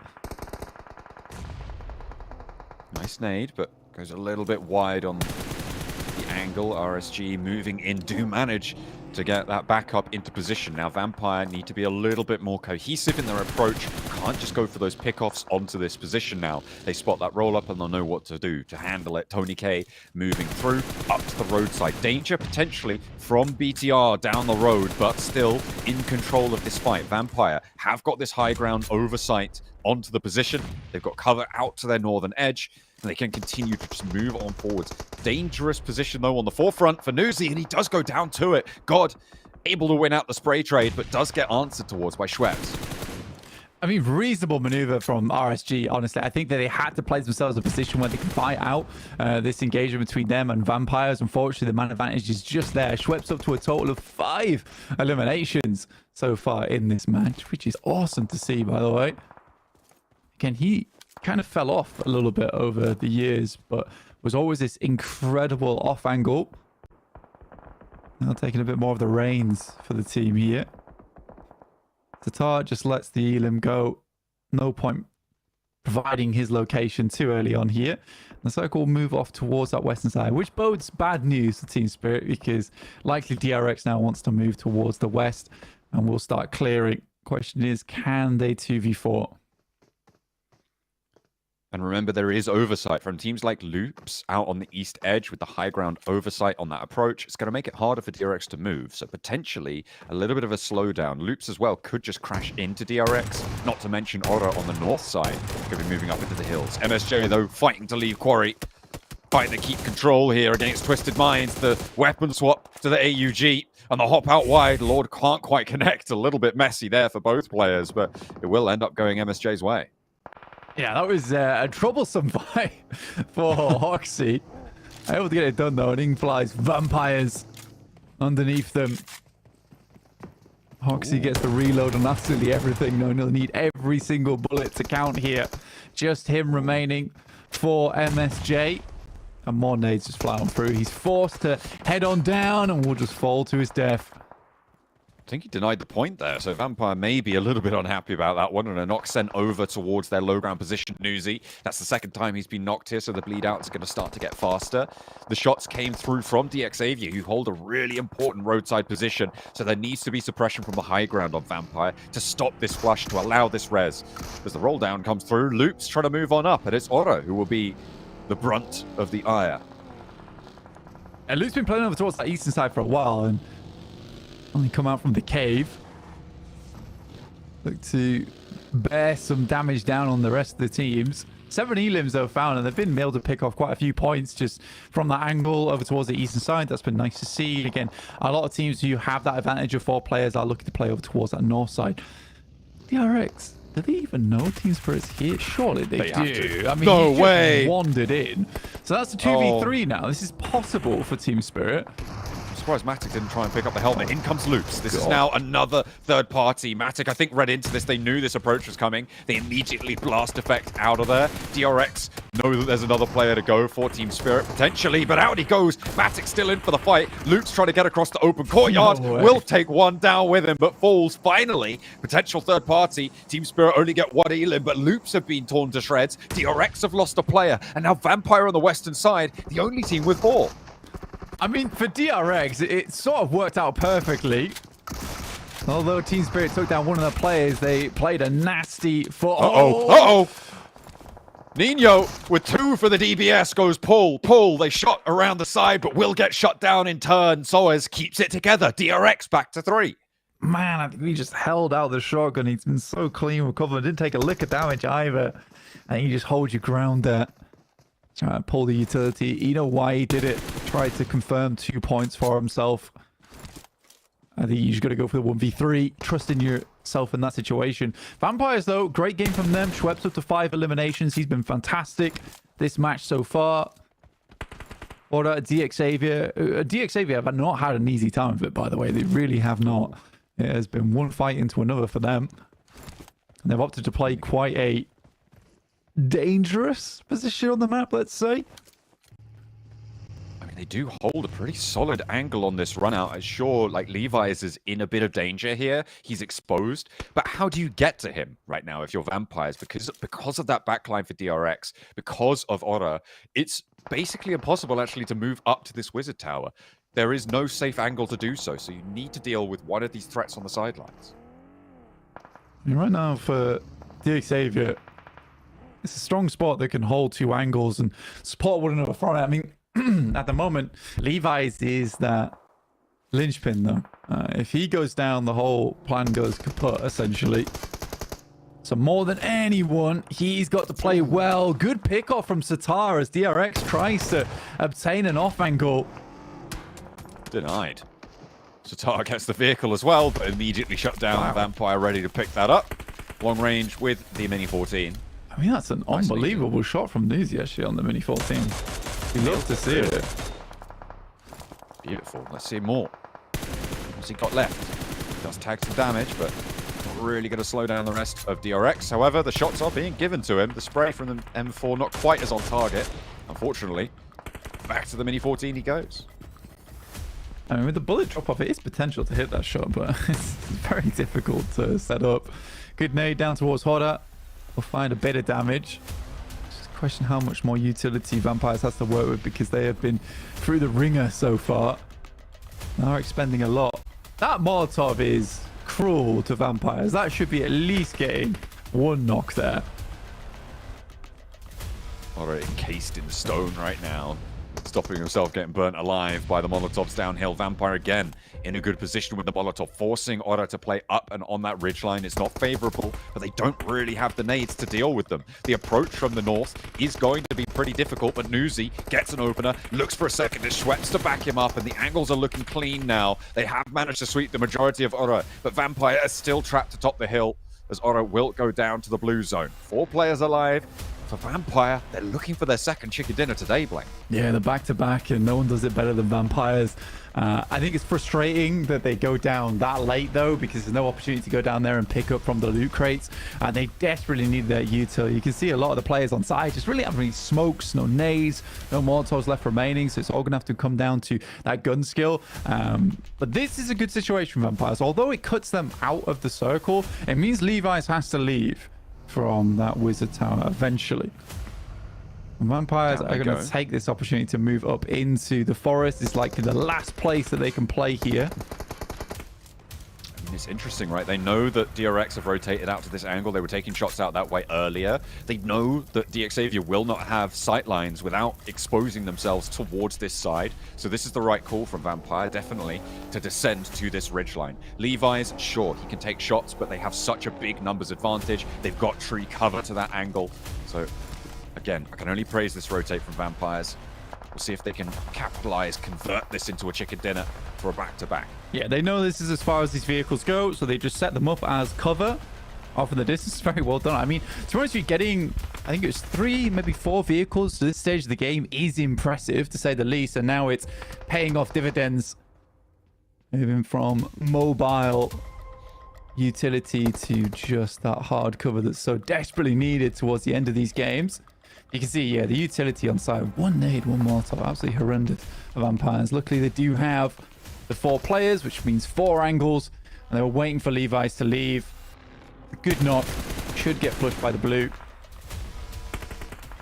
Stones staying out a little bit late, taking a tick or 2, but making sure that that flush goes their way, ensuring that point. 10 eliminations, unstoppable Vampires on the western side. DXavier trapped on the inside. DRX as well with 2 players alive. 3 are limbs, but looking to try and do a little bit of damage to DRX, add up a couple more. Nade into the back actually does a lot of damage to Lamborghini, but will not quite find the knock. Smokes there for DRX, move them closer to the center. Yeah, we're on final zone now, stage 9, so this is just going to keep going until everyone is cut out, and DXavier's location is outside of the blue, or close to it, so they'll be cut out fairly shortly. I think Vampires played an absolute blinder of a match, to be honest with you. It's been very, very good. A lot of fights going their way, and they were able to kind of crack this game open for themselves. Good shots from Lamborghini. Hungbin holding what I would call an incredibly dangerous angle. He makes it work, gets that first aid out, and immediately his teammates knock. Schweppes is on the hunt, and the Vampires can completely control this hillside now. There is no safety from them. The darkness consumes all as the Vampires put up the back-to-back performance. Chicken dinner number 2 to kick off Group Yellow. And I'll shoot them nice and far up the tables as well. So really, really well done to Vampires on the final angle of the day, being able to pick themselves up another win there. Wonderful stuff. I think they'll be really pleased with this one. I mean, Schweppes played fantastically that entire game. And it was just good rotates after good rotates and strong fights been taken, locating a lot of the weaker teams inside the lobby to push them out. But for DXavier, I think they did a good job, all things regardless. I don't think they should be too unhappy with that game. I don't think they had the greatest position in the world. I don't think they had the greatest start to that game either. Yet they set themselves up with a good cross angle, really good control of the terrain, and they'll get themselves second place off the back of it. So I think they should be pleased with themselves. I definitely agree with that one. They definitely should learn and take some lessons from that. But Vampire, even more chuffed with their performance in the last Erangel of the day. Let's head back to the desk. Yeah, a little bit of normality coming back into the mix here at PMGC League stage for Group Yellow. As John said, Vampire with the back-to-back. And Max, you were even commenting about Vampire being very methodical and very smart in their movements. Yeah, I mean, it's not even just the movements they're doing, Jason, that are good. It's the timing at which they pull off the moves. They're doing it while teams are maybe busy fighting each other or in the midst of a rotation. So they do it when teams are the least capable of negating their rotation in the first place. And here you can see the position they went on the western side of these late game circles, Hot Juice.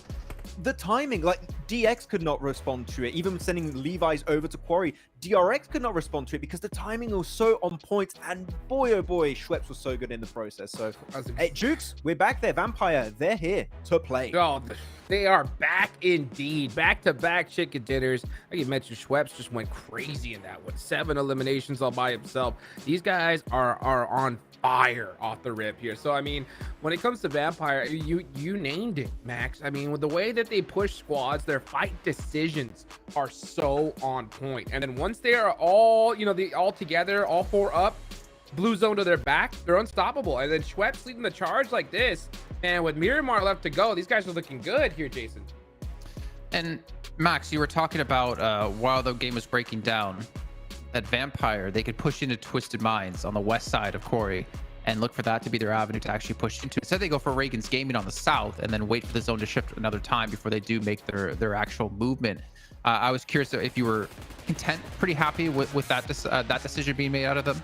Yes. So one thing that they were doing a lot in SCA is suffocating teams outside of the circle. They're very good at outliving teams that are in bad spots and they just want to clear their backs. They did it against RSG, as you mentioned, Jason. That was a very good play. But even earlier, even before that, Jason, I'm not sure how many people have caught this.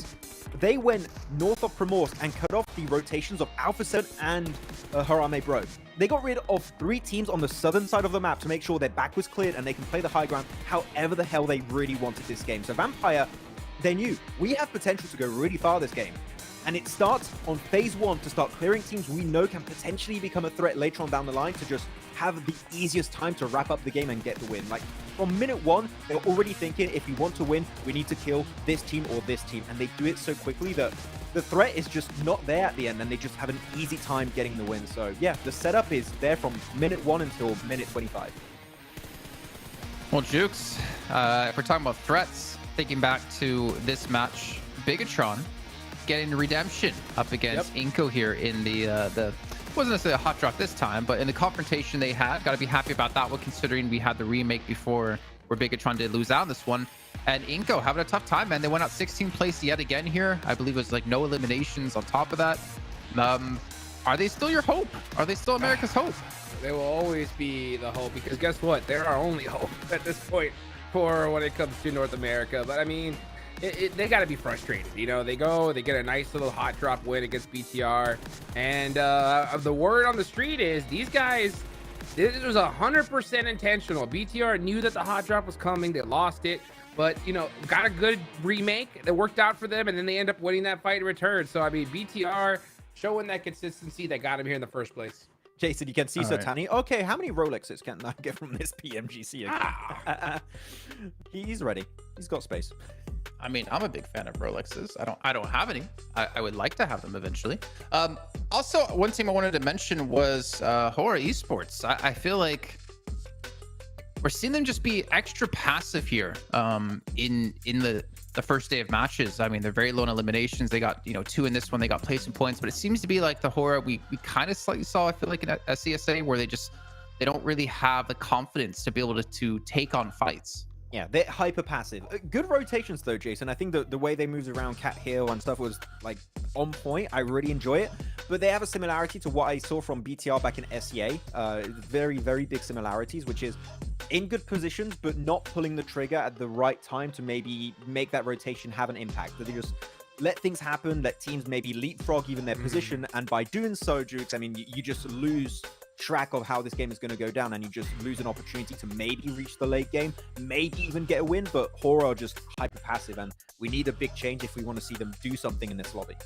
Yeah, I mean, honestly, I think it's nerves for Horror, because we saw them in a couple of Erangel matches ago, just like in the late game, just kind of send it towards the center, and they just got destroyed, you know?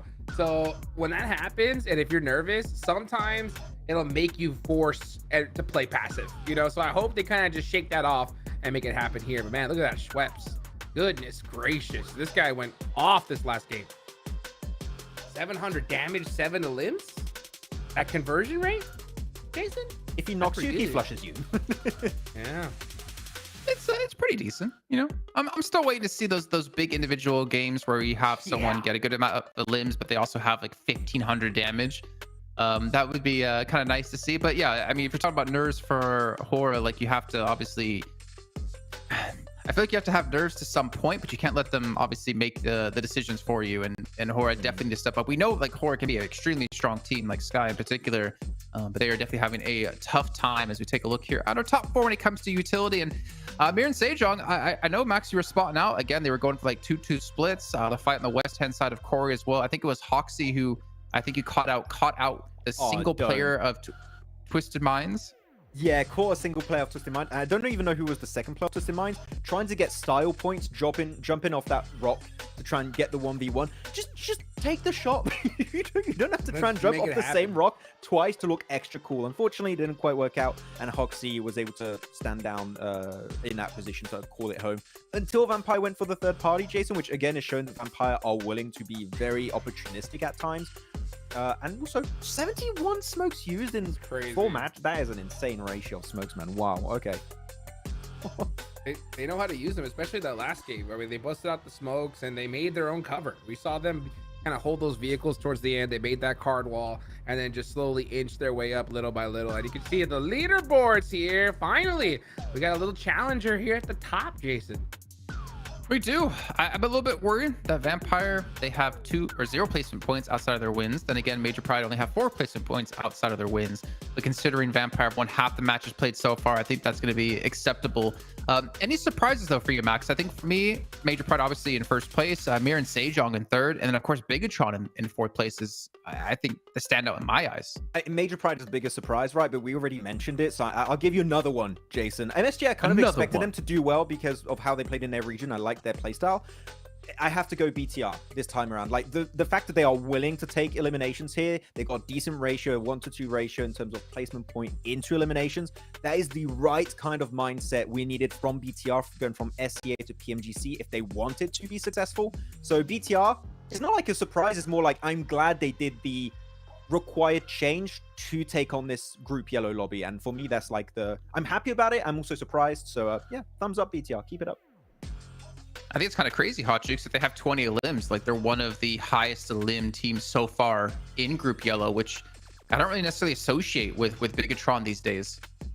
Yeah, and you know what? I think it's just the fact that Luxie's back home, dude. You know, Luxie is back home watching, and I think that's putting the pressure on the Zuxie himself, dude. You know, and that makes this team just perform at a level above the rest, you know? I don't know. I think that we're seeing those changes. We've seen them put in some good games. But, you know, I like the fact that we didn't just see them just get blessed every single time, you know?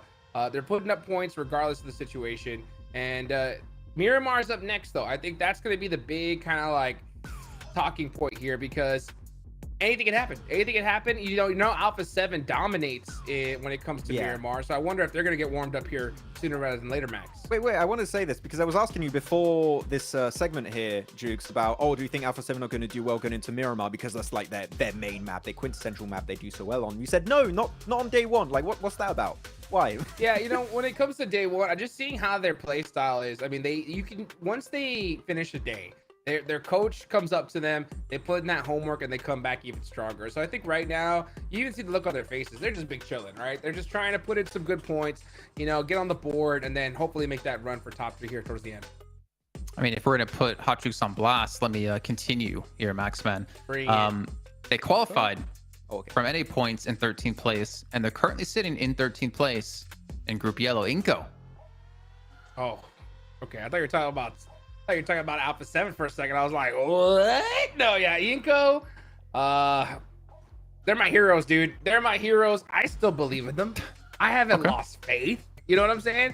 13th place. Yeah, it's not 11th. Yeah, it's not survival stage. But you know what is in the number 13? 3. You know? And third place, I think, is what they're going to get at the end of the day. Inko in third place, skimming on over to the finals. Okay. Watch it happen. So if you're so confident in that, would you wax your beard at PMGC Grand Finals if they don't make top 3 in Group Yellow? You said you believe. Waxing it. It's not my eyebrow, so I'm all about it. And you know what? We'll even You throw mean in like 20 putting bucks. beard wax in? I'm in. No, I'm in, we're dude. waxing I'll the make hair it off. nice and shiny and luscious. Yeah, so here, ladies and gentlemen, he does not believe in Inko. He's not willing to put the beard on the line. Even Max is willing to put his eyebrows on the line when it's required. But as you did mention, 13, it's not 11, it's not survival stage. We have DMR, Inko, Zeus, Twisted Minds, and Horror at the moment, all susceptible to being pushed out of the entire event. No chance to play in survival stage. And Twisted Mind, Max, I mean, that's kind of surprising, kind of not. What's your view? I have the impression, especially this last game, Jason, that we're seeing them pull off a OG Major Pride, which is maybe getting a little bit overconfident in their positions and being split. And you saw Hoxie here from MSJ just rocking up behind them and picking off the players of Twisted Minds off one by one by one. And then the entire team just gets completely destroyed. I want to see them play a little bit more packed together, Jason, right now. I don't feel that synergy, if I have to be completely honest, heading into Group Yellow. So again, there's that potential. We know they can frag out big time, like really big time, but they're not really giving themselves the tools to make that happen. So I want to see them fighting together a bit more. Really quickly, Zeus, number 3 when it comes to top 4 gunslingers. So it's the amount of damage they've done throughout these 4 matches. 3rd place, but they're currently sitting 14th. That's kind of crazy. I mean, they have 13 eliminations, 1 placement point. But kind of surprised to see them up there. Hopefully they can kind of turn their performance around a bit, maybe work on those placements. But yeah, Twisted Minds, man, I didn't really know what to expect for them. Did you have them in your top 3? No. As teams to watch, yeah, because like of the big names you have on the team, but we've seen it many times, Jason, right, where you have these big names getting together. It just doesn't quite work out execution-wise, but I do think they have, the willingness to iterate if day one doesn't quite go their way. I feel like they can do that. I don't think they have like this massive ego that, oh no, you're going to keep playing this when it's going to work out. We will see changes from this team, I do expect, but it's not been the big head start they maybe expected. That's for sure. Well, so Hotchix, Max talked about them being willing to do a 5-man rotation, right? Do you think we're going to see rotation on a day-to-day basis? Do you think we should see a rotation happen even now with how the performance has gone? What's your thoughts? I mean, I don't know, man. I wouldn't do it personally. I don't think we've ever seen a team win that has done that. I mean, can you recall one in the past? I don't think so. Well, when it comes to global events, no. 4MV, at least in the CSA region, very, very avid in swapping out players, though that was normally in the spring season, to be perfectly fair. Didn't really see too much of it in the fall season. But on that note, right, I don't think you would swap midday. You got to let the team play things out, get a good feel.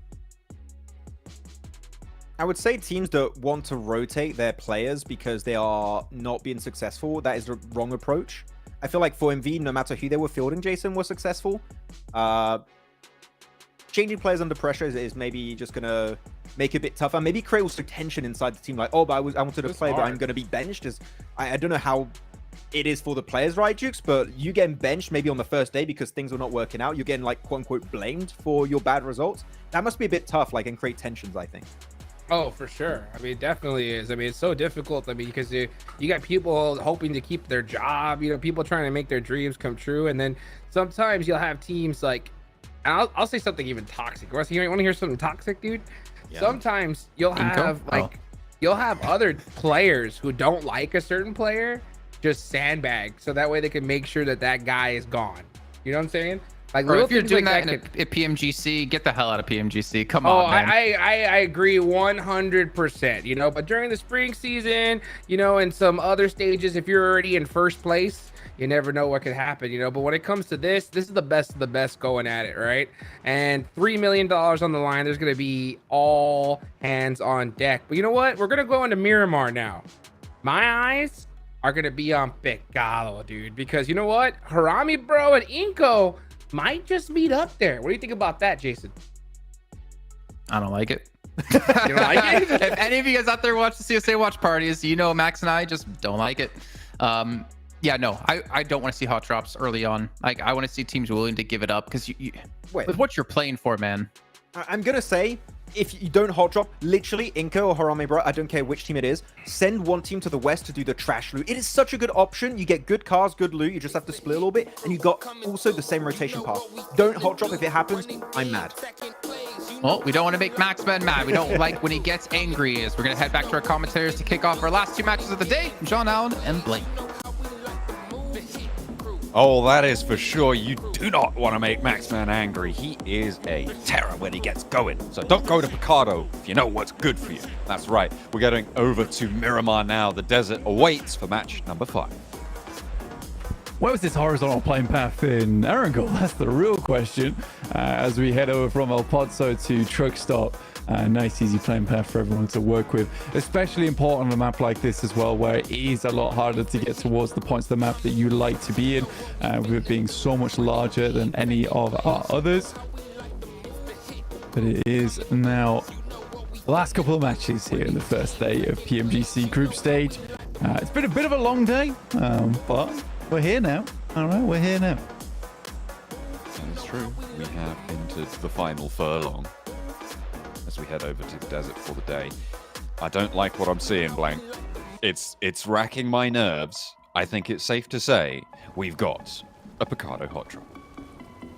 Yeah, probably. Unfortunately, on our hands. Inco, known to be a team that is rather hell-bent on going to the spots that they like to take.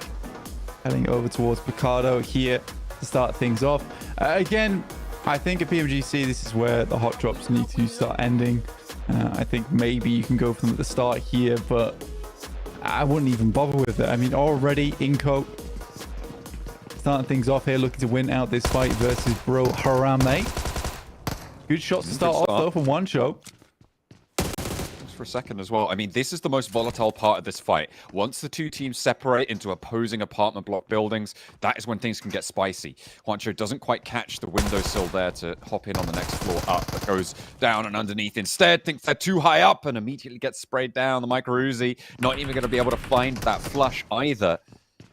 As the reses come through, the backup comes in as well. Inco moving their forces in. This is where teams will start to extricate themselves from one another. This is where it will slow down, and we'll be here for the next 12 minutes. Juancho heads back outside, and then Abete supporting the AKM at distance, preventing Rick from actually getting out this doorway here. It's a good off angle for them to have. Should enable the Reds to go through. Onto Juancho. Back up on his feet with Tommy gun. Yeah, not looking too hot here for Bro Harame, honestly. Nice shot. Nice little double pump there with the double barrel inactive. Finds another knock over towards Harame Bro, but another sent back in response. Juancho goes down, so both teams losing a player. And this is what you can expect from Picardo hot drops. Nobody really coming out clean. It is just a terrible time all round. I think it's safe to say that's what they're looking for. The vault on in. Federal able to make his way down a floor, not using the staircase. Hopping on in. Grabbing some loot. Knows there's still players marauding around upstairs, but not really too much you can do about it right now. Yeah, again, it's the sort of engagement that, like you said, no one really wins in. Unless it is one team where the skill gap is so much higher than the others, where they can quickly and comfortably take down an enemy squad. Inco is just ruining their chances, honestly, doing this. Remember, Miramar is 2 maps out of your day. It's quite hefty in terms of the points total, and it's one of the few maps where, because so much movement is allowed in that early game, and some of the positions towards the end game are so definite in terms of who wins, you can get these really chunky games off the back of it with high elimination count. So giving that up for maybe 1 or 2 elims early on in the match, I don't think it's too worth it for Inco. Looking for them, they are going up against Bro Harame, who I would say sort of equal skill range to them.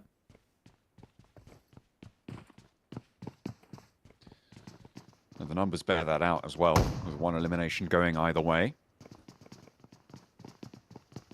dual wielding right now. Yappy for bro, completely in the wrong building. That's about time. Vitali, staying on the top floor. And this is where you just see, like I said before, the 12-minute mark come and go. Especially with this fact that this position is in the first circle. We're going to be waiting here for a long time between these two teams. I mean, the standoff... I don't even... Like, what can you do here? You're getting that spray, you're waiting for them to waste ammo so you can push up, but they're just going to fall back, get that reload, and hold the staircase further away. There's finally a little bit of an opening, and Federales may have overexposed there with the jump out, but no one's there to punish. They're looking for flushes.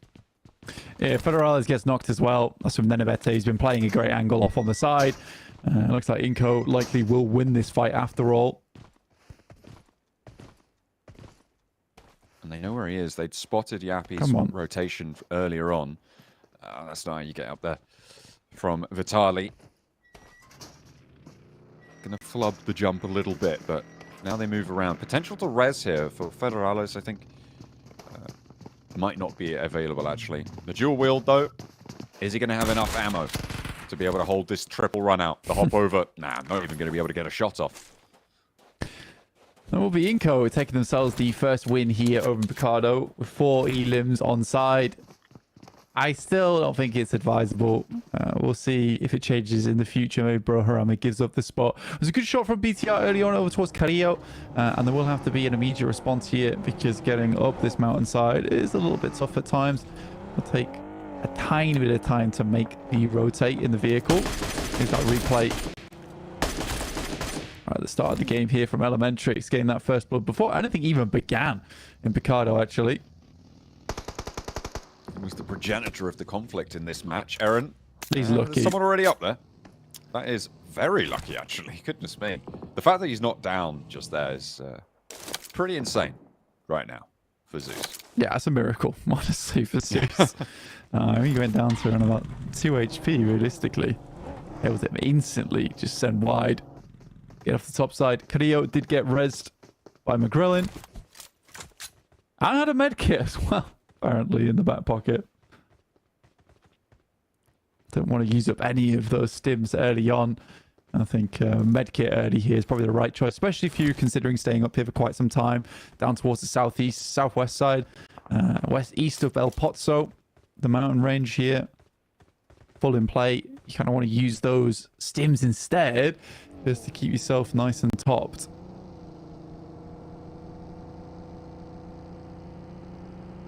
Team Spirit making their way in from the south side out to the west edge of Picardo. Oh, Ora, want to go on up there? Get in a scrap with Rita. Repositioning Sky forwards. There's a lot of players moving in for Ora. This is a big commit to the high ground here. Outside of the fields, and it's going to work out. I mean, Sky connects that spray. Dawkins just done, and okay, Zeus lose that outward point. Ooh, big nade. Yeah, Seka's not too great. Nade's at his own vehicle. Borrow. Send a nade across, but yeah, Rita getting sprayed down that distance is it's a good shot. There's not much you can say else about it, realistically. I think Rita, if he'd held the initial nade, might have got quite a lot of value off the back of it, and potentially Rita doesn't go down there. I think he had to hold the angle, but was just a little bit unconfident. I think it's because he only had one nade in pocket. Was hoping to back down and nade off the back of his teammates, hopefully get another one off it. Ooh, nasty shift. Yeah, look cool. at that. All the way up northwest to Crater Fields. Keeps all of that area to the east of Trailer Park in as well. So expect a lot of teams moving north, moving on that south side as well, up to the west edge. Before we get into this one thick. Yeah, it's a grim push for a lot of teams over towards that northwest side. I mean, most teams have already sent it up over towards Hacienda. So they've got a long way to go now. We'll have to start sending on fruit. The Muerte, though, with a lot of space to control over the north side, they can pass through La Cobreria nice and easily, potentially head towards the north side of Crater Fields off the back of that. Yeah, not a position on the map that a lot of teams really want to play in. They'll pop it down towards the south side as well. There's a lot of moving parts this circle here. A rough time of stuff. On the watchful eyes of Ora. Taking shots over towards Rotations coming through over towards Crater Fields. Real rough time of stuff for everybody moving in now. Duarte have made it through on this northern side. They've swung through and kept a bit of this hillside ahead, but Ora still have such great high ground angles. The issue that they have now is that they are right on the edge. They are committing to this high ground play. Yeah, best thing for Ora to do right now is just kind of to look out towards the east side, pick up as many points as they can from that, because there's a huge amount of teams moving through fairly open ground as well. No fear, though, up against Loops. Fits in underneath, takes some shots, does win out on the trade. Good dodges, good ducks as well to bait out some of the shots over the top end. That's a great pickup for No Fear. Ora still racking up those points a little bit. Nice and steady. What a pace for them. Over to Twisted Minds, they're moving in from the south side, going up towards Alpha 7's position. You can see they are over these hills, but Zeus and Major Pride not so lucky, embroiled with one another. Major Pride doing okay, but they've lost a player now. 4 eliminations found and keeping up those tallies. Trying to fend off Vampire with everything they got, but Vampire not quite stuck into this circle just yet. Now, they've had a long journey to make. And I think a lot of teams had the similar idea of sending up towards that north side and trying to break in on the south. You got Freakin' for Robs here, for Twisted Minds. So, sort of back to the old Nigma Galaxy roster, honestly. Freak, Lord, and Coops. With Doran being the standout here on the team. But a lot of residual history in terms of teamwork between all these players. Means that this isn't too terrible of a switch out. And for Robs, he's not on his game today, let's put it that way. So I think it's fair enough for him to move out there. I wonder if it's a map-specific choice, right? Going into Miramar, if this is something that we're going to see repeatedly from Twisted Minds, bring Robs back in for the first 4, last 2 going over towards Freak. And as you said, there is that synergy that exists from Nigma Galaxy rosters of old. So potentially, it's a map-specific one. Obviously, the little additions can make a lot of difference, right? You're changing a quarter of your team when you change out a player. So if for some reason it's more performance, I'm wondering if that's the reason. It would make sense as well. I mean, Robs for the longest time kind of has specialized in hand-to-hand combat, close quarters engagements that he's so well known for. And I mean, Miramar just isn't that. This is the map where you see the most amount of Mini 14s in play, the most amount of DMRs been brought out, and a lot of times you want to see Robs with a shotgun in his hand, and he doesn't really come online until you get to like stage 6, stage 7. I think the biggest question about it for me is who does Maxman support now? Because the Frenchman isn't on the battlefields anymore, right? So what's going on? What's going on there? We'll have to check in with him over on the analyst desk after this one to see just who he's backing. Team Spirit sat in the middle of these crater fields. I mean, this is always a little bit of a risk to go to these compounds. I mean, we saw them do it over towards Ruins on Sanhok at the start of the day. They did have to leave it eventually. Not gone very well for them there. RSG, I think it was, to be able to take them down from the south side of Ruins. But here they are again in a very isolated central position. Yeah. Safe for now, but once the circle leaves, a lot more tricky. Again, for Team Spirit, I think they've got one more gamble match in them. 28 points right now. This is the time where they're somewhat safe in 5th place, so they can gamble on a match like this, gamble towards Crater Fields, and if the circle keeps going over towards that way of things, they'll have a fantastic match moving forward. But if it does move away, then a lot of teams will already know that they're in here. You saw that some of the vehicles are already blown up, so escape from that location is slightly less available. But we'll wait and see what happens in stage 4. For the time being, Paragin don't quite have the grip on the side of the mountain. To be honest with you, Buggy shouldn't be able to do that in the first place. So Paragin trying to mess with the laws of physics. It is a silly thing to be able to climb up beyond vertical surfaces. But that's just sometimes how it is, you know? That's just how it be. Yeah, next circle close very shortly. 20 seconds now before stage 4. Vampires, though, have had a hell of a day. I've been really happy with the Vampires. And I think that they're a team that a lot of people have taken their eyes off over recent years, just in terms of their performance. I mean, they were unbelievable. They've made all the money in the world, to be honest here, over at PMWI and PMGC. So I think they're fairly pleased with how things have gone already. But they're still a consistent factor in a lot of our international tournaments. They're by no means a slouch team. Yeah, I'd like to see a bit more of them here in PMGC. Like you said, one of the highest earning rosters, I think, in the world for PUBG Mobile, which is saying something. Come on, Paragin. Look, it's not working.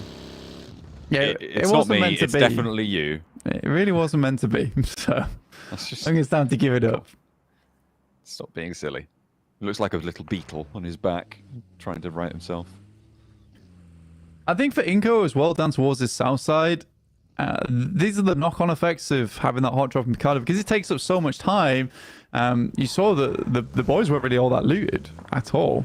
So you need to not only win that engagement in Picardo, but then you need to spend time to loot, and then you have to make your rotate. So you waste a good 6 minutes of time where you could potentially have been rotating. Muerte here, looking outwards as teams move towards them off in the distance. I think that is DRX. Muerte trying to leave some lead, at least into the side panels, if not connecting to the bodies of DRX. Pusher pushed off a little bit on the angle as well.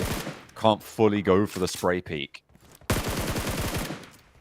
Shots coming in make that a little bit too tough, but DRX still maneuvering, getting their way into the north side. Team Spirit still sit ahead of them. Yeah, teams having to pass through credit fields is a little bit worrisome for them. I think Team Spirit will have a pretty good chokehold over towards that area, and it's RSG, Muerte, DRX all have to make that decision to move down from that north side. And there you go, Team Spirit already finding 2 players from Muerte right off the back there. With Tresley falling down and then knocking himself. I think there's just one more player left alive on Muerte then. That should be them now out. DRX taking shots, everybody laying down the Lord, and Muerte out, but everybody in this northwest side still needs to make their move. RSG need to try and shunt in, DRX as well. In the meantime, Vampire going to try and slam into this eastern point of it. Vampire taking a knock, but that's not going to slow them down. Stone continues to move forwards, continues this pressure. Yeah, pushing over towards DRX. I mean, they've waited a little bit, and they saw the push and pull coming through from DRX as well as Muerte finally find their moment to move on in. Here's DRX on our screens, currently safe, tucked away inside a building, but Vampires, Team Spirit all close by.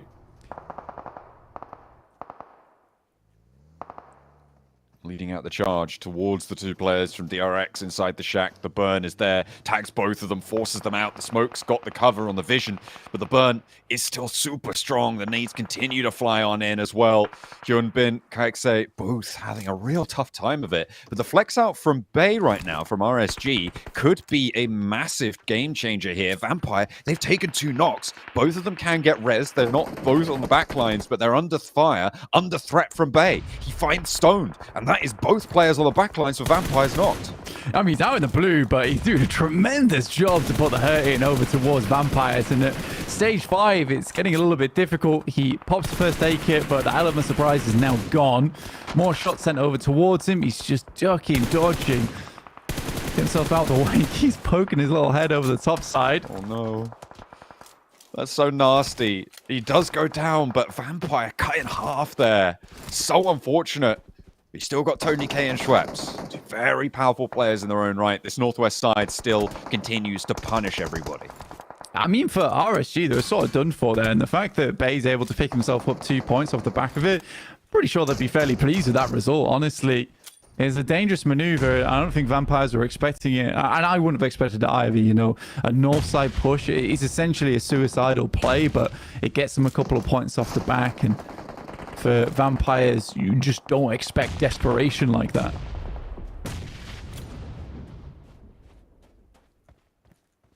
Team Spirit having a little bit of a scrap going on right now. Trying to fend off their position, but on the south side in the meantime, BTR clashing with Inko. Seems like these 2 teams just will not leave each other alone. BTR looking to try and win this one out again. Satar down on the high ground, but it's all up to Nenebete for Inko. Looks for more. We'll be able to find another spray down. A big challenge now in La Par with the pump action. Mini 14 in hand as well, but the nade should seal the deal. So it doesn't quite hit all of the damage. Genforce up the hill. The nade again just about tags enough damage in, and BTR stay alive. Will Twisted Mind's third party multi this effectively.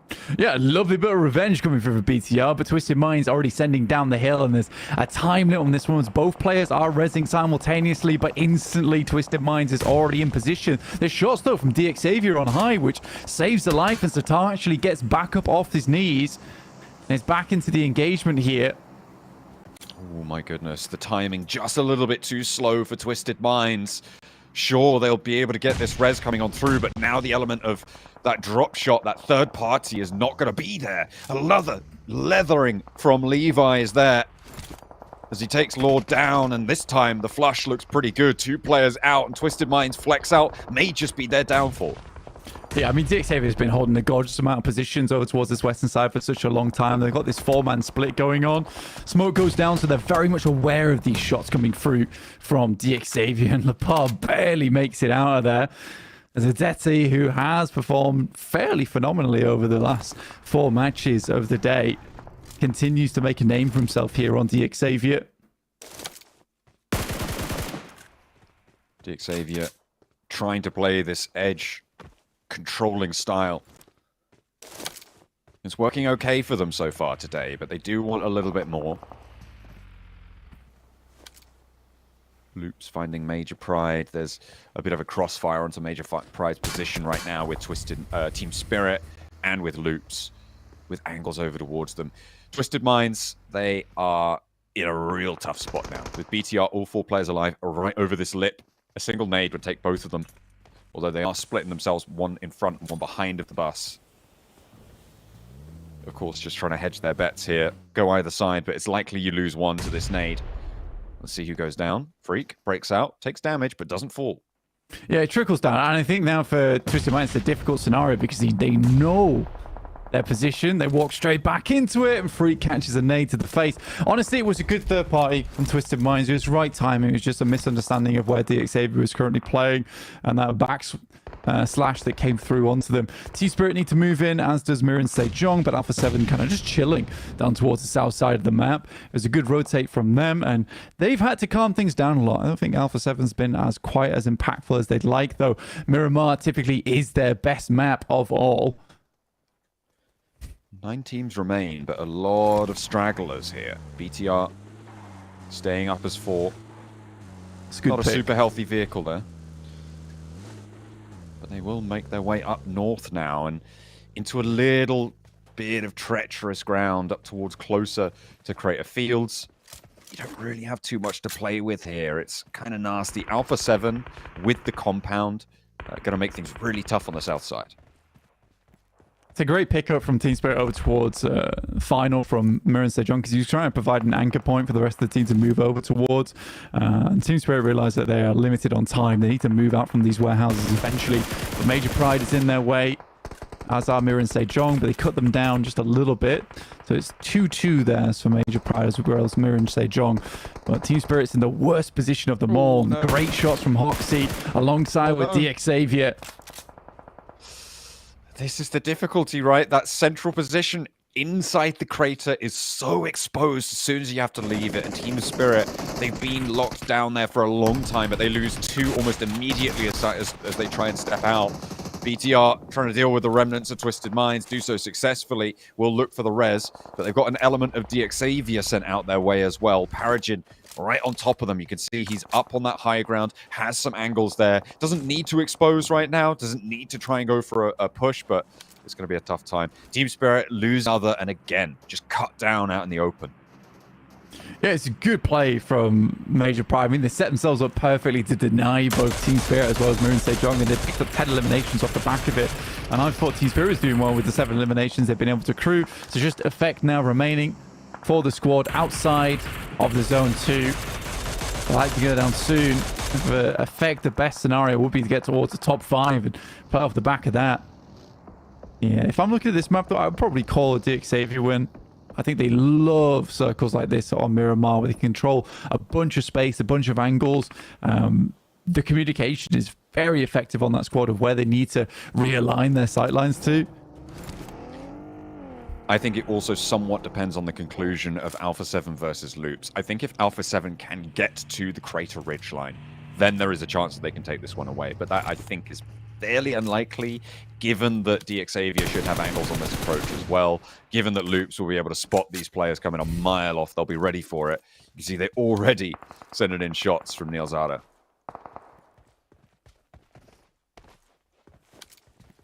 So Soko's extremely center actually benefits quite a lot over towards BTR, who I don't believe have lost a player just yet.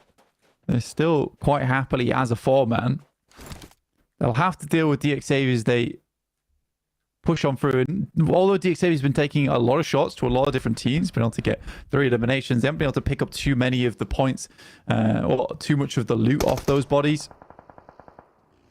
They'll have to work with what they've got here. Good shot from Effect, actually, over towards Luz. Picks up Rafinha. And we'll get the elimination off the back of it, send them towards 8 now. He's very much out of the zone. He is going to struggle to get in. He's got the buggy, but it's missing a tire. It'll be a little bit slow off the mark. Needs a lot of smoke to give him that cover, and even then, where does he go?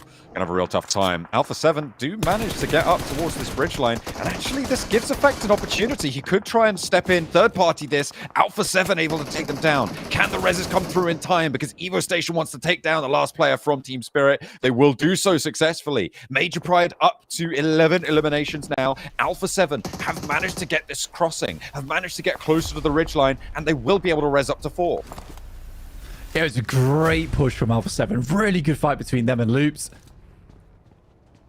And they were just distracted, honestly. I think that's what gives Alpha 7 the movement to head on that way. And I think as soon as you see that compound down towards the south move out from the circle, you better expect a push coming through on that south side. Finally, Elementrix is taken down there from Major Pride. That's from DXavier. You can still control this ridge side, but Alpha 7 is getting further and further into this match, and it's getting a little bit terrifying. This is them up to that ridge line. This is what I was talking about. That transition is now accomplished, and it gives them a really big advantage here. With BTR keeping DXavier at bay, and they themselves are trapped in. As soon as Evo Station goes down here with the blue zone pushing in, that'll be a fairly short order. They just need to pick off a couple of players from this engagement out to their west side, and this is Alpha 7's game. Yeah, the worst thing that can happen to Alpha 7 right now is just a couple of pickoffs over towards that back line. But it's not likely going to be something that pulls through, because right now BTR is way too occupied with DXavier. If anything, Alpha 7 could just slowly march up towards that western edge and break out into this fight between them and BTR. I think they're just slightly worried about potentially DXavier's angles on this fight. DXavier, I mean, reading that Evo Station's going down and leveraging that northern side now, the slopes downhill, is really important for them. This position, this movement, is the only thing that's going for them right now. They've disengaged from BTR. This is going to allow BTR to take shots over towards Alpha 7. It re-engages the triangle-style conflict that BTR were kind of hoping for. But DXavier are no longer at the back of the queue, so it gives them both a little bit more of a chance against Alpha 7.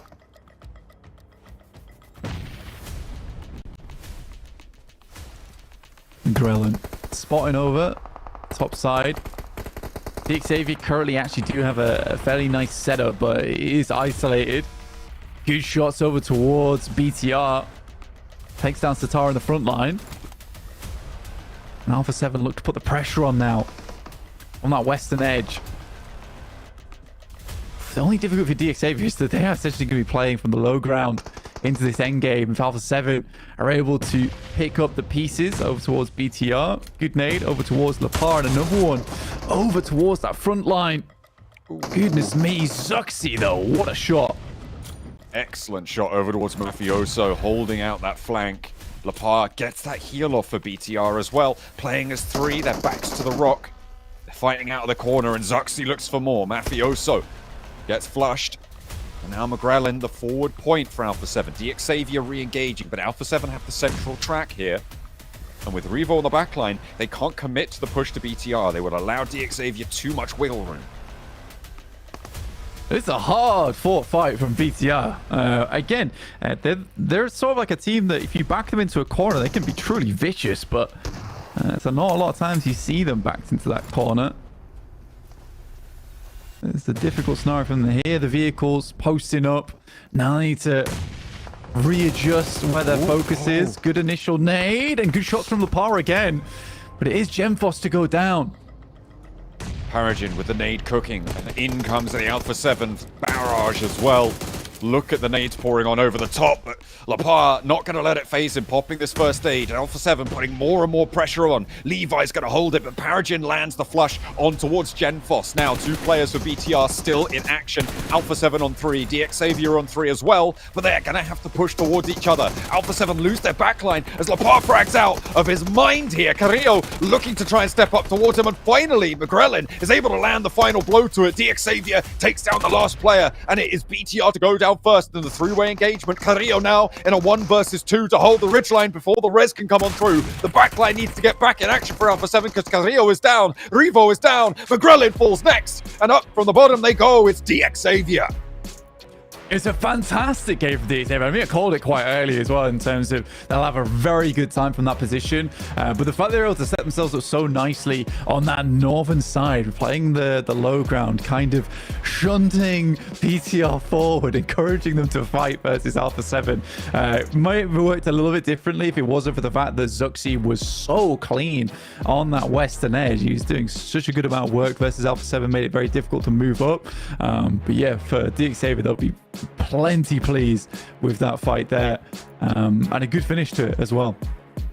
Absolutely, what a clean ending for DX Xavier. I mean, it was really tussly, very difficult to navigate against those rocks, but DX Xavier were able to claim the victory. A nice timely downhill rotate, able to give them the ground, the control that they needed, and take home the first chicken dinner of 2 Miramars. Well, I know we really want to discuss DX Xavier, Alpha 7, BTR in that 3-way battle, but we have to start from our roots here. Start from how the game initially kicked off. Inko. Yeah. And Harami, bro. Don't even get me started, man. It happened. It happened, but you have so many options. You have the trash loot to the west. There are compounds nearby that I saw were free. Like, you have options if you really want to. If you're Inko or Harame Bro, I think Harame Bro is going to understand.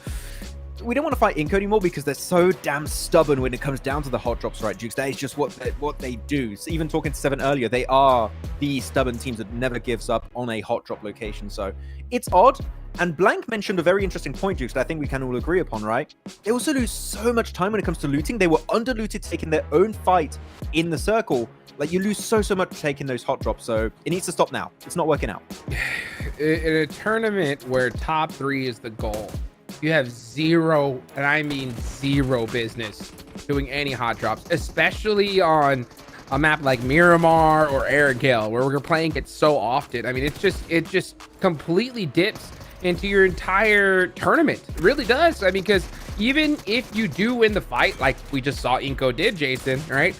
They are so far behind, like we mentioned, and it just puts them on the back foot for the rest of this game. So like the odds of getting like a decent or even a big game, they go down so significantly. Yeah, the only winning you get from that is just the couple of points that you get from the elimination. Otherwise, It's going to be all negatives. But speaking of the opposite of negatives, pauses. Paragin, 1,266 damage. Now, I know the man's not here, but at least he can be here in essence. Oh, yeah. Sees the 1,300 damage almost, gets himself in there, Scalars. But yeah, this is, again, I was talking about before, right? I want to see higher damage numbers. We did have like the nice 7 elims compared to the 700 damage. But man, 2 elims to 1,200 damage, Hot Jukes? Goddamn. That's a terrible conversion. That's terrible. He was doing tons of damage, just wasn't able to get those finishes. But still, I mean, hey, clutched up that chicken dinner, and that's something that a team, I think, like DX Xavier definitely needed to win sooner rather than later, Max. Yeah, for sure. I mean, DX Xavier, we knew they were going to get it eventually, and they showed it here.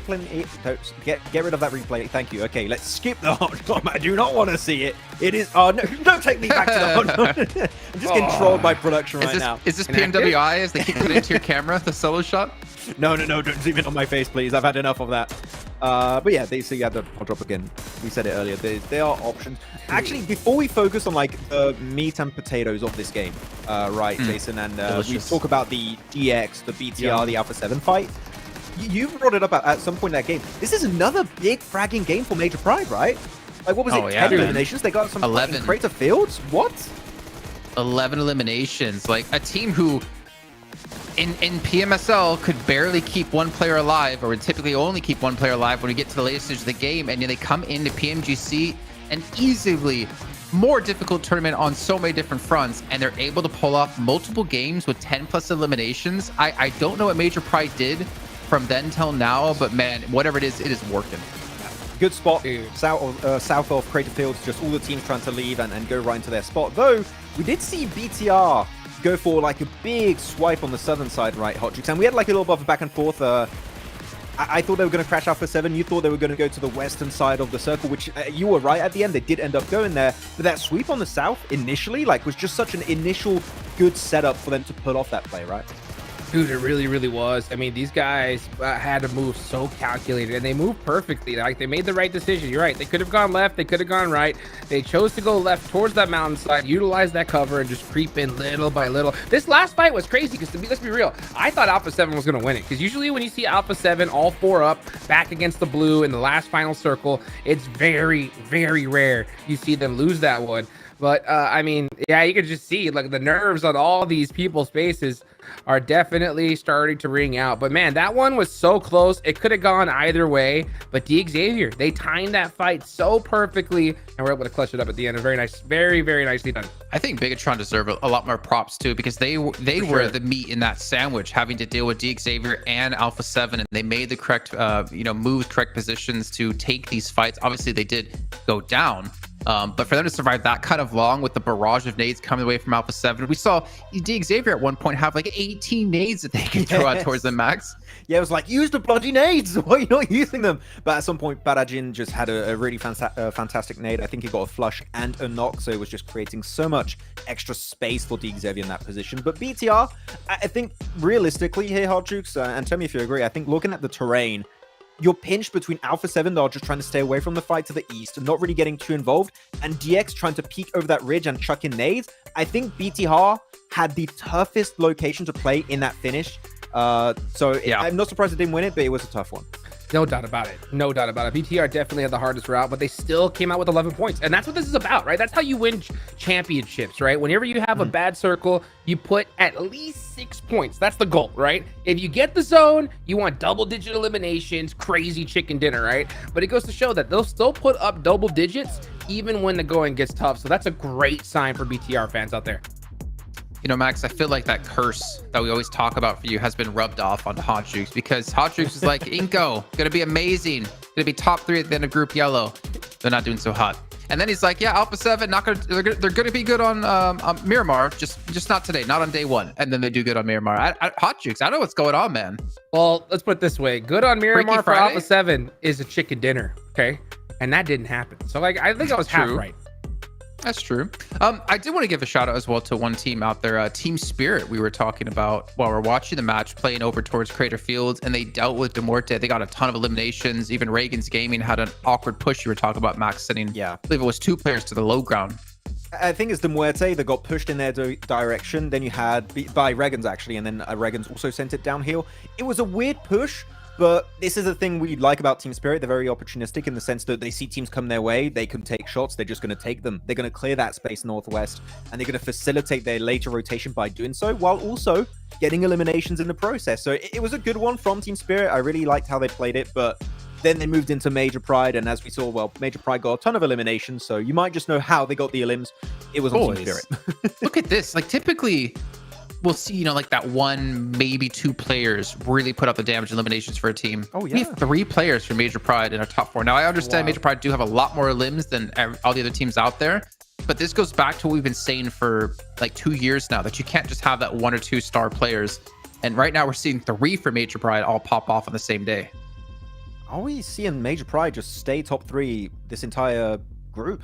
It's a real prospect because they're creating such a big cushion for themselves, right? I don't know what you think, Hardrix, but I'm like, if they keep this up for 2 days, I'd say top 3 is definitely possible for them to maintain that spot. Definitely. I mean, not to mention just the ease it's going to give them for the rest of these days. You know what I'm saying? The fact that they have 60 points, a good solid lead. That's a 20-point difference from them in 4th place, right? Now, 20 points is a lot, but it's also not that much. It's kind of like a double-edged sword because, I mean, one good game from one of these teams could pass them up easy, right? But, I mean, at the end of the day, if your goal is top 3, Major Pride, you got to be so stoked with how you performed today. They 42 limbs, man. Like Vampire. That's more limbs than 4th place in total points. Exactly.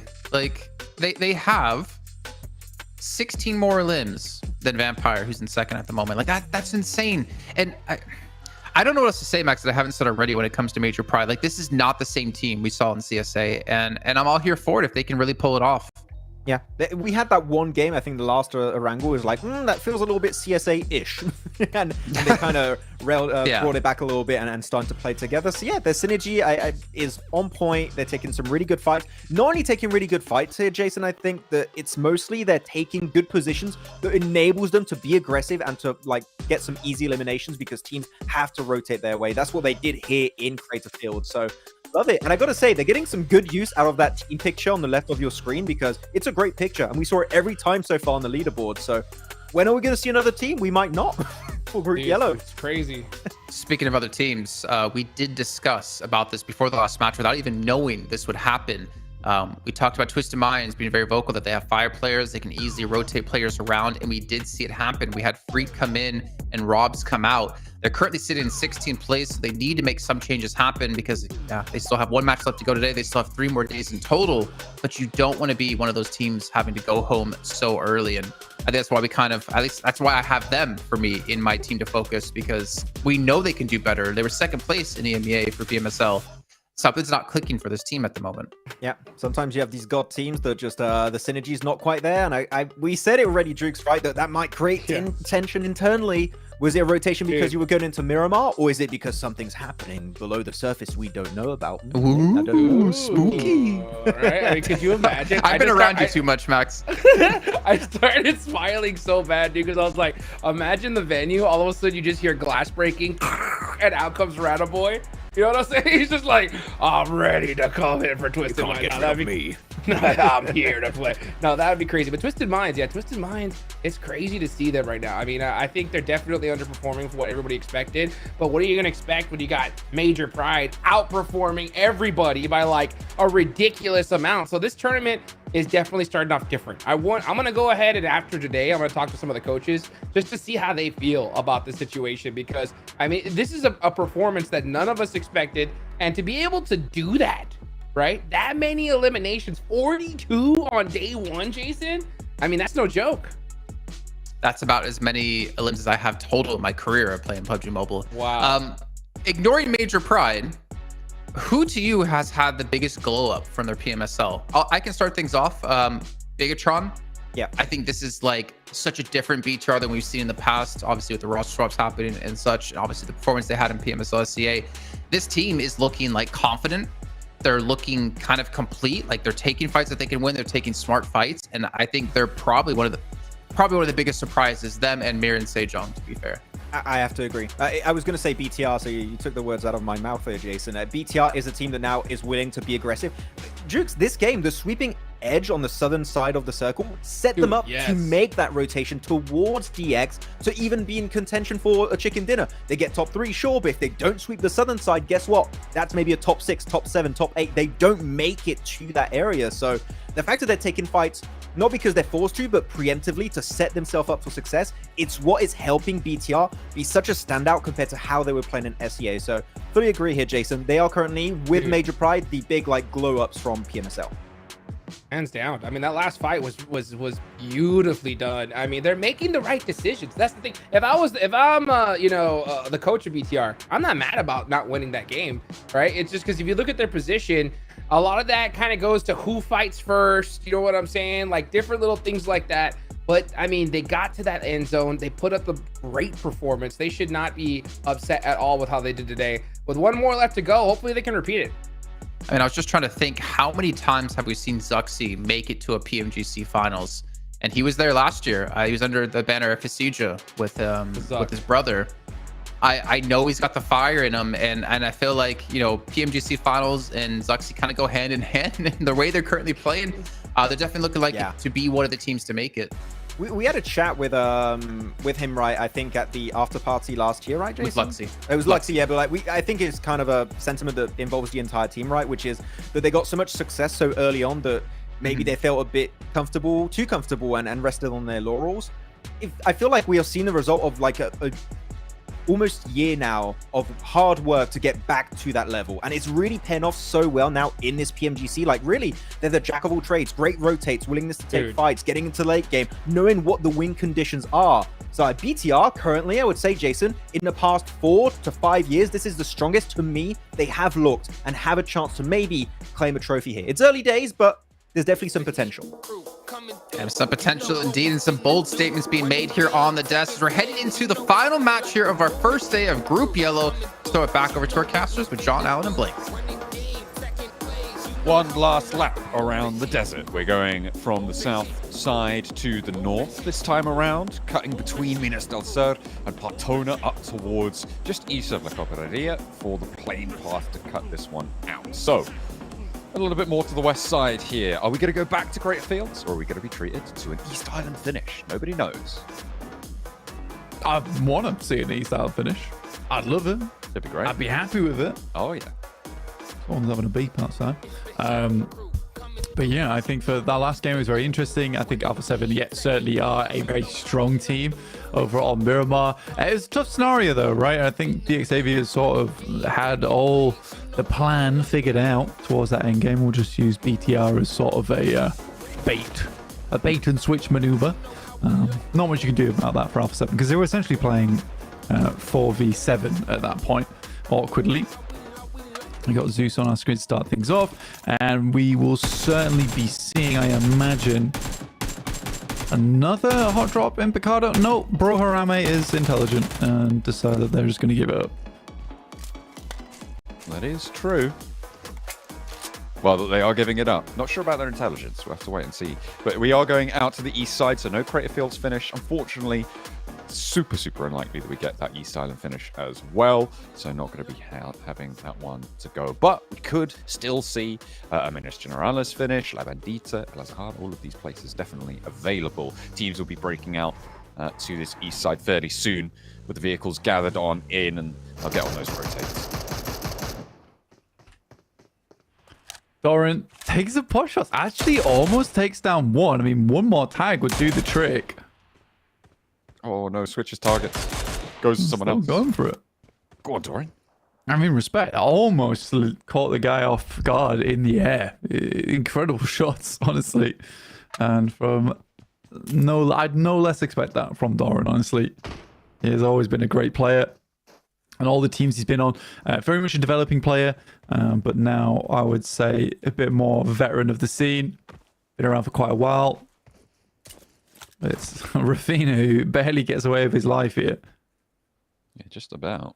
You got to be pretty pleased to touch the floor with your life intact. So that's good news for them.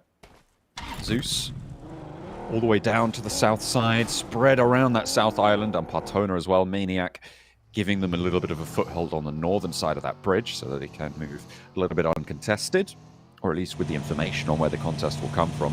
The circle being out east makes this south road not super busy, at least until probably minute 6, where teams from the west side may opt to go for a south coast rotate. So they've got a little bit of time, but they do need to get off that South Island fairly quickly. Yeah, I mean, the Zeus, they're very much out of the way. I mean, fair enough for trying to find a place to play, honestly. They're a team that definitely plays super far on the edge on some of these awkward circles. Not always confident to go for a bit of a alternative drop spot that's close towards the center of the circle, knowing that they might get caught up in something a bit more nasty. Usually their rotates are pretty fine though, so I'm okay with them playing down towards the south side. We do move further over towards the eastern edge of the map here.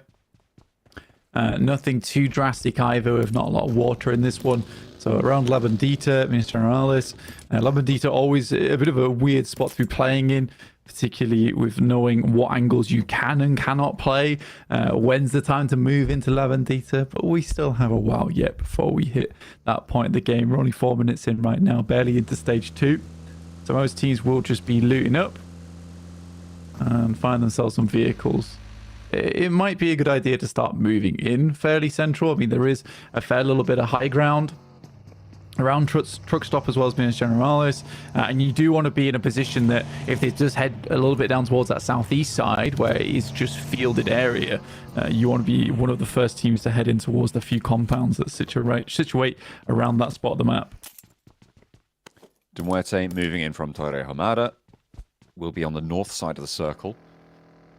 Just about finished their first rotation, and at 4 minutes and 40 seconds, that is pretty late into this one, so they'll start their looting phase now. However, they've already done a lot of their rotation phase, right? So they've just readjusted the time scale of their match to a little bit of a delayed looting stop. Twisted Minds, they're leaving through San Martin right now, heading out to the east side and trying to grab one of those positions central to this next circle. As Loops seem to have been happy to draw a little bit further out from the slap bang middle of the circle, but this high ground, very, very powerful for Nino to control the surrounding area. And Vampire is really central. I think first in a while they have just hit up a central spot straight away. I think a fair few of the circles today that we've seen from Vampires, it has been a case where although they have been within that initial stage 1, they haven't always had to move too far, and they'd rather sit in their loot spot and then play a little bit more towards the edge. But this is the first time we've seen them make a gun for quite a central spot inside the circle around Minas Generalis. And again, like I was saying earlier, it's something you want to do with this circle as well, just because there's quite a few spots around this area that just doesn't have a lot of space to play in. So you want to make sure you're one of the first.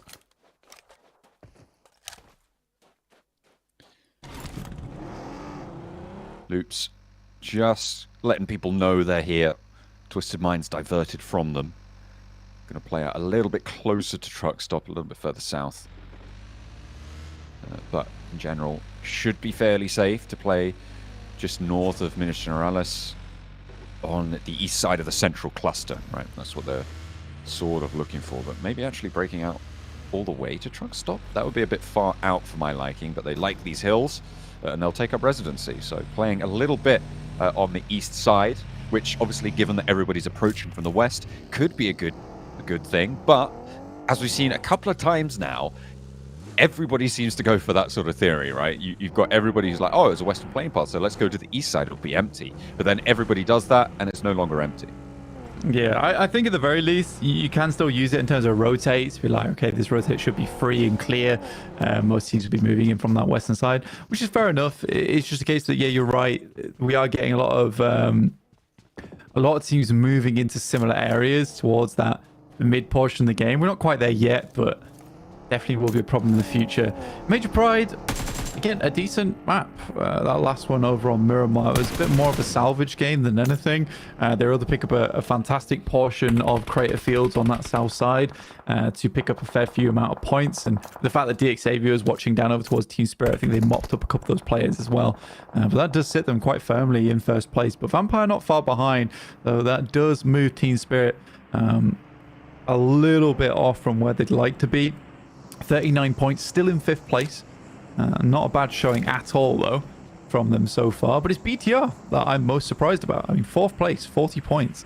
Fantastic stuff. I think the boys in the desk were saying that they've definitely had a glow up, and they certainly have. I mean, Zuxi wasn't really even part of the conversation a year back in terms of how he's performing. Moved over towards some collegiate teams. It really does feel like that competitive spirit hasn't ever left him.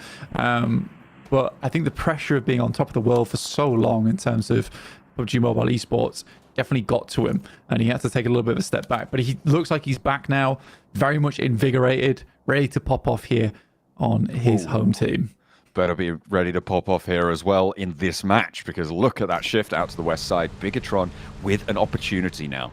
On the south of San Martin, they need to establish in the next 20 seconds where they want to be playing here. They need to make these moves. Luckily, they're already in the vehicles. Reading this circle is going to be so important for them. Playing north of Picado, between Picado and San Martin, those hills can be powerful, but you need to play them carefully.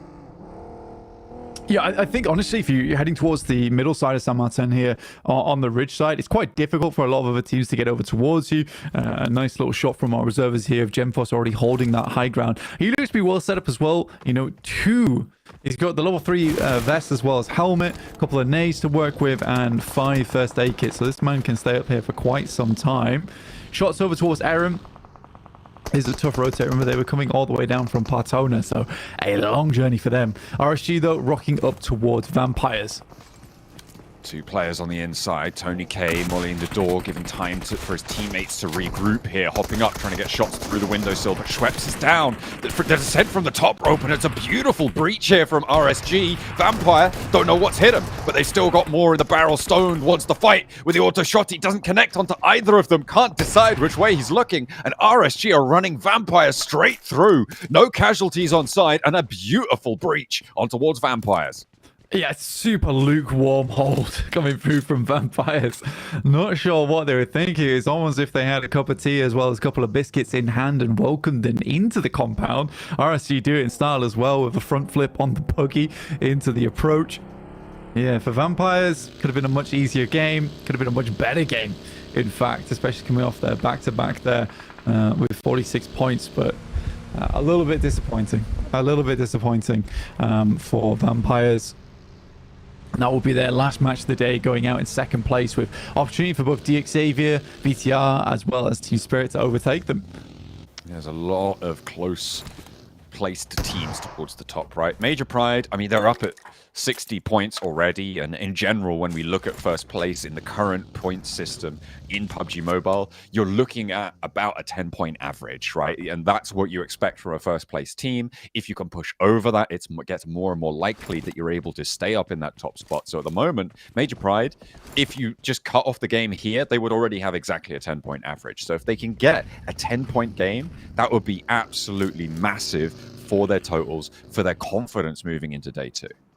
Yeah, I mean, they're not in a bad spot either, down towards the south side of Graveyard. I mean, they do have a little bit of a ways to go if this keeps moving over towards that western side, but I think for Major Pride, any extra points they get here, it's good news for them as we head in towards our third circle. The final map here on Miramar heads up towards that north side. Awkward circle, actually, but I think for Alpha 7, this is one that they should be well practiced on. You can play the compound that Loops Rafina is currently playing in, and then move potentially up over towards that northwest side. We'll see how well Horror does in terms of keeping Alpha 7 at bay, though, because if I was Alpha 7, we would be making that northwest rotate over towards Hacienda and playing on the edge of the ridge. Inco on the southeast side in the meantime, going to be turtling up yet again. Major Pride with their approach, they're already in on this circle, so just getting up to some buildings, getting some high ground over Loops, who sit very central on this roadside compound, wanting to stop Major Pride from getting these spots, but not going to be successful in that pursuit. Maybe. I'll take that back, though. Oh, no, it's BTR who are going to chime in from the southwest side, right? I was talking about how important it is for them to control this ridgeline between San Martin and Picado. It feels like they've taken a little bit of a back step here, but they didn't want to try and hold off the entirety of the lobby. DRX with a rough time on the roll-up here as Hoxie's given them jip, but we'll be able to find a little bit of a response. DRX going to lose a third in the ditch. Hoxie's down, but DRX going to lose all 4. Yeah, it's a good hold from Marin Sejong. I mean, a difficult hold to say the least, but good use of the shotguns. Having at least 2 of those on side alongside with Mini 14. They'd lose Hoxie, which isn't ideal considering he has been doing a lot of work for the team throughout today. But Marin Sejong has stayed within the conversation up towards that top 6 with just some pretty neat rotations, some good holds. Team Spirit getting certainly a bit of revenge for themselves over towards DXavier, as they was the ones to really cause them pain and trouble as they rotated away from Major Pride. And DRX, but only into the welcoming hands. Becca, not like to get off the top of this one, as Nino will take him down. So 2 players now for Major Pride remaining.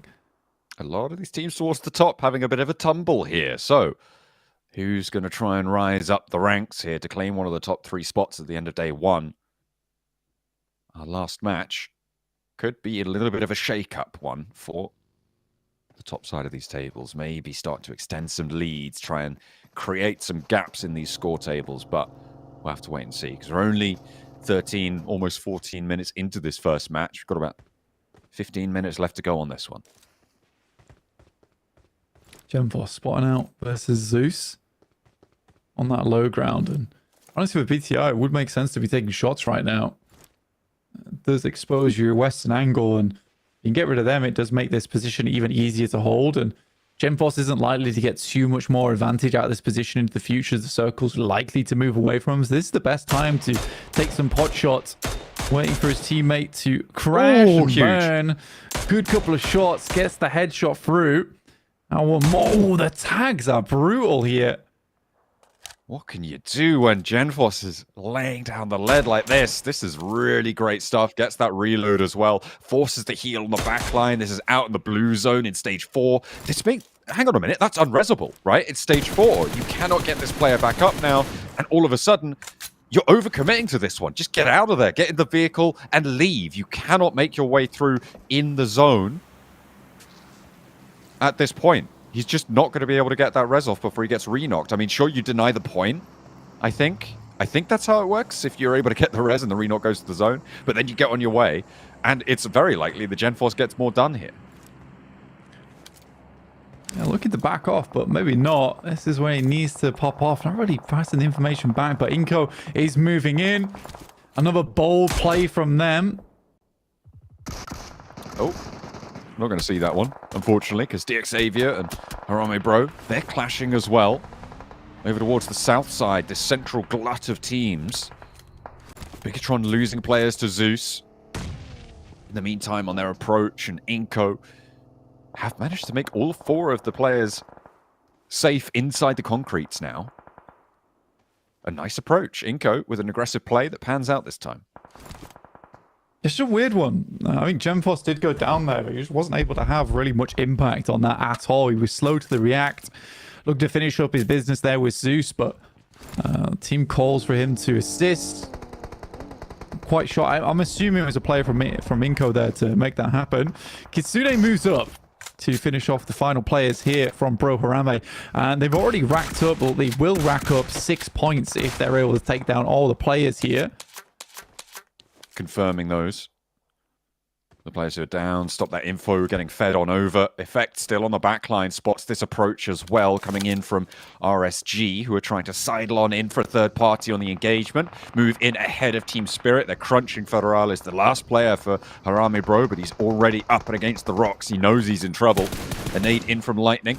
Looking for the spray down, and there's damage pouring through from Team Spirit. They leave Effect back, but he's going to look to regroup now. Nades forwards. They do not want to let RSG get on in to this engagement. In the midst of it all, the last player goes down from Harame Bro, and a nice nade to slow down RSG. Finds the knock onto GZ, but Nomi goes low. Not out of it, though. He'll be all right for now. More damage done. Another long nade. Could be decent, but doesn't go quite far enough. Desperately trying to get this one in. They know roughly where he's playing. That's a decent Molotov that's sent down. Spirit would like to clear this out because annoyingly for Team Spirit, they cleared out this region so they could push further up on this ridge side, and instantly RSG take a excellent position forward here to get ahead of the curve. Kitsune going down to loops as well off in the distance. This is rough now. Yeah, but a very good rotate from RSG. Gotta be said. A really timely rotate as well, capitalizing on that third-party position from Harame Bro that stopped Team Spirit early. Loops with the off angle now, though, will control a lot of this fight, and what that does is it forces both Team Spirit and RSG to be playing over the top of these hills, rather than trying to move out wide, rather than trying to go up high. It linearizes this fight. Back to front, very, very basic PUBG Mobile going on because of the suppression angles that Loops have on this position. Team Spirit, I think, honestly, maybe back it off a bit. I don't have to take this fight right now, especially with the new zone coming through. Just pushes back down towards that south side. RSG likely going to have to fend off versus a couple of solos on that northern edge, as well as the remainder of Major Pride. More shots going through over towards Alpha 7. McGrillen lucky to leave his life here, and they know they just have to leave Mafioso behind for the time being. 7. I mean, they just want to establish their trio. Maybe after they've got a little bit more safety, they can go back out and try and flex to Mafioso to get that res. Maybe that's what they're looking for now. You can see the vehicle moving in, so potential to get it after they've entrenched themselves. A little bit more cover off and a couple of off angles for them to suppress ridge lines. Loops, they've started to move, and that could change up Team Spirit's fight. They're going to go for it. God already down, and Nomi will bow him out of this one for the last entry today. 6 elims found so far for Team Spirit. Effect still on those backlines.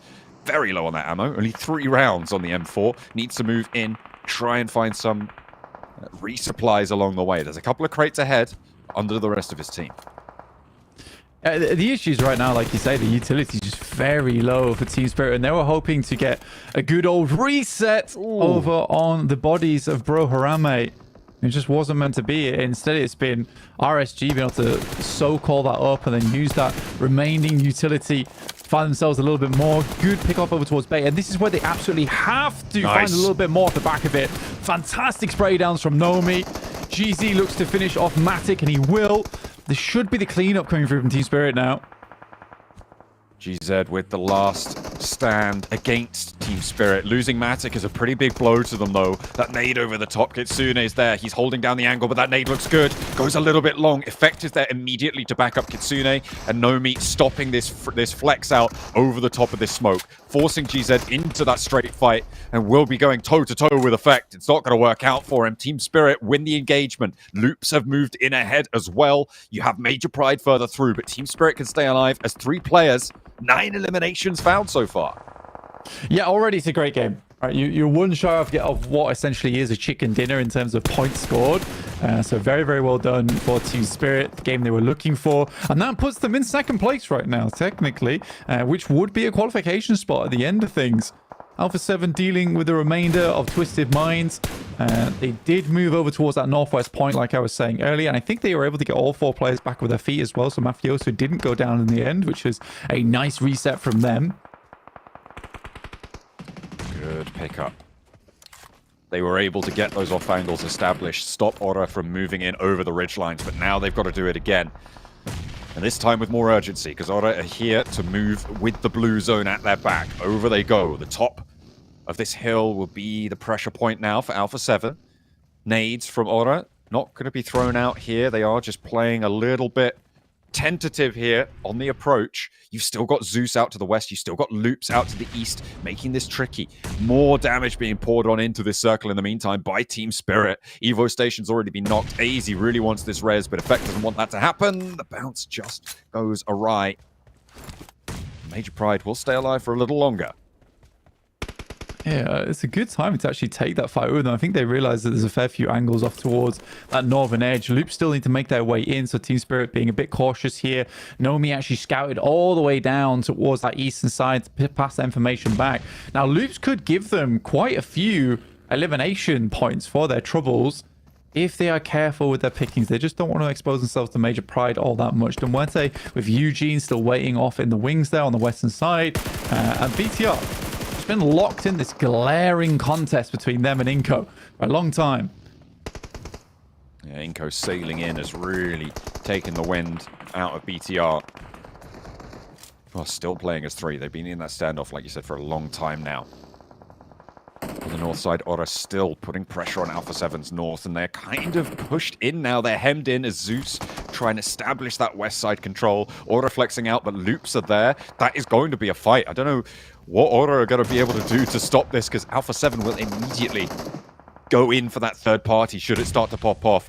As Loops actually gets shut down by Evo Station, a nade over towards Aura, and both of these 2 teams are falling short on this northeast side. But can Zeus make an opening here? Can they find themselves a little bit of a crack in the armor for Alpha 7? Because it's not happening on this northeast side. Aura cannot find anything. Mafioso clocks him. And now it's just Mr. Burrow to try and find the shots in response. 1 player down for Alpha 7. A lot of damage pouring on in. And there's even more to pour downhill as Aura gets swept aside. Loops from the east, Zeus from the west, and Alpha 7 stand tall through it all. Yeah, it's a great defense from Alpha 7. I mean, they are down to 3 players right now before they'll get the other players back up, but another knock goes through, so down to just 2 at the moment. I think for Team Spirit, they'd like to get involved in this as well, but there's still Major Pride ahead of them doing damage. Zeus is playing this cautiously. Nino knows where the 2 players from Major Pride currently are and tries to get a nade far across to them. That is Alpha 7 taking down the last of the two northern side players for Loops, but that nade looks pretty good. Doesn't quite get the knock. Onto Mafioso, he is healthy enough, and the res can come through. Alpha 7 desperately struggling to get their teammates back up and into the action here. It is a real tough time for them. McGrellin, the next to get rezzed here, as Revo puts the nades over towards Zeus. That plateau, so difficult to stay on, especially with the angles from BTR and Inco going to chime in fairly soon. The moment, it has been seriously bad news. Again, that's so frustrating that they're only able to get one knock over towards Major Pride, but they'll be locked in for all the res here. Effect has had so many nades, finally gets it in. Took a frustratingly long time to work with, and now Team Spirit can move up because that really was the only things holding them back.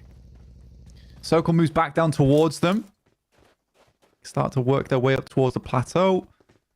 Eugene, though, might be a problem. I don't think they're aware of his position. I don't think anyone's really aware of his position right now. But they should know, considering a loot crate did just drop in this area and it has been fully looted. That should give it away. 11 eliminations for Team Spirit. That puts them up on 50 points right now, Blank. Including whatever, well, not including whatever placements they're able to accrue. Major Pride on 62 with the placement point that they got. So 12 more points for Team Spirit. It's doable.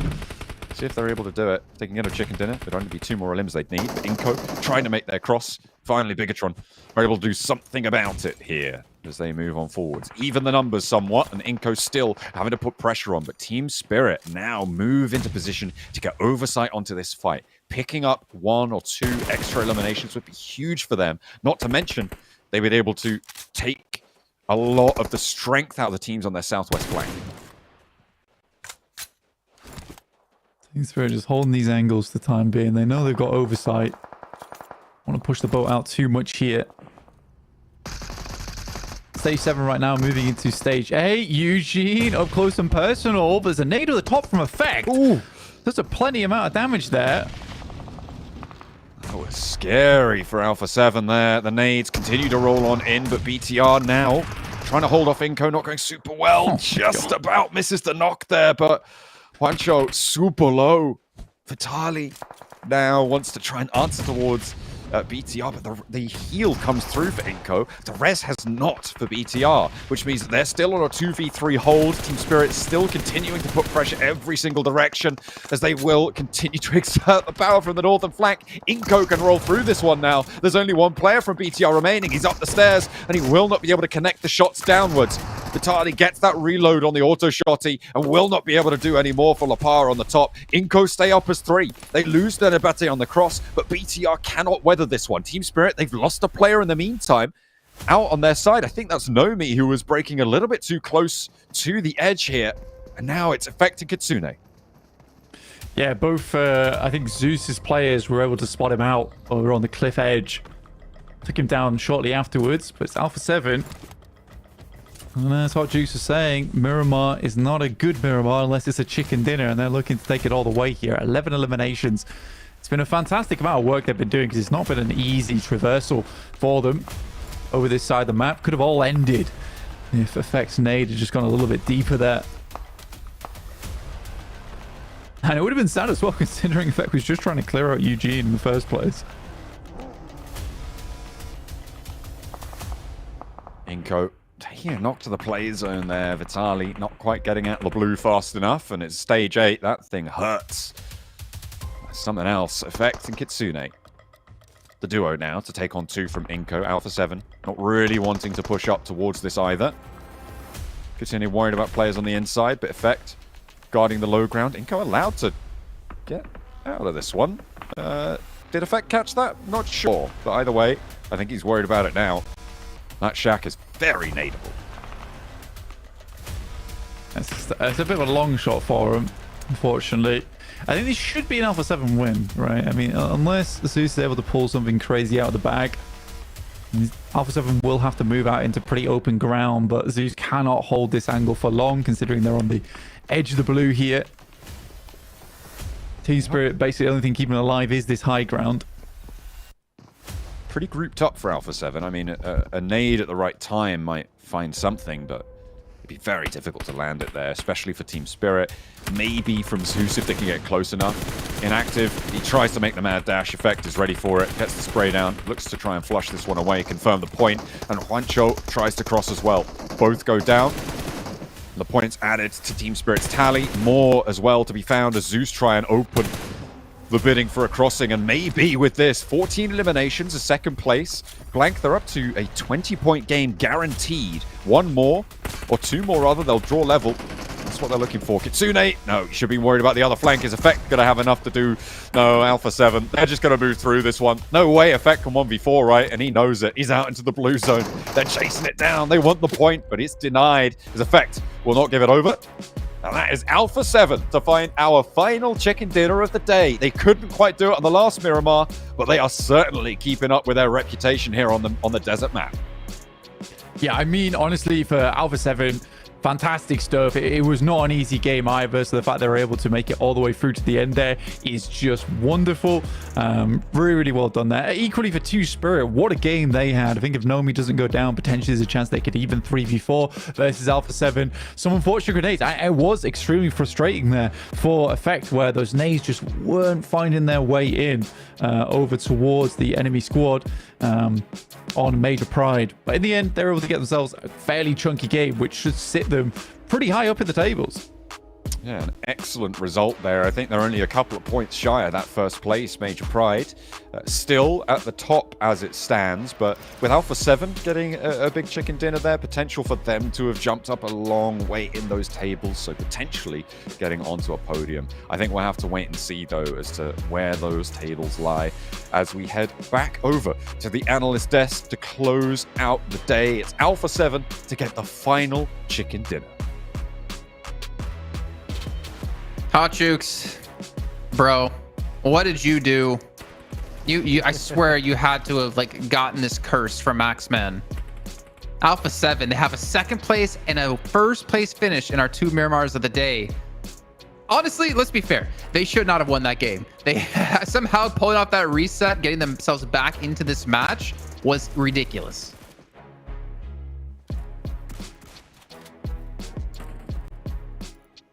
Man, when they get going on Miramar, these guys are hard to stop. And you just see that 12 eliminations. Almost got this 13 right there. Rebel with a jump shot, barely missing it there. But man, what a way to finish out the day. And you saw them right after they got that chicken dinner, Max. They were just like, yeah, you know, business as usual. No big deal. Another day in the office for Alpha 7. It goes as usual on this one. But as you talked about, Jason, the full reset is absolute madness in that situation. You're getting completely surrounded by Hora, by Loops, by Zeus, and you just get that lucky situation after Hora get eliminated, that you're in a dip, and Zeus starts shooting at Loops, enables you to go for the 3-man revive, get back as a 4-man team, obliterate everyone up there, and then go even sweeping to the eastern side versus Team Spirit to clutch the win. I mean, Jukes, this is one of the most impressive wins we have seen today, and the fact it came back from a team that was down to 1 player initially is absolute madness. So yeah, game of the day for sure. I mean, Dude, I think yeah, it's crazy. They couldn't have had that kind of result if also there weren't mistakes made by Zeus and Loops. Like, I feel like they should have easily been able to finish them off. So for anything, you know, Alpha 7 taking advantage of mistakes being made by the other teams around them to let them get the full reset was very well done. Yeah, that's the problem when it comes to Alpha 7. Like, if you're facing against them, you have to finish them. Like, you leave just one player up, and they'll come at you like twice as hard, and that's the most difficult thing for a lot of these teams to overcome. And you're right. I mean, a lot of squads could have easily just finished out Alpha 7 when they were down and out, but they didn't. And as soon as Alpha 7 just said, okay, all right, don't you worry about us, they got everybody back up, and then they just won this game out from under everybody else. Yeah, massive comeback. I have to bring up one team that I know what Max is going to say. Mira and Sejong. No. San Martin rotation. Talk to us about that. The thing is, I don't even know what to say other than like I literally am absolutely confused. Like, they used confusion and it was hyper effective on me. Okay, we're playing Pokemon right now. They sent it in San Martin when 90% of the circle right is the high ground south of San Martin, which means that there's a very high chance you're gonna have to pull off a wide rotation to get back into the circle. And guess what? The circle where it ends up ending is the compound that was right next to them the entire time. They could have sent it so early. Zeus was not even there. And they go into San Martin, get eliminated by Hora. We were talking to Seven a little bit during this game, right? And he said that looking at MSJ, it seems like they're kind of stuck in the old ways of never being willing to make adaptations. I think this is worse than that. I think that they just did a weird play. I just hope they can see that and like, yeah, that was bad. and just go back to the drawing board and change it because I don't get it. Well, there's going to be another team we're going to have to mention here as well. Another two teams, because they seem to love to clash. Inko and Bigatron, man. This time, Inko able to win out on the fight. It's been very back and forth between these two teams, including the redos we've had to have, Jukes. Yeah, I mean, 7 points total in this one for Inko. Not bad, not bad. They'll take it for sure. I mean, but at the end of the day, again, guys, top 3 is the goal. That's going to get you that golden ticket to the finals. So Inko and all these other teams are going to have a big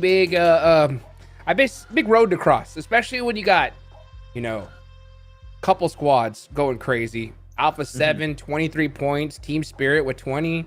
I mean, man, but Vampire going out early here in Miramar. What do you think about that, Max? It's not good. Not good. Not good at the bottom. I mean, the bubble, right? But they had 2 wins, so one bad match. It happens every once in a while. I'm okay with that. Though I do want to bring it to a team that you talked about during that game here, Jason, which is Team Spirit, man. Not a bad day, realistically. Not a bad day, especially after PMWC. I think that people were a bit not sure what to expect from a Team Spirit globally speaking. This is like one of the best starts we've seen from them globally in a long time. So I want to see a continuation of that. But Team Spirit, good high ground control against all the teams around them. Please give me more of that. Good job. I actually want to know where they are in our leaderboards, more importantly towards the eliminations and placements, and kind of see the balance between the two, because I feel like one thing they really struggled with thinking back in the past was, obviously both, considering where they placed at PMWC. But I feel like it was their kind of eliminations that they were kind of dragging behind on. But we can see here 38, and they're currently sitting in second place, 3 points out from Major Pride in first. This is definitely not the top 3 that I expected necessarily in this order, with Major Pride up there. But hey, as you said, Max, during the match, my prediction is looking pretty good here. Yeah, your teams are up there. Mine too, except for GRX. They're not even on the first page, but they're definitely closer to the top. So this is like, we had a bit of a weird start, I would say, at the start today, but we are getting back to normality slowly but surely with your big teams like your Team Spirit, Alpha 7, Vampire, D, Xavier. Also, I'm still waiting though, Jukes, for my BTR win. It is going to happen. Okay. It is unavoidable at this point, okay? Yeah. We are going to get a win, but when is it going to happen? Not sure, but it will. Yeah, it will, and it's going to be a big one. I have a big feeling that's going to come around soon. I mean, I'm looking at the second page right here. A lot of work that needs to be done for these teams. The biggest shock to me, though, without a doubt, besides Major Pride going crazy, Twisted Minds, man. Oh, what do you think's going on? I thought you were saying with Inko not team, being Jason? top 3. I thought you were saying Inko not being top 3 is the biggest surprise for you. You know what? Yeah, Inko's the most improved, 100%. I don't know what's going on with Twisted Minds. I mean, they have the pieces to the puzzle to make it work. Like, they have the skill to compete at this level. But we, in my opinion, haven't really seen Coops be Coops. Like, we haven't seen him be a big playmaker, which is typically what he does for every single team he plays on. We've obviously seen some roster swap come in, right? We had Freak go in for Robs, who came out. I believe they kept it that way in the final match as well. But they are definitely struggling, but I feel like I know Coops enough that when we get into tomorrow, they're going to come much more prepared, and we should see a different Twisted Minds tomorrow. I think there's a bit of blood in the water. I don't know what's going on. I feel like some things are going on in the background. They're looking at our daily MVP. It's going to be Nomi for day 1. Look at that. I mean, most of the back of their 2 big games they had, of course, the second place and the chicken dinner earlier, but hey, good job. Nomi, we know looking at EMEA, right, that this guy is on top. He's one of the best fraggers of the region. So I am glad to see him also performing like this on PMGC. It makes me very happy to see that happen. That's pretty good. That's pretty good. I completely agree. For Nomi, who kind of came not necessarily out of nowhere, but the play he brought to EMEA that I mentioned before, this kind of 1-3 play that we saw, he's been such a hidden gem, I would want to say. He's obviously has big names on his team with Matic, Kitsune, and Effect. but I feel like he's definitely coming into his own, that he can be the biggest name on the team. I don't even think we necessarily seen him fully unlocked. I feel like Team Spirit in general have all been playing well. It's not that one individual player to carry them through, like we talk about many times, like we see with Major Pride having 3 players in our top assists, 3 players in our top damage dealers, 3 players in our top fraggers. But this is a good sign for Team Spirit, and it's so weird to see Kitsune not be really bad the first couple days, like the team he's on, and then just play really well at the end. We're seeing like them and Alpha 7 change things up here and finally figure out what they can do in the beginning instead of just playing at the end. Yeah, looking at the top fraggers, I really have to highlight again, like Major Pride, 3 out of 4 top fraggers are Major Pride players. Like from a team that, Jason, we said, right, after CSA, we didn't really have high expectations. 3 players up there. Like, this is one of the biggest glow ups. Like, we talked about BTR earlier, but really the biggest glow up right now is Major Pride from the CSA PMSL going into PMGC. Absolute madness. Though, Hodrix, I have a question that I am going to say I don't think is going to be the case. I don't know how you feel. Are we going to see this continue tomorrow? I'm like, yeah, I'm not too sure about it, but it's a tough one. Well, I mean, I expected one team to shock us. That was kind of like in just my feelings, you know what I'm saying? And did I expect Major Pride? No, not at all, especially with this kind of performance. I hope so. I hope so, because if it is going to happen, it starts off like this, right? It starts off with a crazy day 1 where it's just like, hey, we got confidence. We can make this happen. But I hope that they stay on their toes, because guess what? All these other teams, they're going to adapt, Jason, right? We see that happen so many times in a tournament like this. Yeah, I even if they maintain the same skill from today to tomorrow, I feel like they're still not going to have the same performance tomorrow that they had today, because I think every other team is going to come back that much more improved. I think Alpha 7, they finally got warm here, getting their 2 really good performances on Miramar's. Team Spirit, we saw a Vampire. Like, we're seeing a lot of these other teams start to get into their groove as the day progressed on. So I feel like eventually we're going to see Major Pride caught by a couple of teams. And you know, you guys at home who are watching, maybe you want to play like the pros. You can pick yourself up one of these awesome Infinix GT20 Pros with a 144 hertz AMOLED screen. Max, you still haven't picked yours up yet, right? It's still in the other room. I'll have it tomorrow. It's fine. Trust. He's not going to remember tomorrow. And of course, the 120 FPS as well. If you guys want to play at the pros, make sure you guys pick this up. I've been very, very happy with mine. I know Max has as well. And you guys who are also in the UK area, maybe not in the UK area, you can actually still buy tickets at the moment to go visit us at PMGC Grand Finals from the 6th to the 8th of December. Not only do you get a ticket to the event, you get a ticket to get a draw in the 2024 PMGC items as well. Not to mention there's some merch and events as well in the event for you guys to participate in. So make sure you guys do it right now. You can see all the details here at the bottom of the screen. But before we do end off the day, gentlemen, I want to give you a quick little second, you know, talk to us about the day in your eyes, the highs, the lows, and what you're looking forward to tomorrow. Weird start and expected ending. It's pretty much the recap that we have for this one. No, it sets some really good expectations here, Jason, that sure, we got these big teams that we expect to do well, right? But there are some very big surprises happening in Group Yellow, which is, as we call it, the group of death. Every other group has potential to put upsets on the table and have some big surprises available for us. So it gets me excited for the rest of the event, man. I'm really hyped. Hey, man, dude, I couldn't have said it better. I mean, he hit all the points. Tomorrow's going to be crazy. I think if day 1 of what we saw of just Group Yellow alone is any indication of how the rest of Group Yellow is going to go, or the rest of all the groups are going to go, it is going to be insane. You guys aren't going to miss this. Make sure you tune in yet again tomorrow for day 2 of Group Yellow for the PUBG Mobile Global Champions 2024 League Stage, and we'll see you then.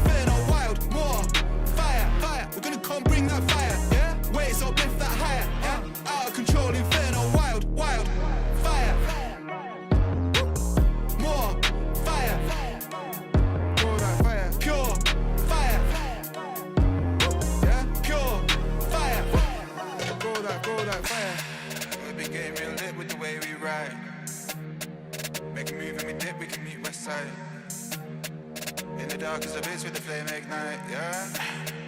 It's back for the bricks getting switched tonight. Pure fire, ripping the drill, bringing the heat, and you know that the deal. Getting the goal, baby, you know that the real. I'm gonna confirm that I'm lit in the field, yeah. We're taking the block, breaking inferno, we're breaking the lock. Selling our beats and we're selling the lot. Burning the heat and we're ready to top. Pure fire, fire, we're gonna come bring that fire, yeah. We could've gone lifted higher, yeah. Out of control, inferno, wild, more fire, fire, we're gonna come bring that fire, yeah. Waves up, lift that higher, yeah. Out of control, inferno, wild, wild, fire, fire, fire, yeah. More fire, fire, fire, go that fire, pure, yeah. Pure fire, fire, fire, go that fire. Pure fire, ripping the drill, bringing the heat, and you know that the deal. Getting the goal, baby, you know that the real. Gonna confirm that we're lit in the field, fam. Taking the block, bringing inferno, we're breaking the locks. Bringing the heat like we're bringing the heart. Pure fire, yeah, more fire, go that fire. Pure fire, yeah, pure fire, go that fire. Pure fire, fire, we're gonna come bring that fire, yeah. We could've gone lifted higher, yeah. Out of control, inferno, wild, more fire, fire, we're gonna come bring that fire, yeah. Waves up, lift that higher, yeah. Out of control, inferno, wild, pure fire. Pure fire, yeah, more fire, go like fire. Pure fire, yeah, more fire. Pure fire, fire, we're gonna come bring that fire, yeah. We could've gone lifted higher, yeah. Out of control, inferno, wild, more fire, fire, we're gonna come bring that fire, yeah. Waves up, lift that higher, yeah. Out of control, inferno, wild, wild, fire.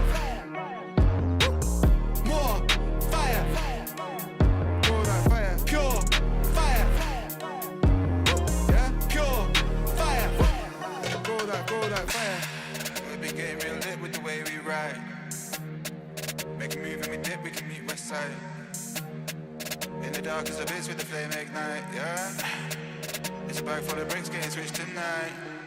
Pure fire, ripping the drill, bringing the heat, and you know that the deal. Getting the goal, baby, you know that the real. I'm gonna confirm that I'm lit in the field, yeah. We're taking the block, breaking inferno, we're breaking the lock. Selling our beats and we're selling the lot. Burning the heat and we're ready to top. Pure fire, fire, we're gonna come bring that fire.